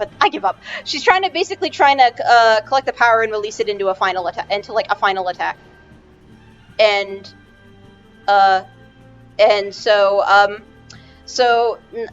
the Titans step forward, and just Titans step forward. Vincent kind of at the front and center. He's like, all right, all together now. And you two. And he turns towards the Diana, Bailey, and Alon. He wants all 6 of them, the posse and the Titans, to come together to sort of stop Rhea's final, her last resort. Diana, although exhausted, nods and manages to pull herself over. All right. Yeah, Bailey is like bracing their gun, aiming down their sides, and they kind of say to themselves, probably loud enough that you guys can hear, "I did say I'd give any revolutions a fair chance. I gave her a chance, didn't much care for it. Now how's this for a fair shot?" Okay. Yep. This is up to you guys. The Titans are preparing their power. Put whatever you want in this. It could be magic. It could be a gunshot. It could be something else. Just put your best into this. Bullets! Yeah. Bang, bang, bang! I believe Diana's gonna go for once again, an adrenaline flare called Magic Blast. Yep, go for it. Oh baby, oh mama. That wasn't even one successful roll. Don't you want adrenaline flare? Anyway. She fired, but it missed. She fires, but... What? But her bullets is surrounded by pieces of Not-Not's box. And that the power all kind of the bullet basically combines with Not-Not's power. Oh, so she for puts the a boost. box and then the blast gets ricochets it? Something like that. Yeah. Bailey, go. Shooting straight and true. Alright. Mm-hmm. Success. Bailey hits their straight and true magical shots. That is bumped by. Yep, that is powerfully bumped by their boss, their sheriff, deputy and sheriff in arms together. Bailey's bullets combines with Vincent's own power. And Alon, go. I'm shooting at precision. Frick! Dice. Did we get the exact same roll? Huh? Me and Thomas got the exact same roll. But the numbers. Well, Alon's bullets is supplemented by the power of the Titan of Prosperity, who they have managed to rouse and return faith to, with their comfort and their words.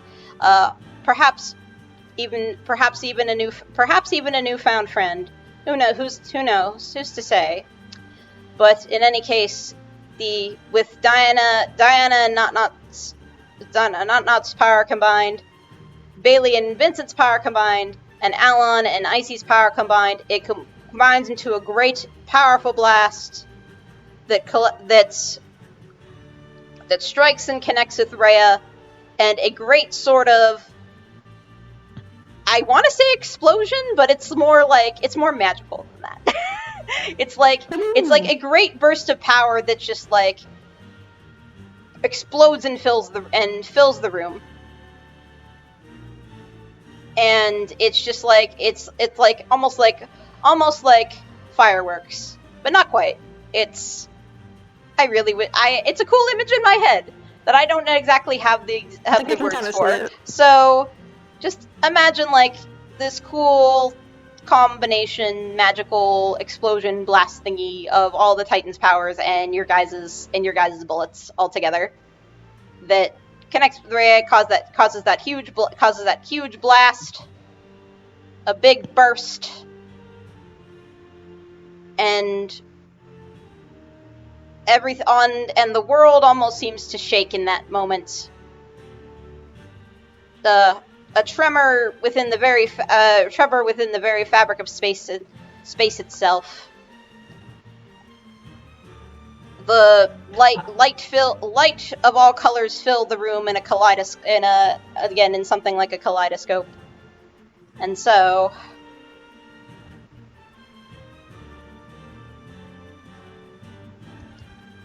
I'm imagining like the bullets all like converge on the lodestone. yeah, something like Where, the energy maybe, yeah, that'd be cool. But yes. And when all of that light fades, reality seems to resettle itself. You find yourself back in the regular, uncorrupted, just a regular old nightclub, Diamond Mine. Is Alon's hat and pipe still lying around, or did they get sent to the Shadow Realm? I don't know. Maybe when you come, when sort of, yeah, you're basically back in the regular diamond mine now, and your hat is just back.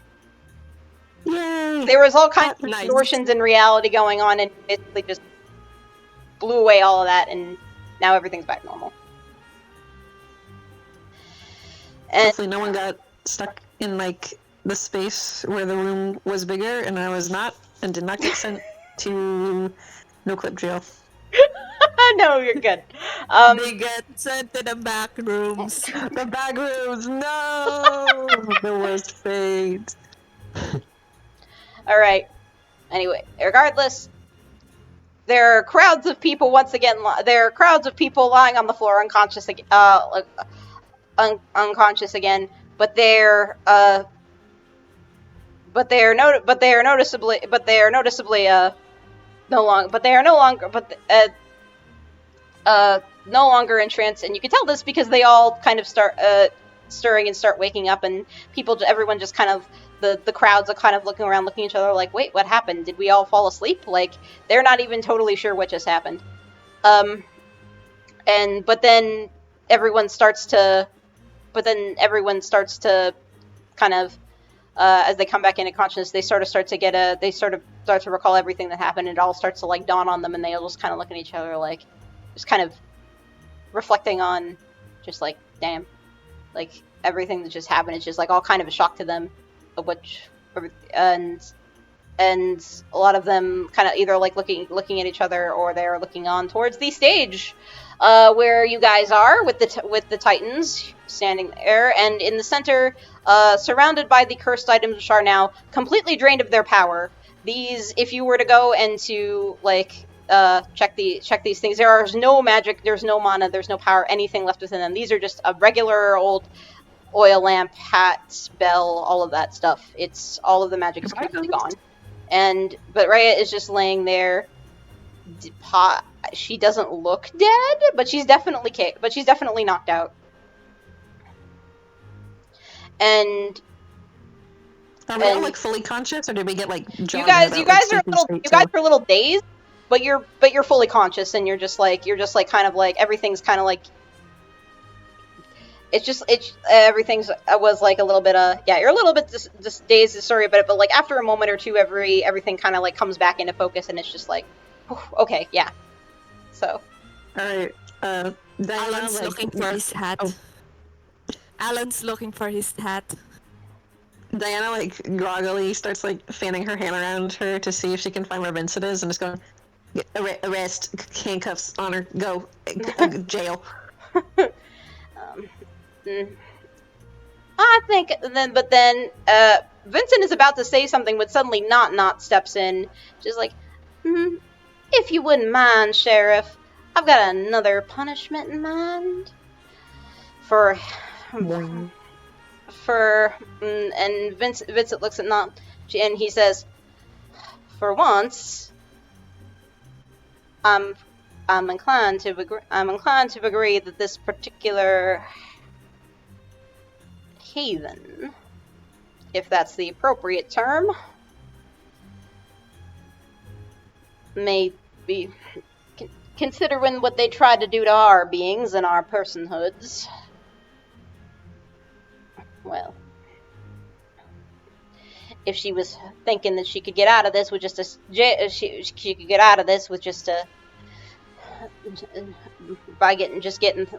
was thinking this would end with her, if she was thinking this would end with her in a jail cell, I'm afraid she's shit out of luck. So, all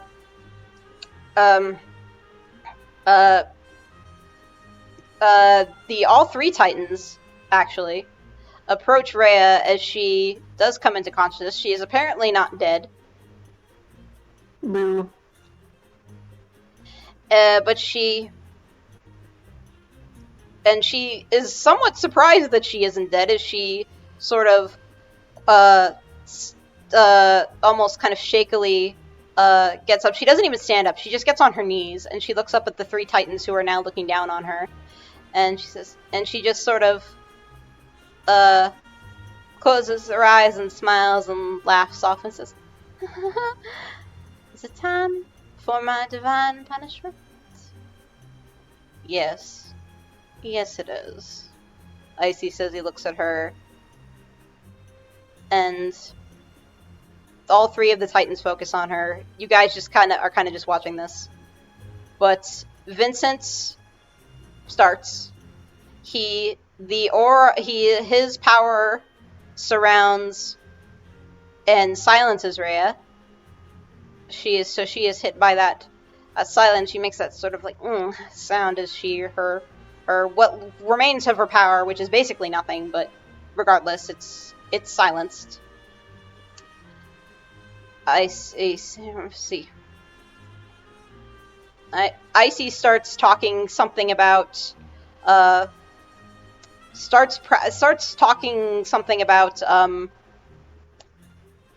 for what you have cost me, and starts and lists off some numbers about what she owes. Not the numbers. Yeah, I'm sorry, my brain is kind of collapsing at this point. You're right. No. I think it's very good for him to be like, this cost me $6. Yeah, Icy is doing his reclamation thing, rattling off all of what Rhea owes him for this, and well, Not is just like, well, her boxes her cubes are at the ready, and as Ray is hit with Icy's magic, Vincent's magic, then Icy's magic, and then finally Not, as she screams and yells, boxed, killed by all 3 of the Titan's powers. There is no body remaining. If it is, it's in the corpse is probably in Not's box. If there is anything left of her. Oh my lordy. And then when all that's over, Not just kind of turns to the others. She's like, "Well, that was fun. Maybe we should hunt down crazy folks doing rituals more often." Vincent and Icy just kind of look at her like, and sigh. Icy kind of smirks and almost holds back a chuckle, but Vincent just kind of sighs and almost rubs his temples.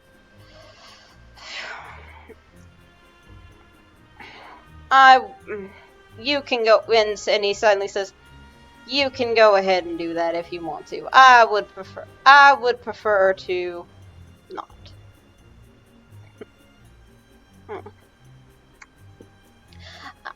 I would prefer to not and stick to my usual duties. Thank you very much.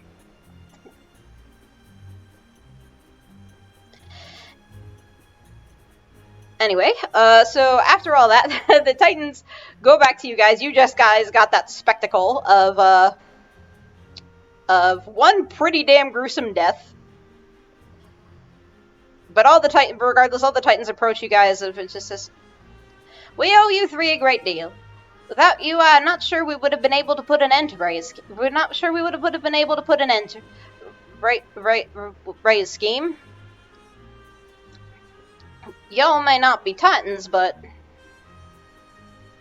you got not cuts off Vince and says to Diana, I would say you got the makings of them at least." Diana's expression is hard to read, but she nods a bit. What about you guys, Bailey and Alon? Alon found his hat! Yay! Although the pipe's probably sent to the Shadow Realm by now. We can get him a new pipe, it's okay. We have the budget.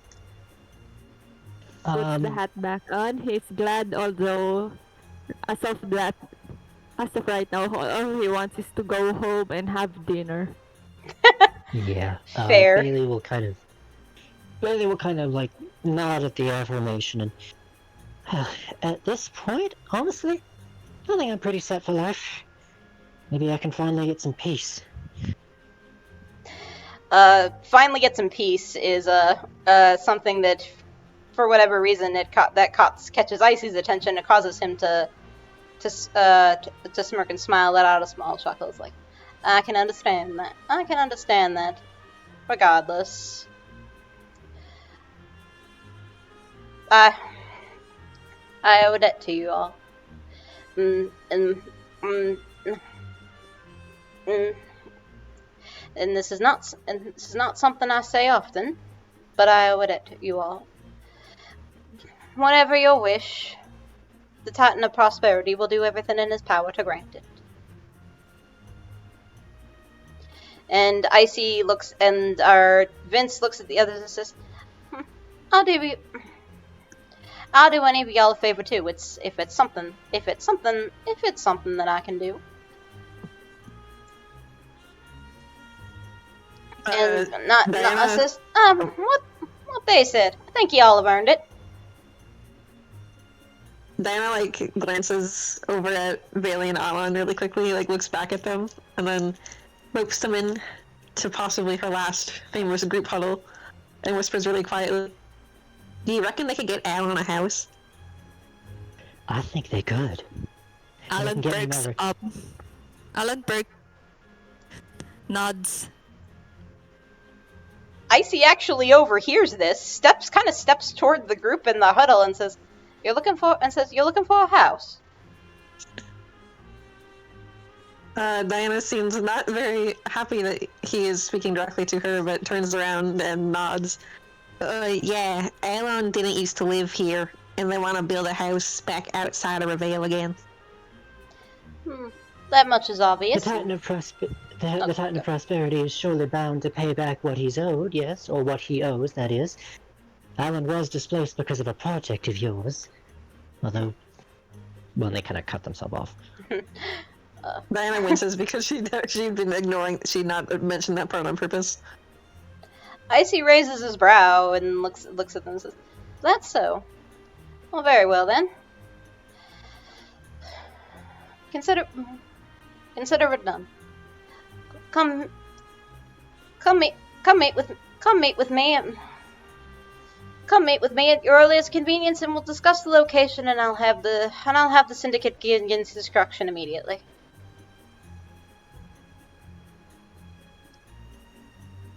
Diana's eyes just kind of widen, and she turns to Alon and smiles very loudly. I do. Aww.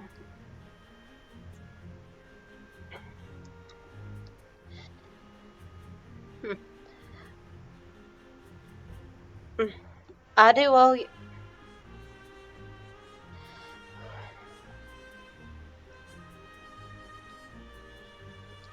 I'm sorry, my brain is scrambled eggs, as Camus says. But Icy expresses that he is especially grateful to Alon, and yes, he will make that house happen. Even kind of commenting that is true. He is not sure he's going to have to look into it, but if what they're saying is true, and the reason why Alon lacks a house is because of one of his syndicate projects, he just kind of acknowledges the irony of that, but promises, yes, this reparations will be made. May I ask Vincent for a favor? Go ahead. Billy approaches, still trying to be a little polite. Yeah, Chef. I got a few things, if I may, considering I may have just saved the world. We may have just saved the world. I would reckon you did. I would quite reckon you did. He sort of says with a smile, and he looks at Bailey almost kind of proudly. Like, I understand that this particular armament does technically belong to you, but you're not the type, from what I can tell, to go around reclaiming everything that belongs to you like Schillendrig, your dear sibling there. Would it be possible, first and foremost, for me to keep it until such time as I should pass? Just in case anything happens, you understand. Icy heard this and kind of just like steps over a bit and says, "He is not my sibling." And Vincent kind of chuckles and says, "Yes, no, I am not. A far-flung successor, perhaps, but perhaps not even that. In any case, in regards to your request, though, of course, I was planning to let you keep a hold of that. You've more than proven yourself capable of it, and if I am to be perfectly honest, I'm quite fortunate that you joined my force, Bailey." Well, about that, I believe I have done my due diligence to Rivayle. I have served my time, and now, if you are capable, I would appreciate if you could make some arrangements for my retirement fund.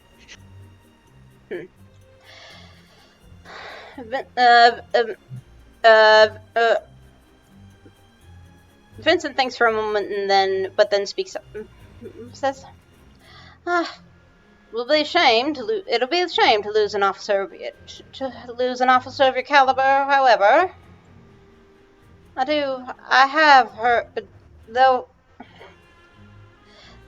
you are an officer of great caliber and quite a boon to my force by the same token.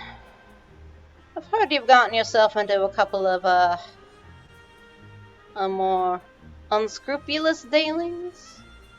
Is there any, or so I've heard through the grapevine? He's heard about some of your shady dealings, Yeah. Bailey. So, in the interest of not letting... perhaps it is in the best interest that you are relieved of your duties. Because I can't have you going around making it... I can't... Because for as good as you are at your job, I can't have you going around having a reputation of that I got shifty deputies. Consider your retirement fund established. It was an honest servant with you.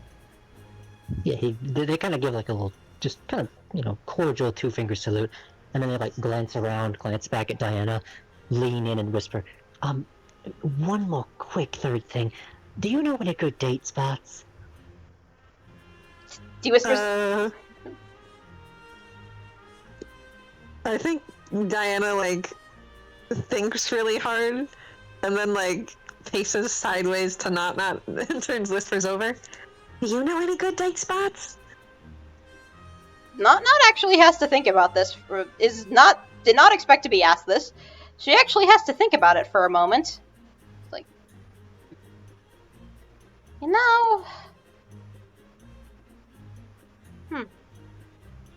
She's honestly looks a little embarrassed that she can't seem to think of anything.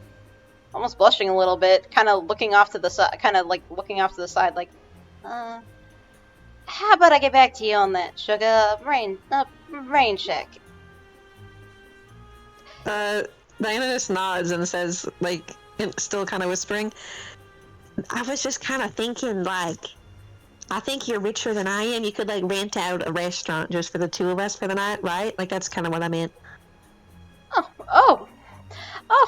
Was that all, sugar? Sure.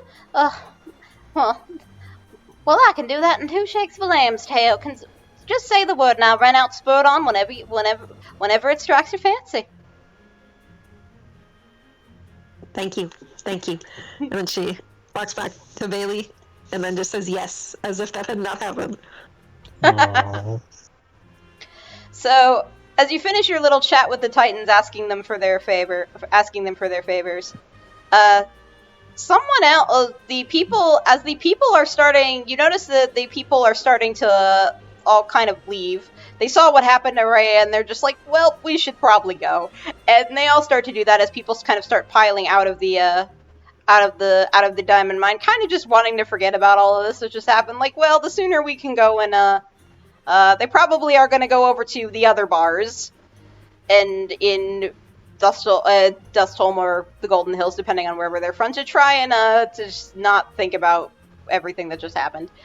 But one person, you notice that there is one person, a woman you don't recognize, walks into the diamond mine and looks around. She looking sort of wondering what all the fuss is about. Or at least she looks that way as people are piling out. Meanwhile, she's coming in and having a look around, looking up and sees the Titans here talking to the posse. This woman is dressed in a bit of an intriguing way. She's in head to toe. She's in white and blue. She has a headdress. Oh. Long white hair with that sort of fades into a blue gradient tip on the end. She looks almost. She's carrying what almost looks like a crystal ball that makes her look like a mystic or a fortune teller. You don't see people like this too often. So she's got a pretty intriguing, unique look about her. That you would. You're like, well, that turns out I definitely don't know her. If I met somebody like this, I think I definitely remember her. In any case, she walks over sort of towards the stage that since you guys are up on the stage with the Titans.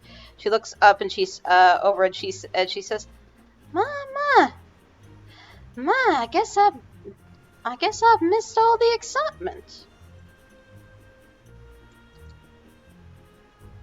Diana is just staring. She has no idea what to say in response to that. Bailey kind of like tips their hat to this woman. Greetings, ma'am. Who might you be? Oh no, no one special, just a humble fortune teller, though I was just a humble fortune teller, though I was intrigued when I heard about this, what was it, Gala for Rivaylian Unity?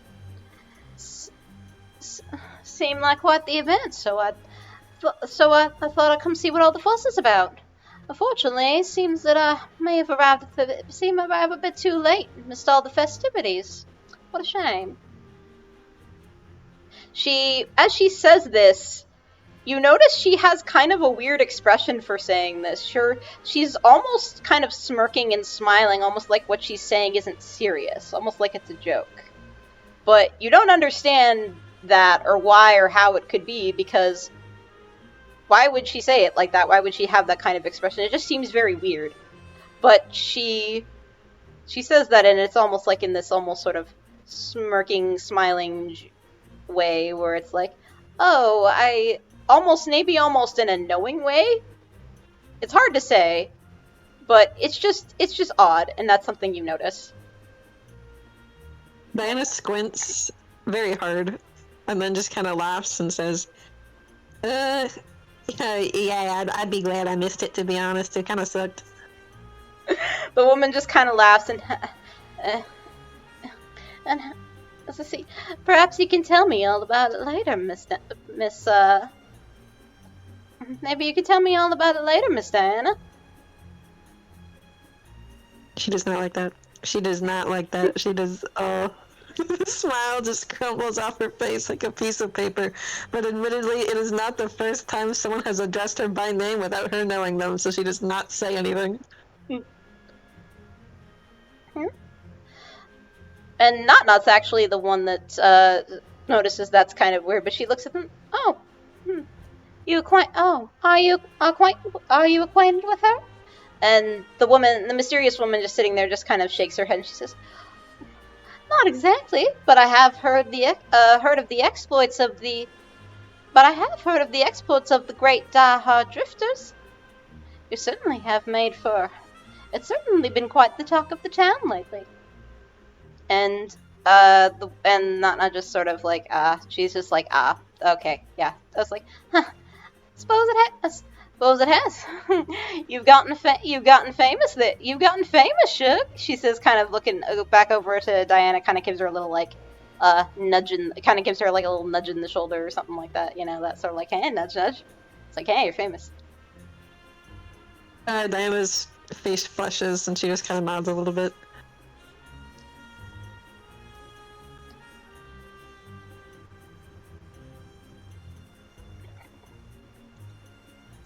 All right. Well, again, I'm afraid that you have us at a disadvantage, ma'am. We don't know your name. May we ask what that is? Bailey says, almost kind of knowing that she's probably not going to say. This woman looks like she's here to do a little trolling. She's not going to... No, yeah, that's exactly what she's here to do. She's just like... She loves the drama. The woman just kind of gives a little chuckle and a laugh. She seems amused by this, and she says, she's just like, oh, fine. Oh, very well. Just call me Flowes. Well, nice to meet you. And she, like, does the thing where you, like, not wave, but, like, spread your hand out in the direction of someone. In, like, the worst wave you ever seen kind of thing. She looks at Diana, Bailey, and Alon, kind of chuckles again, almost gives them a little wink, and says, it's nice to finally meet you all, too, in person.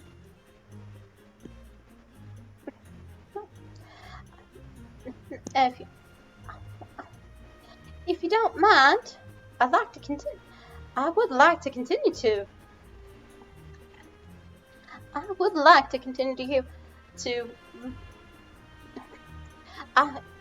will be looking forward to continuing to hear more and more about your exploits, as it were. They're quite fun, sitting there finding them quite entertaining. She just sort of speaks. It's like, hey, the way she speaks, it's again, it's a little weird. It's almost like she's almost kind of like, you kind of get the vibe like, does she know something we don't know? That's the sort of feeling you get. But regardless, you can't really, even though that's sort of, you're just like, whatever. She probably just like has heard about us and just thinks what we've done is cool and is cool and interesting. Because hey, we're kind of heroes now. We probably just saved the world, and though, you see the not and Vince kind of noticing this and kind of chuckling as well. Meanwhile, Icy is avoid you. You may not think anything of it, but Icy is kind of not with the rest of you guys. He's kind of over away, and he's not even wanting to look at this woman. Apparently, he's just kind of over away and me. What? I said, Mom, you're embarrassing me. Okay, don't drop too many spoilers now. But yeah, Icy is like over with the rest of them. The Diehard Titans probably think that's just Icy being Icy, but yeah, he is keeping his distance from Miss Floess, as she calls herself, and whoever she is, and I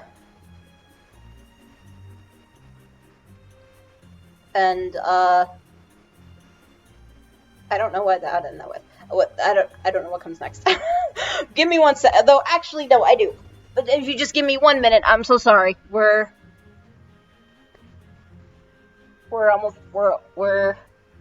at the finish line, fellas. So 1 sec.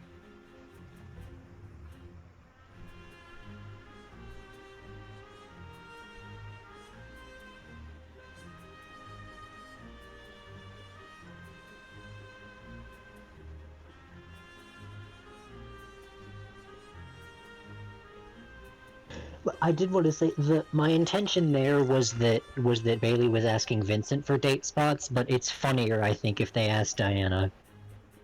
Just being cringe fail in front of their girlfriend. Just like, oh, what do we do now? Give your own personal insight. Yeah, just what do we do now? I love it. People even kiss. How do you do it? I think we've established that like these two have each been on like one date in their life and it didn't go well. Definitely. Probably. Anyway, okay. So, as with favor and favors from the Titans obtained, the world saved, the Diehard Drifters will no doubt be heralded as heroes more than they already apparently from having met their new fan, Floess, at the end of this crazy not so little escapade. In any case, eventually you all file out of the club that the club with it, the now diamondless club.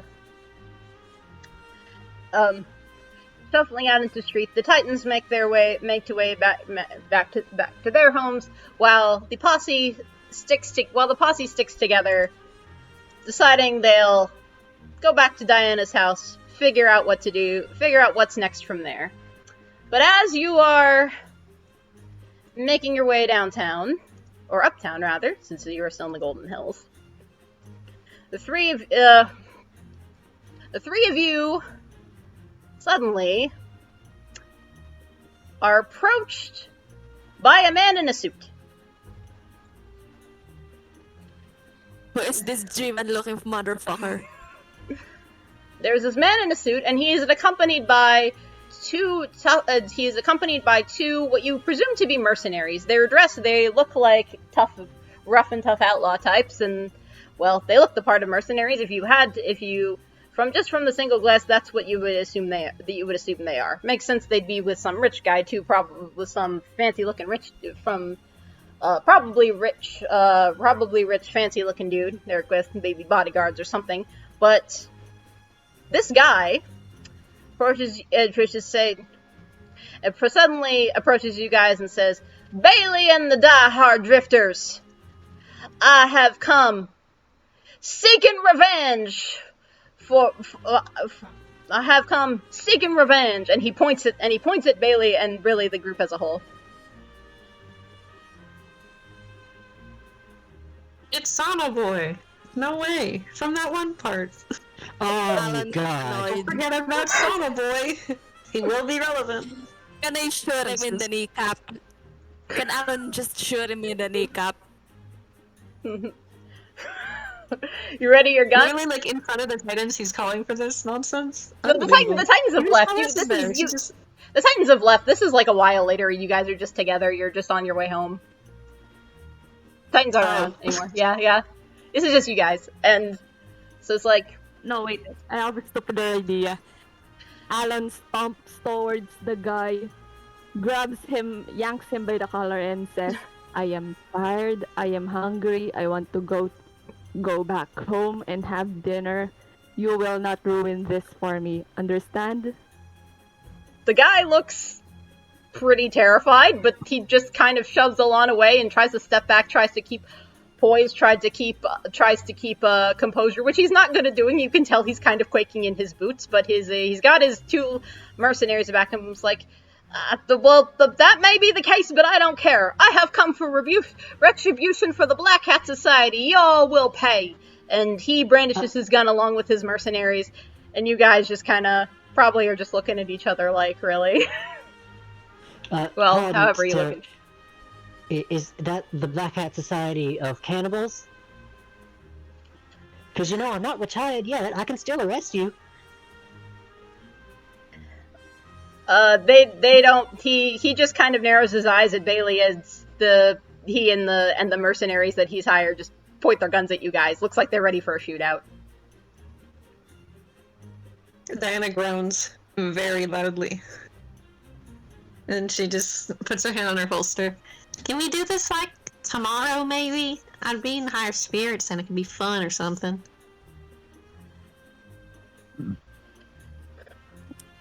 Alan is tempted to shoot the guy and just call it a day.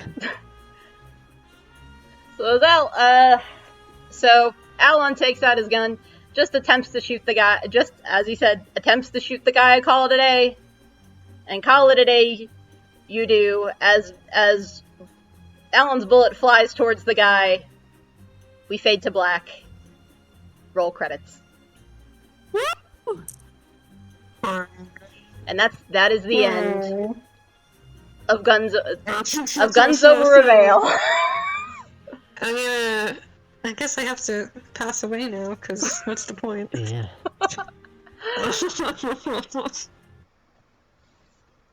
The adventure continues at the very end. Date Brick Bailey joke. gets a girlfriend. And viewers at home, if you want to see more of Diana, Bailey, and Alon, make sure you go read Guns Over Rivayle, where they aren't there, but they're in spirit. Look in the background. There's Diana. You can see her by her drills. She's there. I promise. Yeah. This went long as I expected. We're almost to 5 hours, but we're at the end. We can have a couple of minutes to. This was our final episode. I think we deserve it. I'm gonna miss this so much. I'm gonna miss it so I'm much. gonna miss it too. Oh my god. Goodness gracious, this was exhausting, but oh man, I am. What did you guys think of the final episode? Unfortunately, I have to go now. I'm being called. That's totally fine, Camus. Thank you so Thank much. you so much for Thank you so much for participating, Camus. Thank you so much. Thank you. We love you. We love Alon. Thank you. Alan gets a house. Alon gets a He house. gets a house. It's peak literature. He got his house. Yeah. He got his house. I'm going now. Sorry about my that. God. No worries. You don't. The A session's over. You're free to go. Bye. Bye. Yeah, bye. Farewell. All right. So I want to reminisce. Go ahead. I'll give you guys a few minutes. I want to. We still won't be as long. Thank God, we still won't be as long as episode 5. So yeah. Yeah, they will live on in our hearts. Also, episode 5 was great. That one thing that stuck with me, that part where we confronted Zero, and he, you know, revealed himself and started laughing. He said, like, "Oh, I guess that Harriet really sold me out. Some Yeah. coworker she is." That was like spot fucking on to what Zessel Venture would say. I Oh, loved thank that. you. True. You killed it. I'm doing like the Italian hand thing. You killed it, bestie. Oh my lordy. It's like I was really there. My Once Zessel again, can... when I was talking with Diana at the start, I was shaking in real life because I got too invested. Oh my god. Yeah, I think I heard Camus getting a little teary earlier when he was talking to Icy, which was Yeah, me amazing. too. Yeah, that was, oh my god, that's going down in one of my favorite moments for sure. So, a couple things I want to mention. That, of course, that I did not expect. The last minute sort of connection between Icy and Alon, especially considering where they started, because, like, I even had to say, Ice kind of acknowledges the irony of it, because the whole reason Alon was in Rivayle in the first place is because Icy destroyed his home to build a resort. And Yeah. but then at the end, Alon is the one that rallies him and gets him to help to break the barrier, and to the point, and is even and yeah,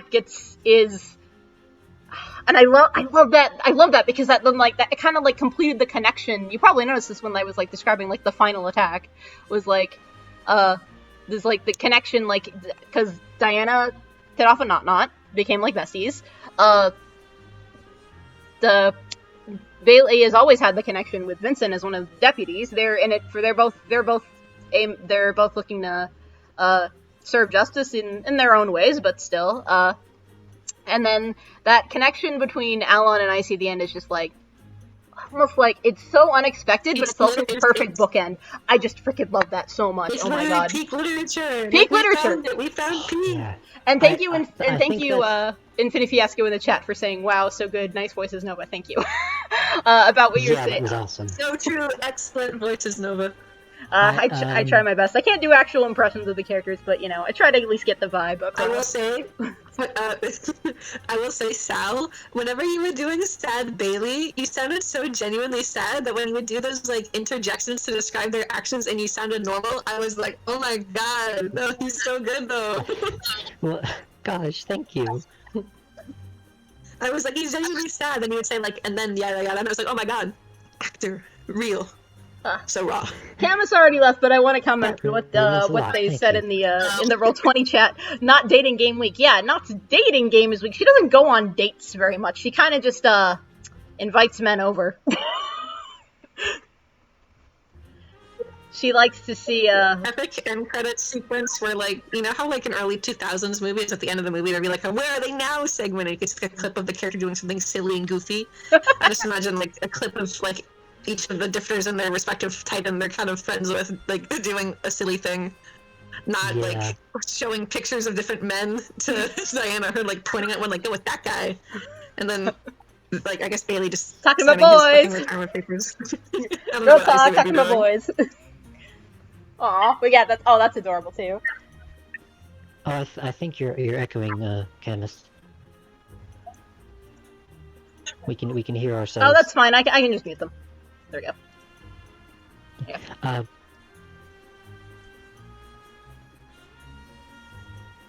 But yeah, go on, Sal. My favorite moments. I loved. I think last episode in general.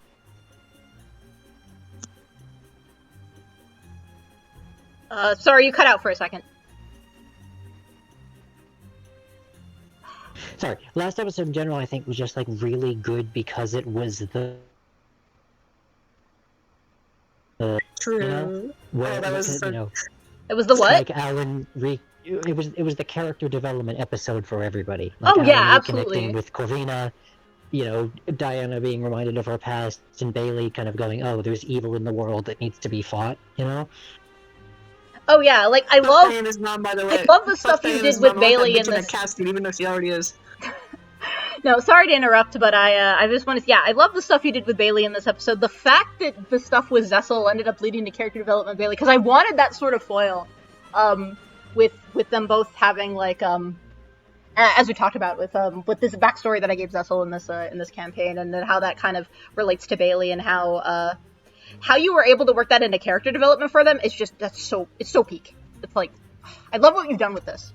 I like that's what I think is so great about this, right? Is like I kind of present something and then you do stuff with it and take it in places that I didn't plan for, and that's what makes it exciting for me. Exactly. So. Yeah. Imagine. Because that was. Oh, sorry. No, imagine what. Going back to the office, he never leaves his damn office, and Cecil's like, dang, big boy finally got out of his chair, what did you do? And he's like, oh, the Diehard Drifters are my new best friends, and Cecil just like explodes, like early 90s CG animation, just like into a billion shards. I don't know if they're all his new best friends, but That's just how I talk. I'm very I imagine they would go with that a lot more seriously. though I did mention before, I Icy doesn't really blame them that much, which is why you didn't get that much of that big of a. You still had a slight train discount, because the person that they decided to really kind of put the blame on for that, because you were kind of just acting as you would have in that sense. They're not surprised that you act that way, and they were kind of looking at it from the perspective, okay, like who's the most at fault, and they decided to just put the blame on Harriet. They kind of scapegoat. They would rather have scapegoated Harriet, because you, as Icy, also probably kind of had the sense of been like, you guys are kind of actually useful. Where's the Harry? Yeah. I think. Oh gosh. Oh my god, wait. I will say, Sal, another thing I got reminded of that I love this episode is when Rhea was like, you remember how the story of our world goes, and you, like, knew it? I felt myself, like, ascend into the astral plane, like, that you started reciting it. I was like, oh my god, that's so raw! I love that. Oh my god, you guys all did so many cool, awesome things today. Thank you. In general. I love all of it. Oh my goodness. Thank Like, you. if that was in a movie, I know that's the part where everyone... audience. We're cutting sorry. Like, oh my god, the audience would go crazy. No, I'm glad that even though it became pretty obvious that Rhea was the villain by the end. I like that you guys never picked it up. Sudar Cologne, hello, thank you on Twitch, thank you for the raid. Unfortunately, we are at the end of the session and just kind of reminiscing about it now, having a little bit of a post-mortem, not only for this episode but sort of the entire campaign, sharing our favorite moments, our thoughts. But as I was saying, like, while you guys managed to figure out who the villain was by the very end, that was one of the earliest concepts I had for this campaign, is I wanted the villain to be, that's kind of something I started with, was the concept was there would be an overarching plot that would end with the main villain, with their plot being they wanted to try and bring back the Rivayle's original god by combining the Titans. That was, like, one of the first ideas I had for this campaign. And I'm glad that managed to stay kind of... I love that. Yeah, I'm glad that managed to stay kind of under wraps and take you guys by surprise at the end, because I think that's a cool twist. Yeah. I think the way you said about things going in different directions. First of all, I just loved any time we would be like, oh, it's Rivayle character points. It's my blurbo, you know. It's that was me all the time. Yeah, I feel like I was. Yes, this has been a Shadowverse-themed tabletop RPG. I don't want to talk about it now because we're already 5 hours into the stream. I just want to have our little discussion before we sign off. But I will tell you more about it. Later, and link you all of the VODs. Yes. Yeah. Please do. It's. I think I was worried at first that Bailey would be too similar to like other. They would kind of like fall into the archetype of character that I usually write, and I think they didn't. No, I think Bailey had a lot of great contrasts and a lot of great foils with stuff. I like I think they would make a really good foil to Miser, because Miser is, like, pure and innocent, as like, the Rune deputies of Shadowverse. Make a good contrast to Miser, because Miser is just pure and innocent, but then kind of, almost like kind of the opposite of Miser in a way. I like that kind of turned out, because, well, Bailey was kind of like, I feel like Bailey kind of started out kind of jaded and kind of been like, yeah, I'm just kind of doing this for myself. I'm really only in the line of my line of work because it's a good job and I can kind of serve myself that way. And then as things developed, they became more. I don't know what the word is, but like they got morals, and they became more hopeful, and they became more a person that had something to stand for, and there's someone who truly wanted to bring justice in the world. Whereas whereas Miser was kind of the opposite. So I think that's a really cool and neat contrast. And also just the foil to Zessel was also really cool, and how that also I literally contributed love to the Bailey character so development. much. Yeah, Bailey I love Bailey so much. so many Like, so many things I love about Bailey. Yeah, so many things I love about all the characters. Honestly, I could talk about each of you guys' I player think my characters. biggest... No, go on. I'm just gushing. I think the biggest mark, sign, whatever, that I thoroughly had fun today was, like, if you couldn't tell by the way I talk, I have ADHD, and so during our sessions, to keep myself more focused so I don't get distracted, because whenever I'm, like, doing anything, even stuff like role-playing with friends, I always get distracted and, like, start, like, absentmindly, like, scrolling through websites, looking at art while we're doing it. So to keep myself centered during this campaign, because I really did not want to, like, fall out of it, was I've been drawing stuff as it's been happening as opposed to afterwards, because that, like, roots me into the scene. Yeah. I get more into it. This episode, I stopped drawing for about an hour because I was just so fully engrossed in it. I just was not drawing. So I kind of rushed out the last ones to fill the canvas. But I don't think you'll be able to tell. Like, I just kind of made them. Hey, I'm looking forward to Yeah, seeing it. I I think- love all of the things that you've been drawing for this campaign. Like, in addition to the stuff, like, I already asked you to draw a bunch of stuff, like NPCs and stuff. Thank you again for all that, by the way. It really helped to enhance everything, I think. And, but the fact you were all It's so fun because on top of from that, like my artist like- perspective, whenever you tell me to draw someone, my brain would always be like, okay, how are they gonna... Sorry, you're cutting Like, for off. some reason, the fact that you specified red streak in Rhea's hair when you first told me to draw her, I was like, so she will become not. And that was like the one thing I was banking on. Then we first talked to her, she was like a normal girl, and I was like, well, there goes my only semblance of an idea. Speaking of not, I almost forgot. Because I really wanted to bring this up. Thank you for reminding me. The part where Diana got Not's backstory, I was completely unprepared for that. I did not think that was going to go there. I did not think that was going to happen. I had to be like, okay, I got to commit to Not's backstory now on the fly. And I'm like, well, what did I bring up before? Remember I think it was the 4th episode, you guys went to Not's house, you noticed the portrait over her fireplace, which is actually a real thing. It's in the actual background, the canon background in Shadowverse. And I brought that up, and I didn't think it would come up again. I just thought it would be like, oh, that thing is there. I wanted, maybe other people didn't notice it. I just want to bring up that it's there because I think it's an interesting little detail. I didn't think I'd actually get to, like, suddenly now make up the story around it. So that was just like, it surprised me and it caught me off guard, but in the best way. So now that's just like, I guess I just established my headcanon now that, yeah, that was the previous Titan of Force who was also mentored by, but also kind of was also the rival to, and surpassing her was both her dream and both what the previous Titan wanted. So I think that's really cool. Yeah, I always assumed that was what the portrait was of. Was it the last Titan? And then you confirmed it, and Well, I mean, obviously that's just my headcanon or just the backstory that I came for here because that's just how it happened. But I like that I knew that was cool. It was totally unprompted. I'm just like, okay, yeah, we're doing this. I don't know if you picked up on it, but the reason Diana was asking about that was because I felt that if you're in a world where there's 3 like mythical god people who just roam around every day and you don't know much about them, if you suddenly got magic out of nowhere, I thought she would be very terrified that perhaps she was a Titan in the making and it was just something really out of her control. Yeah, I totally got that vibe. Like the part earlier where they were talking about like cursed items, and Diana was like, "Oh, is there like if somebody cursed me, would that make me immortal?" She's talking about Titanhood. You know what? That wasn't even intentional, but that's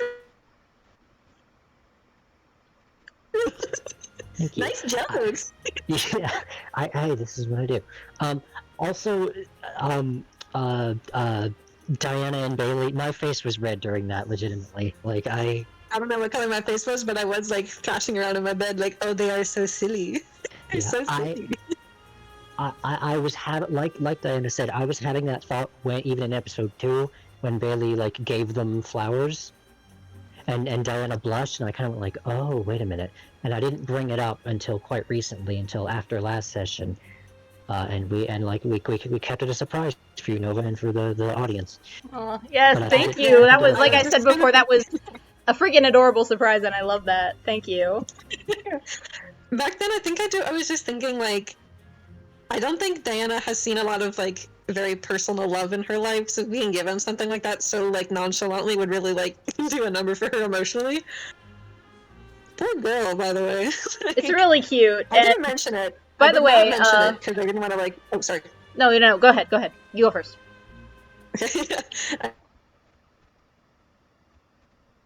I didn't know, but my thought for her parents is, so her mom really was just like a piece of work, but my thought was that her dad went quote unquote missing for basically indefinitely, and to this day she still does not know what happened to him.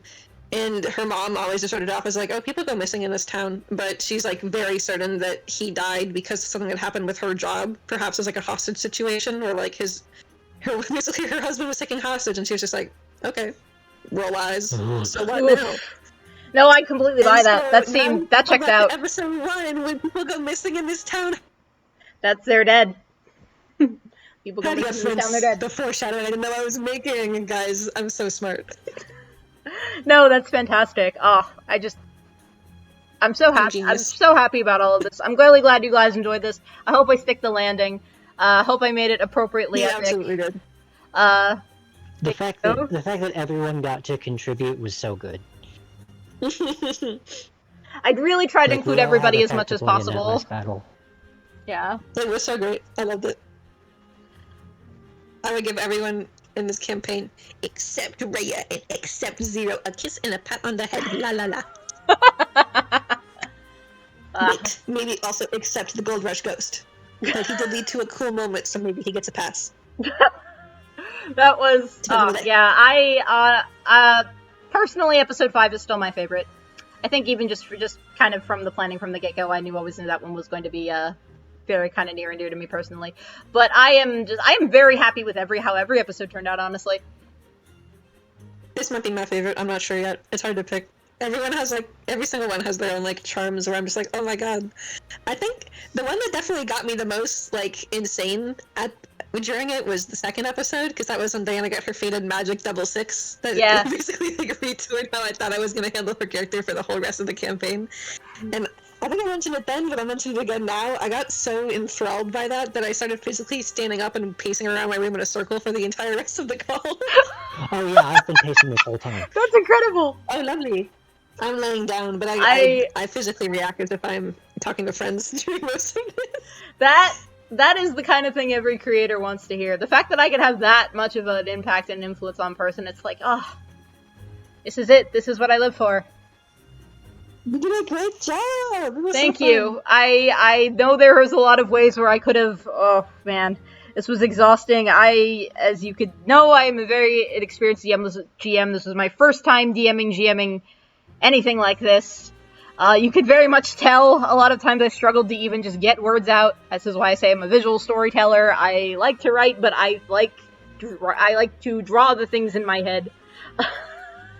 Often more than I like to write them, because sometimes I just can't find the words, as you've seen more. But I'm glad that despite that, I've managed to be pretty happy with all of these sessions turns out, because you guys really just seems like you have been enjoying yourselves. You've been enjoying everything, even when I feel like I've kind of fumbled on the execution. I feel like the concepts that I was proud of. We have been enjoying. Yeah, I think the concepts that I was proud of have managed to shine through, and you guys have, you've not felt like, oh, I got what they were going for, but it wasn't. It could have been handled better. It seems like I was able to actually accept, despite me kind of feeling like I was struggling to get there at points. I successfully managed to achieve what I set out to achieve, and I'm very happy and I'm proud of that. And I'm just so happy about it, because the reason why I am is because of you guys. The fact that you guys enjoyed it, the fact that you guys allowed me to do this, like, I'm almost like speechless. I almost don't know what to say anymore. I'm just so happy. I'm very happy. I'm very proud of this. I'm very proud of you guys. I'm very thankful. It went so well. And yeah, I hope that this will be a thing that the more people in the Shadowverse community continue to discover and maybe get some enjoyment out of. Because that's why I do this. I just want to bring.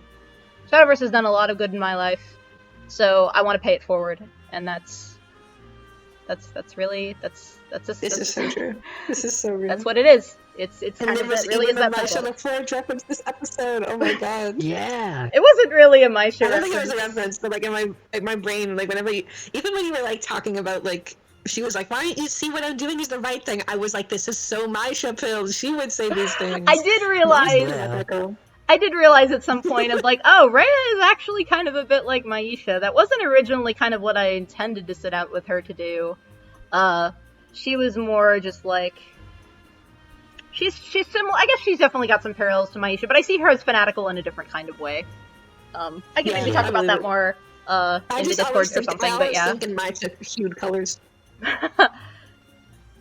Well, If I guess Maisha there had are been some parallels you can draw, but yeah. In any I think case, it's 13.